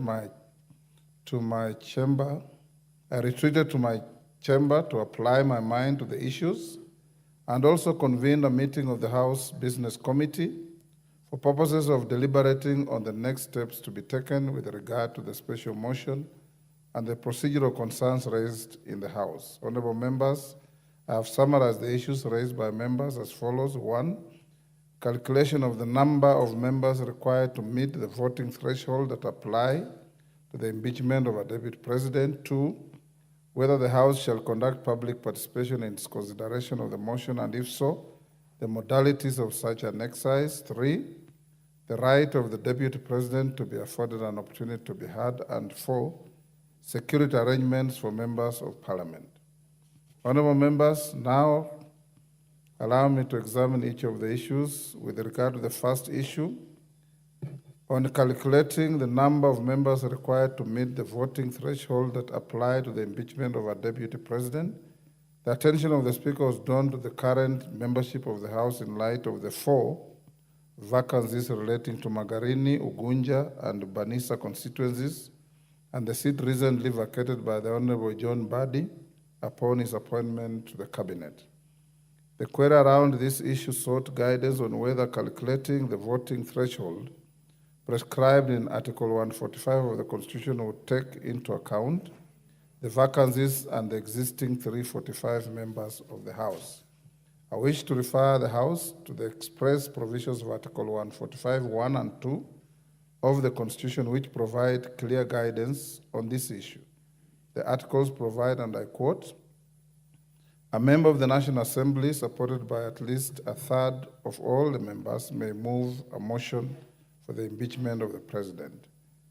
On the ground of gross violation of a provision of this Constitution or any other law, where there are serious reasons for believing that the President has committed a crime under national or international law, or C, for gross misconduct. 2, if a motion under Clause 1 is supported by at least 2/3 of all the members of the National Assembly, the Speaker shall inform the Speaker of the Senate of that resolution within 2 days.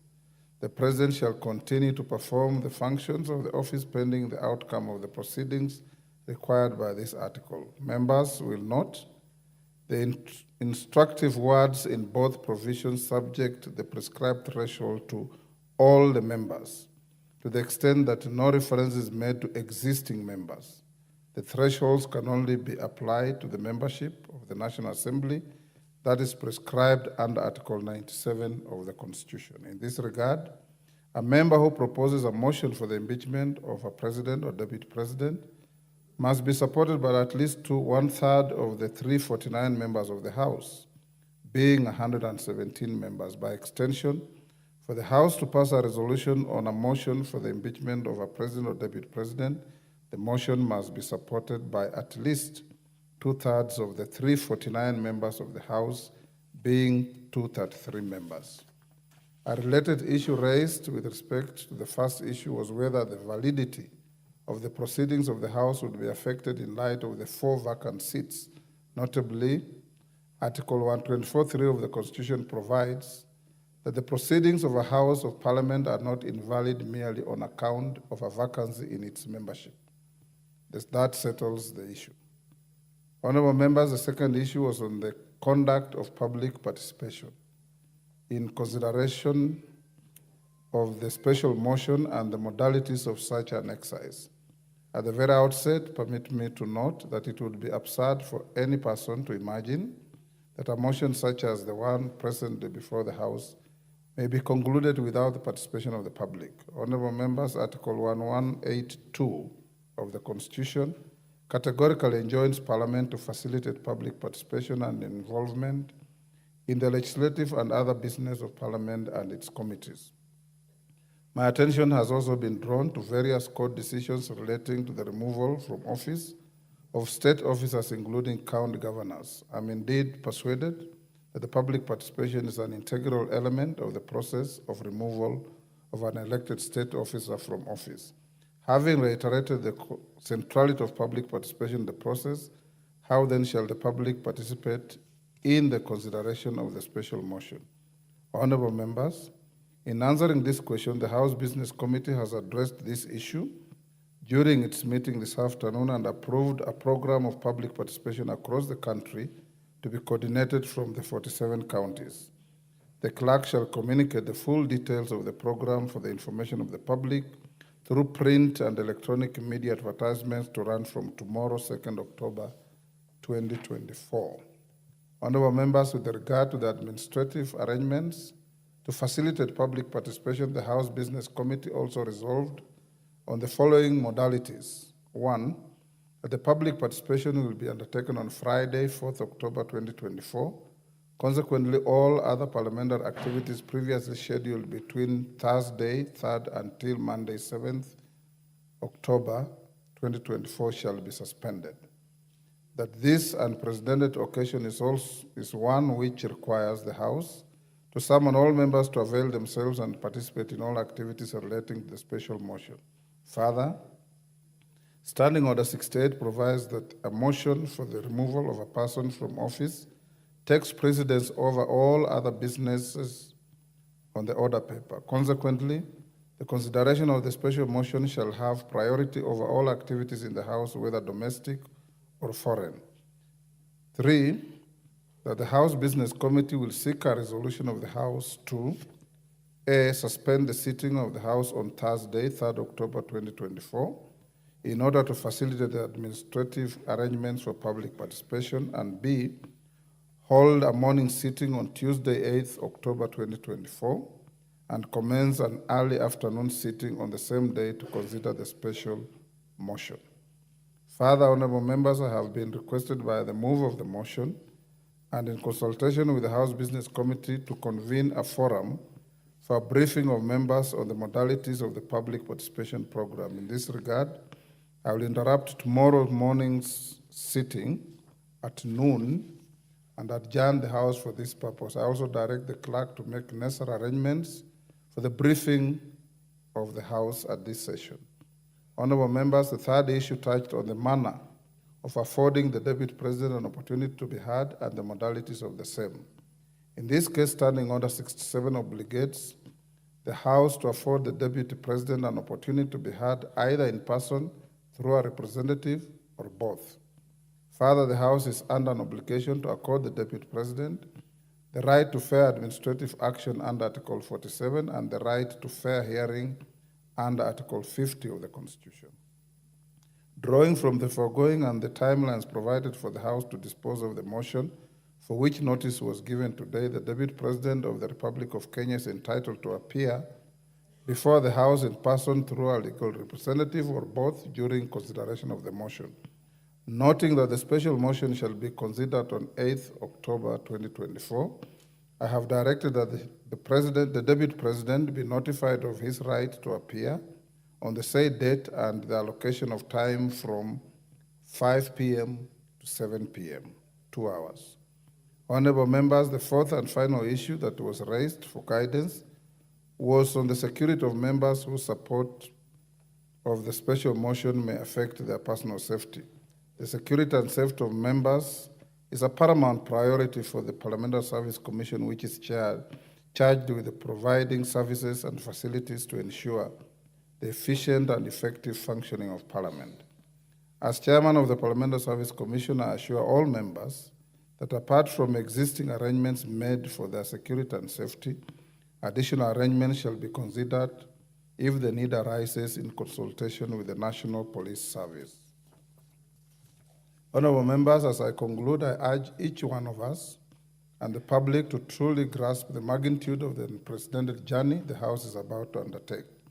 In promulgating the Constitution, Kenyans bestowed upon themselves and generations yet to come a document that reshaped the very soul of our nation.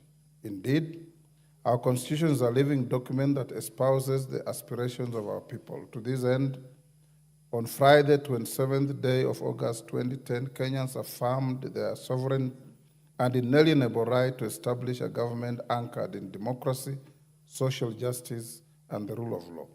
The power to impeach is a profound check on the conduct of a state officer. To safeguard the rights of an affected state officer, the Constitution prescribes high and graduated thresholds on the National Assembly. The thresholds reflect the gravity of the task before the House. This special motion is not just an inquiry into the conduct of a state officer, it is also a momentous test of the resilience of the constitutional procedures meticulously designed by the framers. As you proceed to scrutinize the conduct of the Deputy President, the House is also under scrutiny with respect to its fidelity to the Constitution and its obligation to uphold the rights of every Kenyan. I have no doubt that we will rise to this defining moment, that we shall confront this test with dignity, resolve, and utmost integrity. I am confident that the House shall prove itself worthy of the trust placed on it by the Constitution and the people of Kenya. Honorable members, in summary, therefore, I wish to guide the House as follows. 1, that while the threshold for admitting the special motion under Article 145 and 150 is 117 members, the threshold for passing a resolution on the motion for the impeachment of the President or Deputy President is 203 members of this House. 2, that public participation is an integral element of the process of removal of an elected state officer from office. In this regard, the House Business Committee has approved a program of public participation across the country to be coordinated from the 47 counties on 4th October 2024. That's Friday this week. 3, that in order to observe the requirements of Article 47 and 5th of the Constitution and Standing Order 67, His Excellency the Deputy President shall be notified of his right to appear before the House on Tuesday, 8th October 2024, and the allocation of time between 5 and 7 p.m. That in addition to the existing arrangements made for the security and safety of members, additional arrangements shall be considered in the usual manner in consultation with the National Police Service. The House is accordingly guided. I thank you.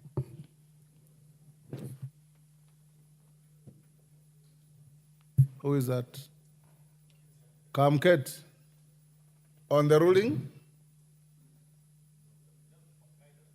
Okay, give him the floor.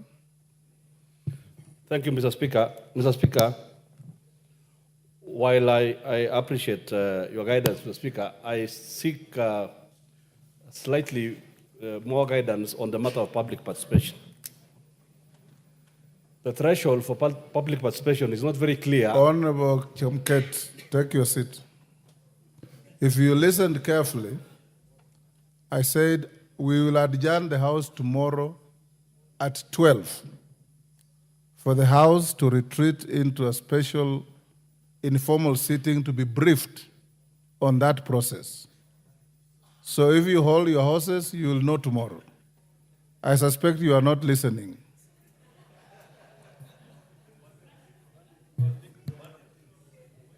He was? Yes, Kamket. Your colleague here says you are thinking about banditry. Far from it, Mr. Speaker. Yes. It's a genuine concern, Mr. Speaker, but I'm happy by that guidance, except that the Constitution and the standing orders, there is no clear threshold on that matter of public participation. So I'll stand guided by Lawyers that will ruling. tell you that the threshold is defined by what a reasonable man, and I believe a reasonable woman too, will see as reasonable. Very well. Yes, Oundo. Thank you, Honorable Speaker. I just wish further clarification on the issue of listening to the Deputy President and what follows thereafter, considering that the motion must be dispensed off on the same particular day. There is a reasonable expectation that after being heard, whoever is hearing you is given adequate time to review what you have said and incorporate the same in the decision. And I do believe, Honorable Speaker, a House sitting as it is equivalent to a court of law or high court, and very rarely do they make immediate decision or make an immediate judgment before they review and analyze all the evidence presented. I do hope you will apply yourself and guide us adequately so that whatever decision we make at the end of the proceeding or the sitting is not invalidated on account of unfair treatment of the accused, so to speak. Thank you, Honorable Speaker. Yes, Mama Zamzam. Mheshimiwa Spika, nilikuwa na swali, mbona aje saa 11 mpaka saa 2? Naona muda utakuwa umekwenda sana na tutakuwa na wasiwasi. Wajua Mheshimiwa Spika, giza ina siri zake. Kwa hiyo sijui mbona asije mapema Mheshimiwa Spika, tulimalize kwa mwangaza. Asante sana.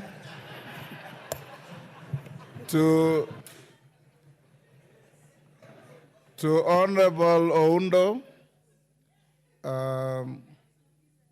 if you read the Constitution very carefully, you will see that this is the house where charges are framed. The trial chamber is the Senate.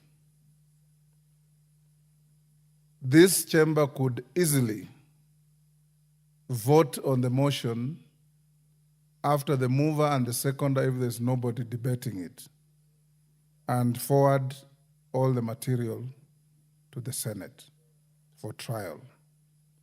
To the extent that we will debate the matter, and with abundance of caution, we have invited the subject of the motion, if he wishes, to come before the House and say whatever he may wish to say to the issues that he will have been confronted with.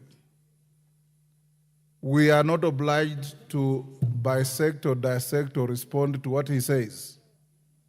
You are obliged to vote and then forward the materials to the Senate for trial.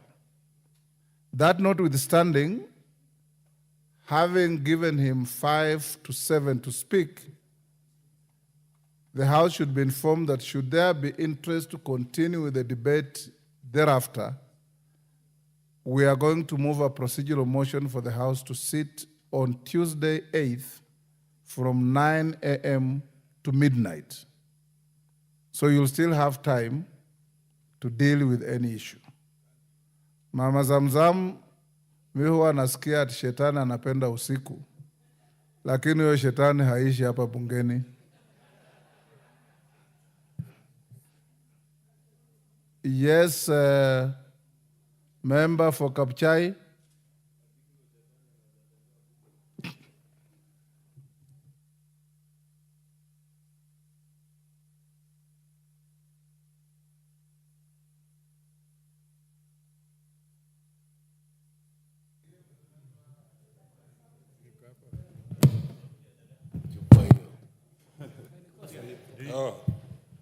Thank you very much, Honorable Speaker, for giving this very humble time, actually. Mine, Mr. Speaker, is a true comment. Your judgment is purely Solomonic. You have made a decision that will never be challenged anywhere. We don't want to make something that tomorrow we shall come down to be challenged. So all that is the procedure going through to get the last end. Even Mr. Speaker, you have offered him to be heard. That, Mr. Speaker, will give this House all the rights and safety. The only thing, Mr. Speaker, that I would wish to have something to question myself is Kenya is somehow volatile in different regions. Maybe to some regions, security might be required for public participation. That is the only concern. But I know as we retreat tomorrow to discuss and dialogue, those are a few things we shall go to. Otherwise, Mr. Speaker, thank you for that Solomonic wisdom. Thank you very much. What? Who is that? Honorable Tim Kipchumba, Wakili. Yes, Timothy? Give him the mic.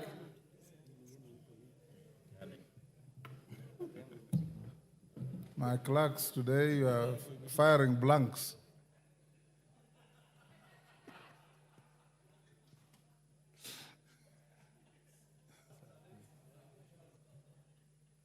Give Timothy Kipchumba the mic. There's one next to you now, Tim. This one is too short. Yes. Thank you. Thank you, Honorable Speaker, for giving an opportunity to raise an issue that I wish you to clarify. Honorable Speaker, we need to give the Deputy President a fair hearing. Honorable Speaker, it is on record. As you sit, Honorable Speaker, you are a neutral arbiter in this matter. This chamber sits as a trial chamber and is similar to the High Court pursuant to Article 125. This is not a trial chamber of the Constitution. Tim, Honorable the trial Speaker, chamber is the Senate. Irrespective of that, as we sit, Honorable Speaker, you are a neutral arbiter in this House. Honorable Speaker, it is on record that you have made a pronunciation or you have known to have taken sides on this matter. Honorable Speaker, as a neutral arbiter, you have expressed yourself on this subject matter together with the Deputy Speaker. Honorable Speaker, so that the Deputy President is given a fair hearing, would it be in order for you and the Deputy Speaker to recuse yourself of this matter? We have a panel of speakers in this House so that the Deputy President can be given a fair hearing before the floor of this House. Timothy Kipchumba. To begin with, the Speaker here has taken no position. And I want to assure you that on Sunday, the Speaker was invited by the women rep for Machakos to attend a church service. And the priest called Father Vincent based his homily on the book of Mark, chapter 9, verse 38 onwards. And the book says that if there are wicked people in society, tie a huge stone around their neck and toss them into the sea. It is not me who said it, it's the book. The book also says, if your right hand makes you to stumble, chop it off. If your left leg makes you to stumble, chop it off. If your left eye makes you to stumble, gouge it out. And all the Speaker said was that the homily was apt and our society should live that way. I am not conflicted in any way. I have no vote in this matter. I have no dog in this fight. And I can assure you the proceedings will proceed in accordance with fairness, the law, the Constitution, and the rules of natural justice. Yes, Ichungwa. Honorable Speaker,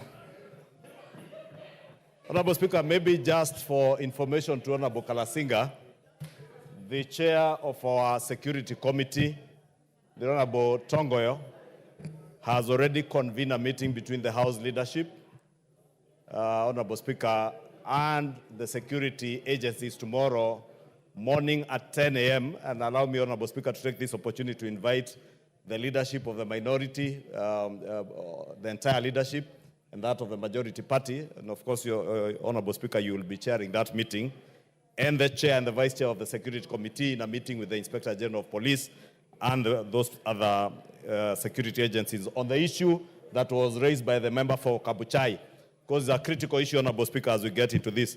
Lastly, Honorable Speaker, you've spoken about the Book of Acts.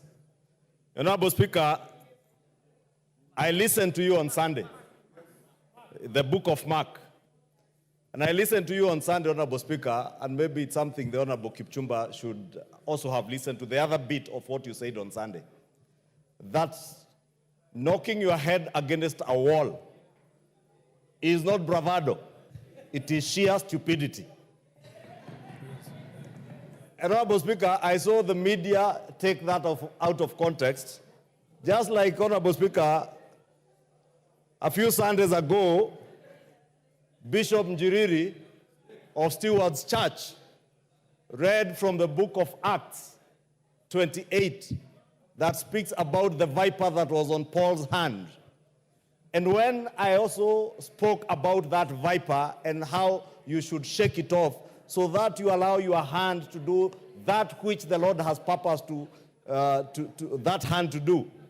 Honorable Speaker, I saw people saying that there are people who had been called snakes. In fact, I have seen some people claiming that they are the snake without anybody calling them a snake. Bishop Njiriri did not write the Bible. The father you have spoken about in Machakos County never wrote the Bible. We are just good Christians who love peace and who love this country. Therefore, let me just finish by telling Honorable Kipchumba, there is no bravado in hitting your head against a wall. It is sheer stupidity, as quoted by the Honorable Speaker Moses Wetangula Esquire. Yes, Karoli, the last one. Those who want clarifications, we have a full hour tomorrow from 2 hours, in fact, from 12 to 2. We'll give you time. Yes, yeah, Honorable Speaker, I just want to give some comfort to Honorable Kipchumba that if you look at our Constitution, the process that we are undertaking here is equivalent to what in America is called trial by jury. Grand jury, not trial by jury, grand jury. And you're absolutely right. Your role is fairly limited. Yes. I do not foresee any occasion where you could show bias or influence us. I think it is a situation where probably somebody misunderstood what happened at the church service, yes. But the real trial by jury will be in the Senate. Absolutely. That is where the real trial will be. Here, we are like you are being indicted by a grand jury. Yes. We frame the issues, we leave it there, then the trial takes place elsewhere. I have full faith of your neutrality, at least on this matter. Thank you, Honorable Speaker. Thank you. Next order. Clerk. Order number 11, the Ethics and Anti-Corruption Commission Amendments Bill, National Assembly Bill number 11 of 2024, second reading. Who is moving this? Sir George? Go ahead. Thank you. Thank you very much, Mr. Speaker. Mr. Speaker, allow me to move that the Ethics and Anti-Corruption Commission Amendment Bill, number 11 of 2024, be read a second time. Honorable Speaker, this is a small bill that was brought to this House by the entity known as the NADCO, the National Dialogue Committee, in their deliberations, when they actually retreated to look at what recommendations they would make for better governance of the country. Honorable Speaker, when the bill was brought in draft form, we were informed by NADCO that we would actually not alter the bill, not even a comma, and therefore ours was to ensure that the bill is published, there is public participation, and it is brought here for a second reading. When the bill came after first reading, it was committed to Justice and Legal Affairs Committee, who considered the bill alongside the communication as to what extent we would involve ourselves with the amendment to the bill. The Justice and Legal Affairs Committee made a report which was tabled to this House. It actually agreed with the NADCO on the proposed amendments, save to propose a slight amendment which this House will consider at the third reading as regards Clause 3 of the proposed amendments. Honorable Speaker, this bill proposes to amend in Clause 2, Section 5 of the Ethics and Anti-Corruption Commission Act 2011, which we refer to as the Principal Act, and it proposes that the bill be amended by deleting subsection 1 and substituting, therefore, the following new subsection. The new subsection 1 is going to read as follows. The chairperson of the commission, and the commission here means the Anti-Corruption Commission, the Ethics and Anti-Corruption Commission, shall be a person who is qualified to hold the office of a judge of the High Court under the Constitution. In essence, this means that the person to be selected as the chairperson should actually have served as a legal practitioner for 10 years, or a magistrate under the Act, or a person of academic qualifications which meet the threshold of appointment as a judge of the High Court. I wish to confirm to the court that Justice and Legal Affairs Committee agreed with this proposed amendment in view of what we have been receiving from stakeholders regarding the performance of the Ethics and Anti-Corruption Commission. I regret to inform the House it has not been very commendable, and especially in view of how their cases have been treated by the Office of the Director of Public Prosecutions. When we talk about the commission here for EACC, the commission is the one that executes decisions made by itself. It is not the CEO. Therefore, when it comes to defending decisions before the DPP and elsewhere, it is the commission that actually goes to make that defense. Number two, economic crimes, and these are the crimes anticipated by the EACC Act, transcend across many laws in the country and internationally. There are very many laws that are involved. So it becomes a bit difficult for a person who is not qualified, a person who does not have knowledge in law, to actually comprehend, especially when it is a mesh where these laws are intertwined and they have to be interpreted.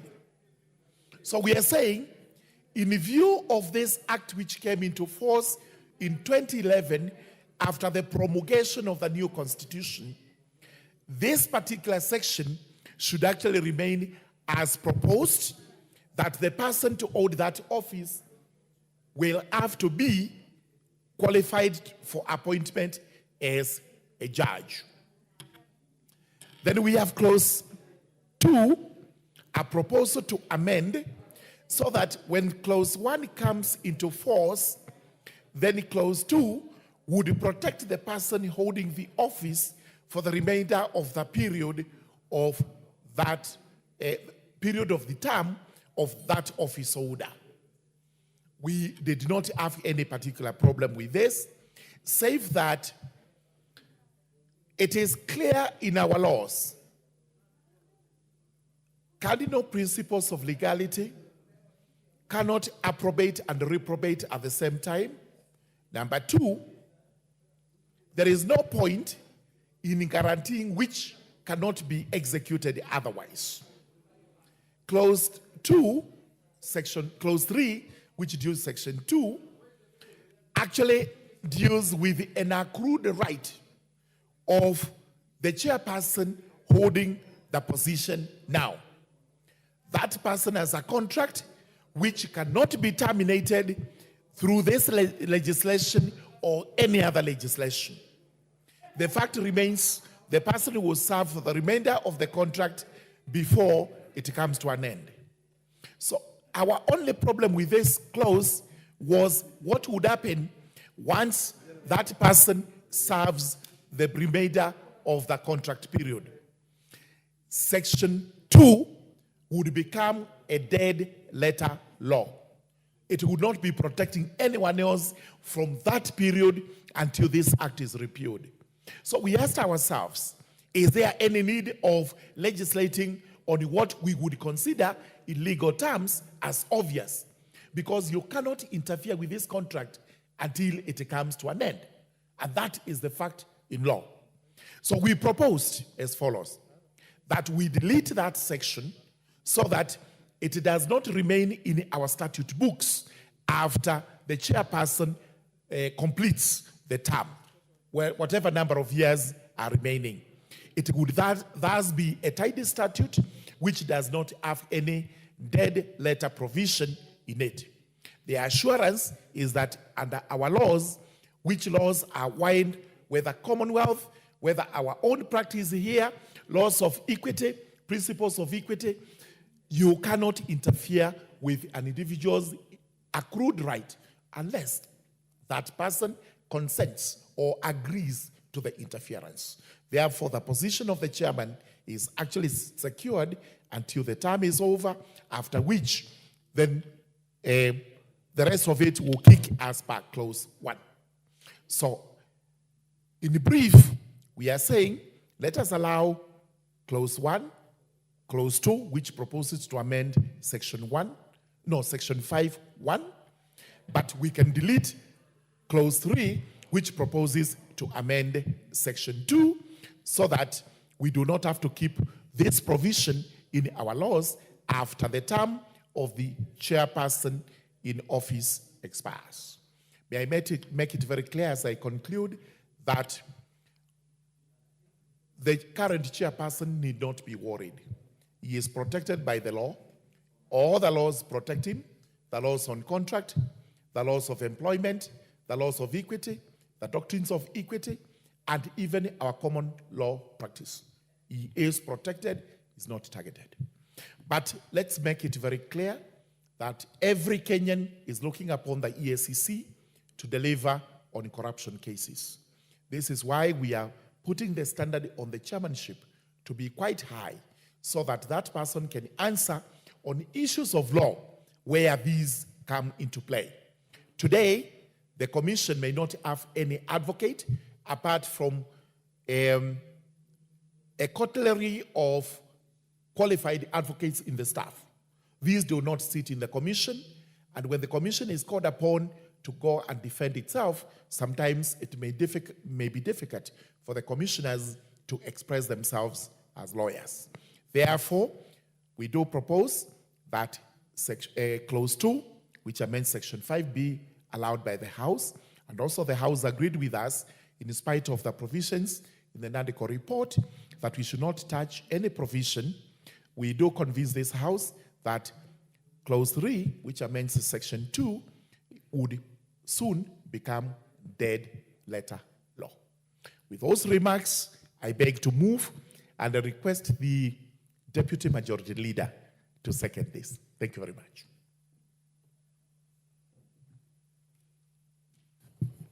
Honorable Speaker, thank you very much for giving me this, and also to thank the committee for a job well done in looking at that law.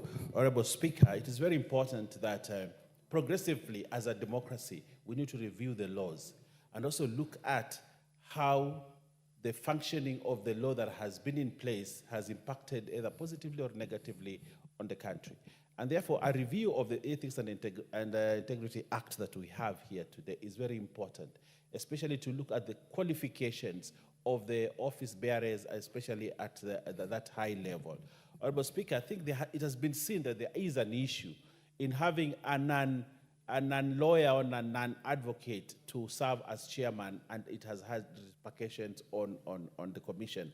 And therefore, it is very important that we look at that and see, probably, when we put somebody with credentials in law, somebody who is qualified as a judge of the High Court, to be the chairman of the Ethics and Integrity Commission in this country, we are raising the bar and actually saying that we are serious about fighting corruption in this country by ensuring that we have a board that has people that qualify to sit there.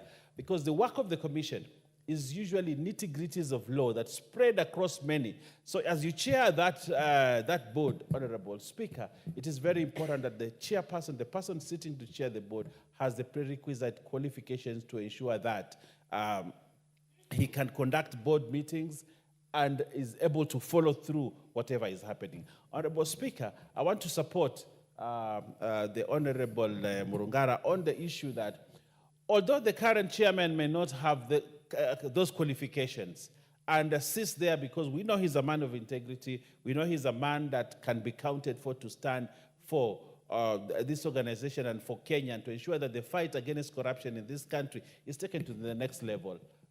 And we have tremendous respect for him. But the law provides that as long as he still sits on the board, we'll allow him to finish his term, and so that as the law kicks in, the new law kicks in, he can now pave way for a new chairman. So I want to assure the Commission that there will be no disruption as we approve this law, but it is important that progressively as a country, we look at the laws, we look at what needs to be done to farm the law so that we are at the forefront of fighting corruption, and fighting corruption with a board that has the prerequisite legal requirements to actually fight. But I also want to thank the Commission that is there for the job that they are doing. I think for the moment, I think Kenya, in terms of fighting corruption, we have had high-profile cases go to court. We have had high-profile investigations going on, and I think a good job is being done at the Commission. I also want to thank the current CEO who is there for steering this organization and taking it away from politics and ensuring that it's doing some professional work. And therefore, I stand to second and ask members to support this amendment so that as going forward, we strengthen the Commission and make sure that it has teeth to bite and also take Kenya to the next level in terms of fighting corruption. I thank you, Honorable Speaker.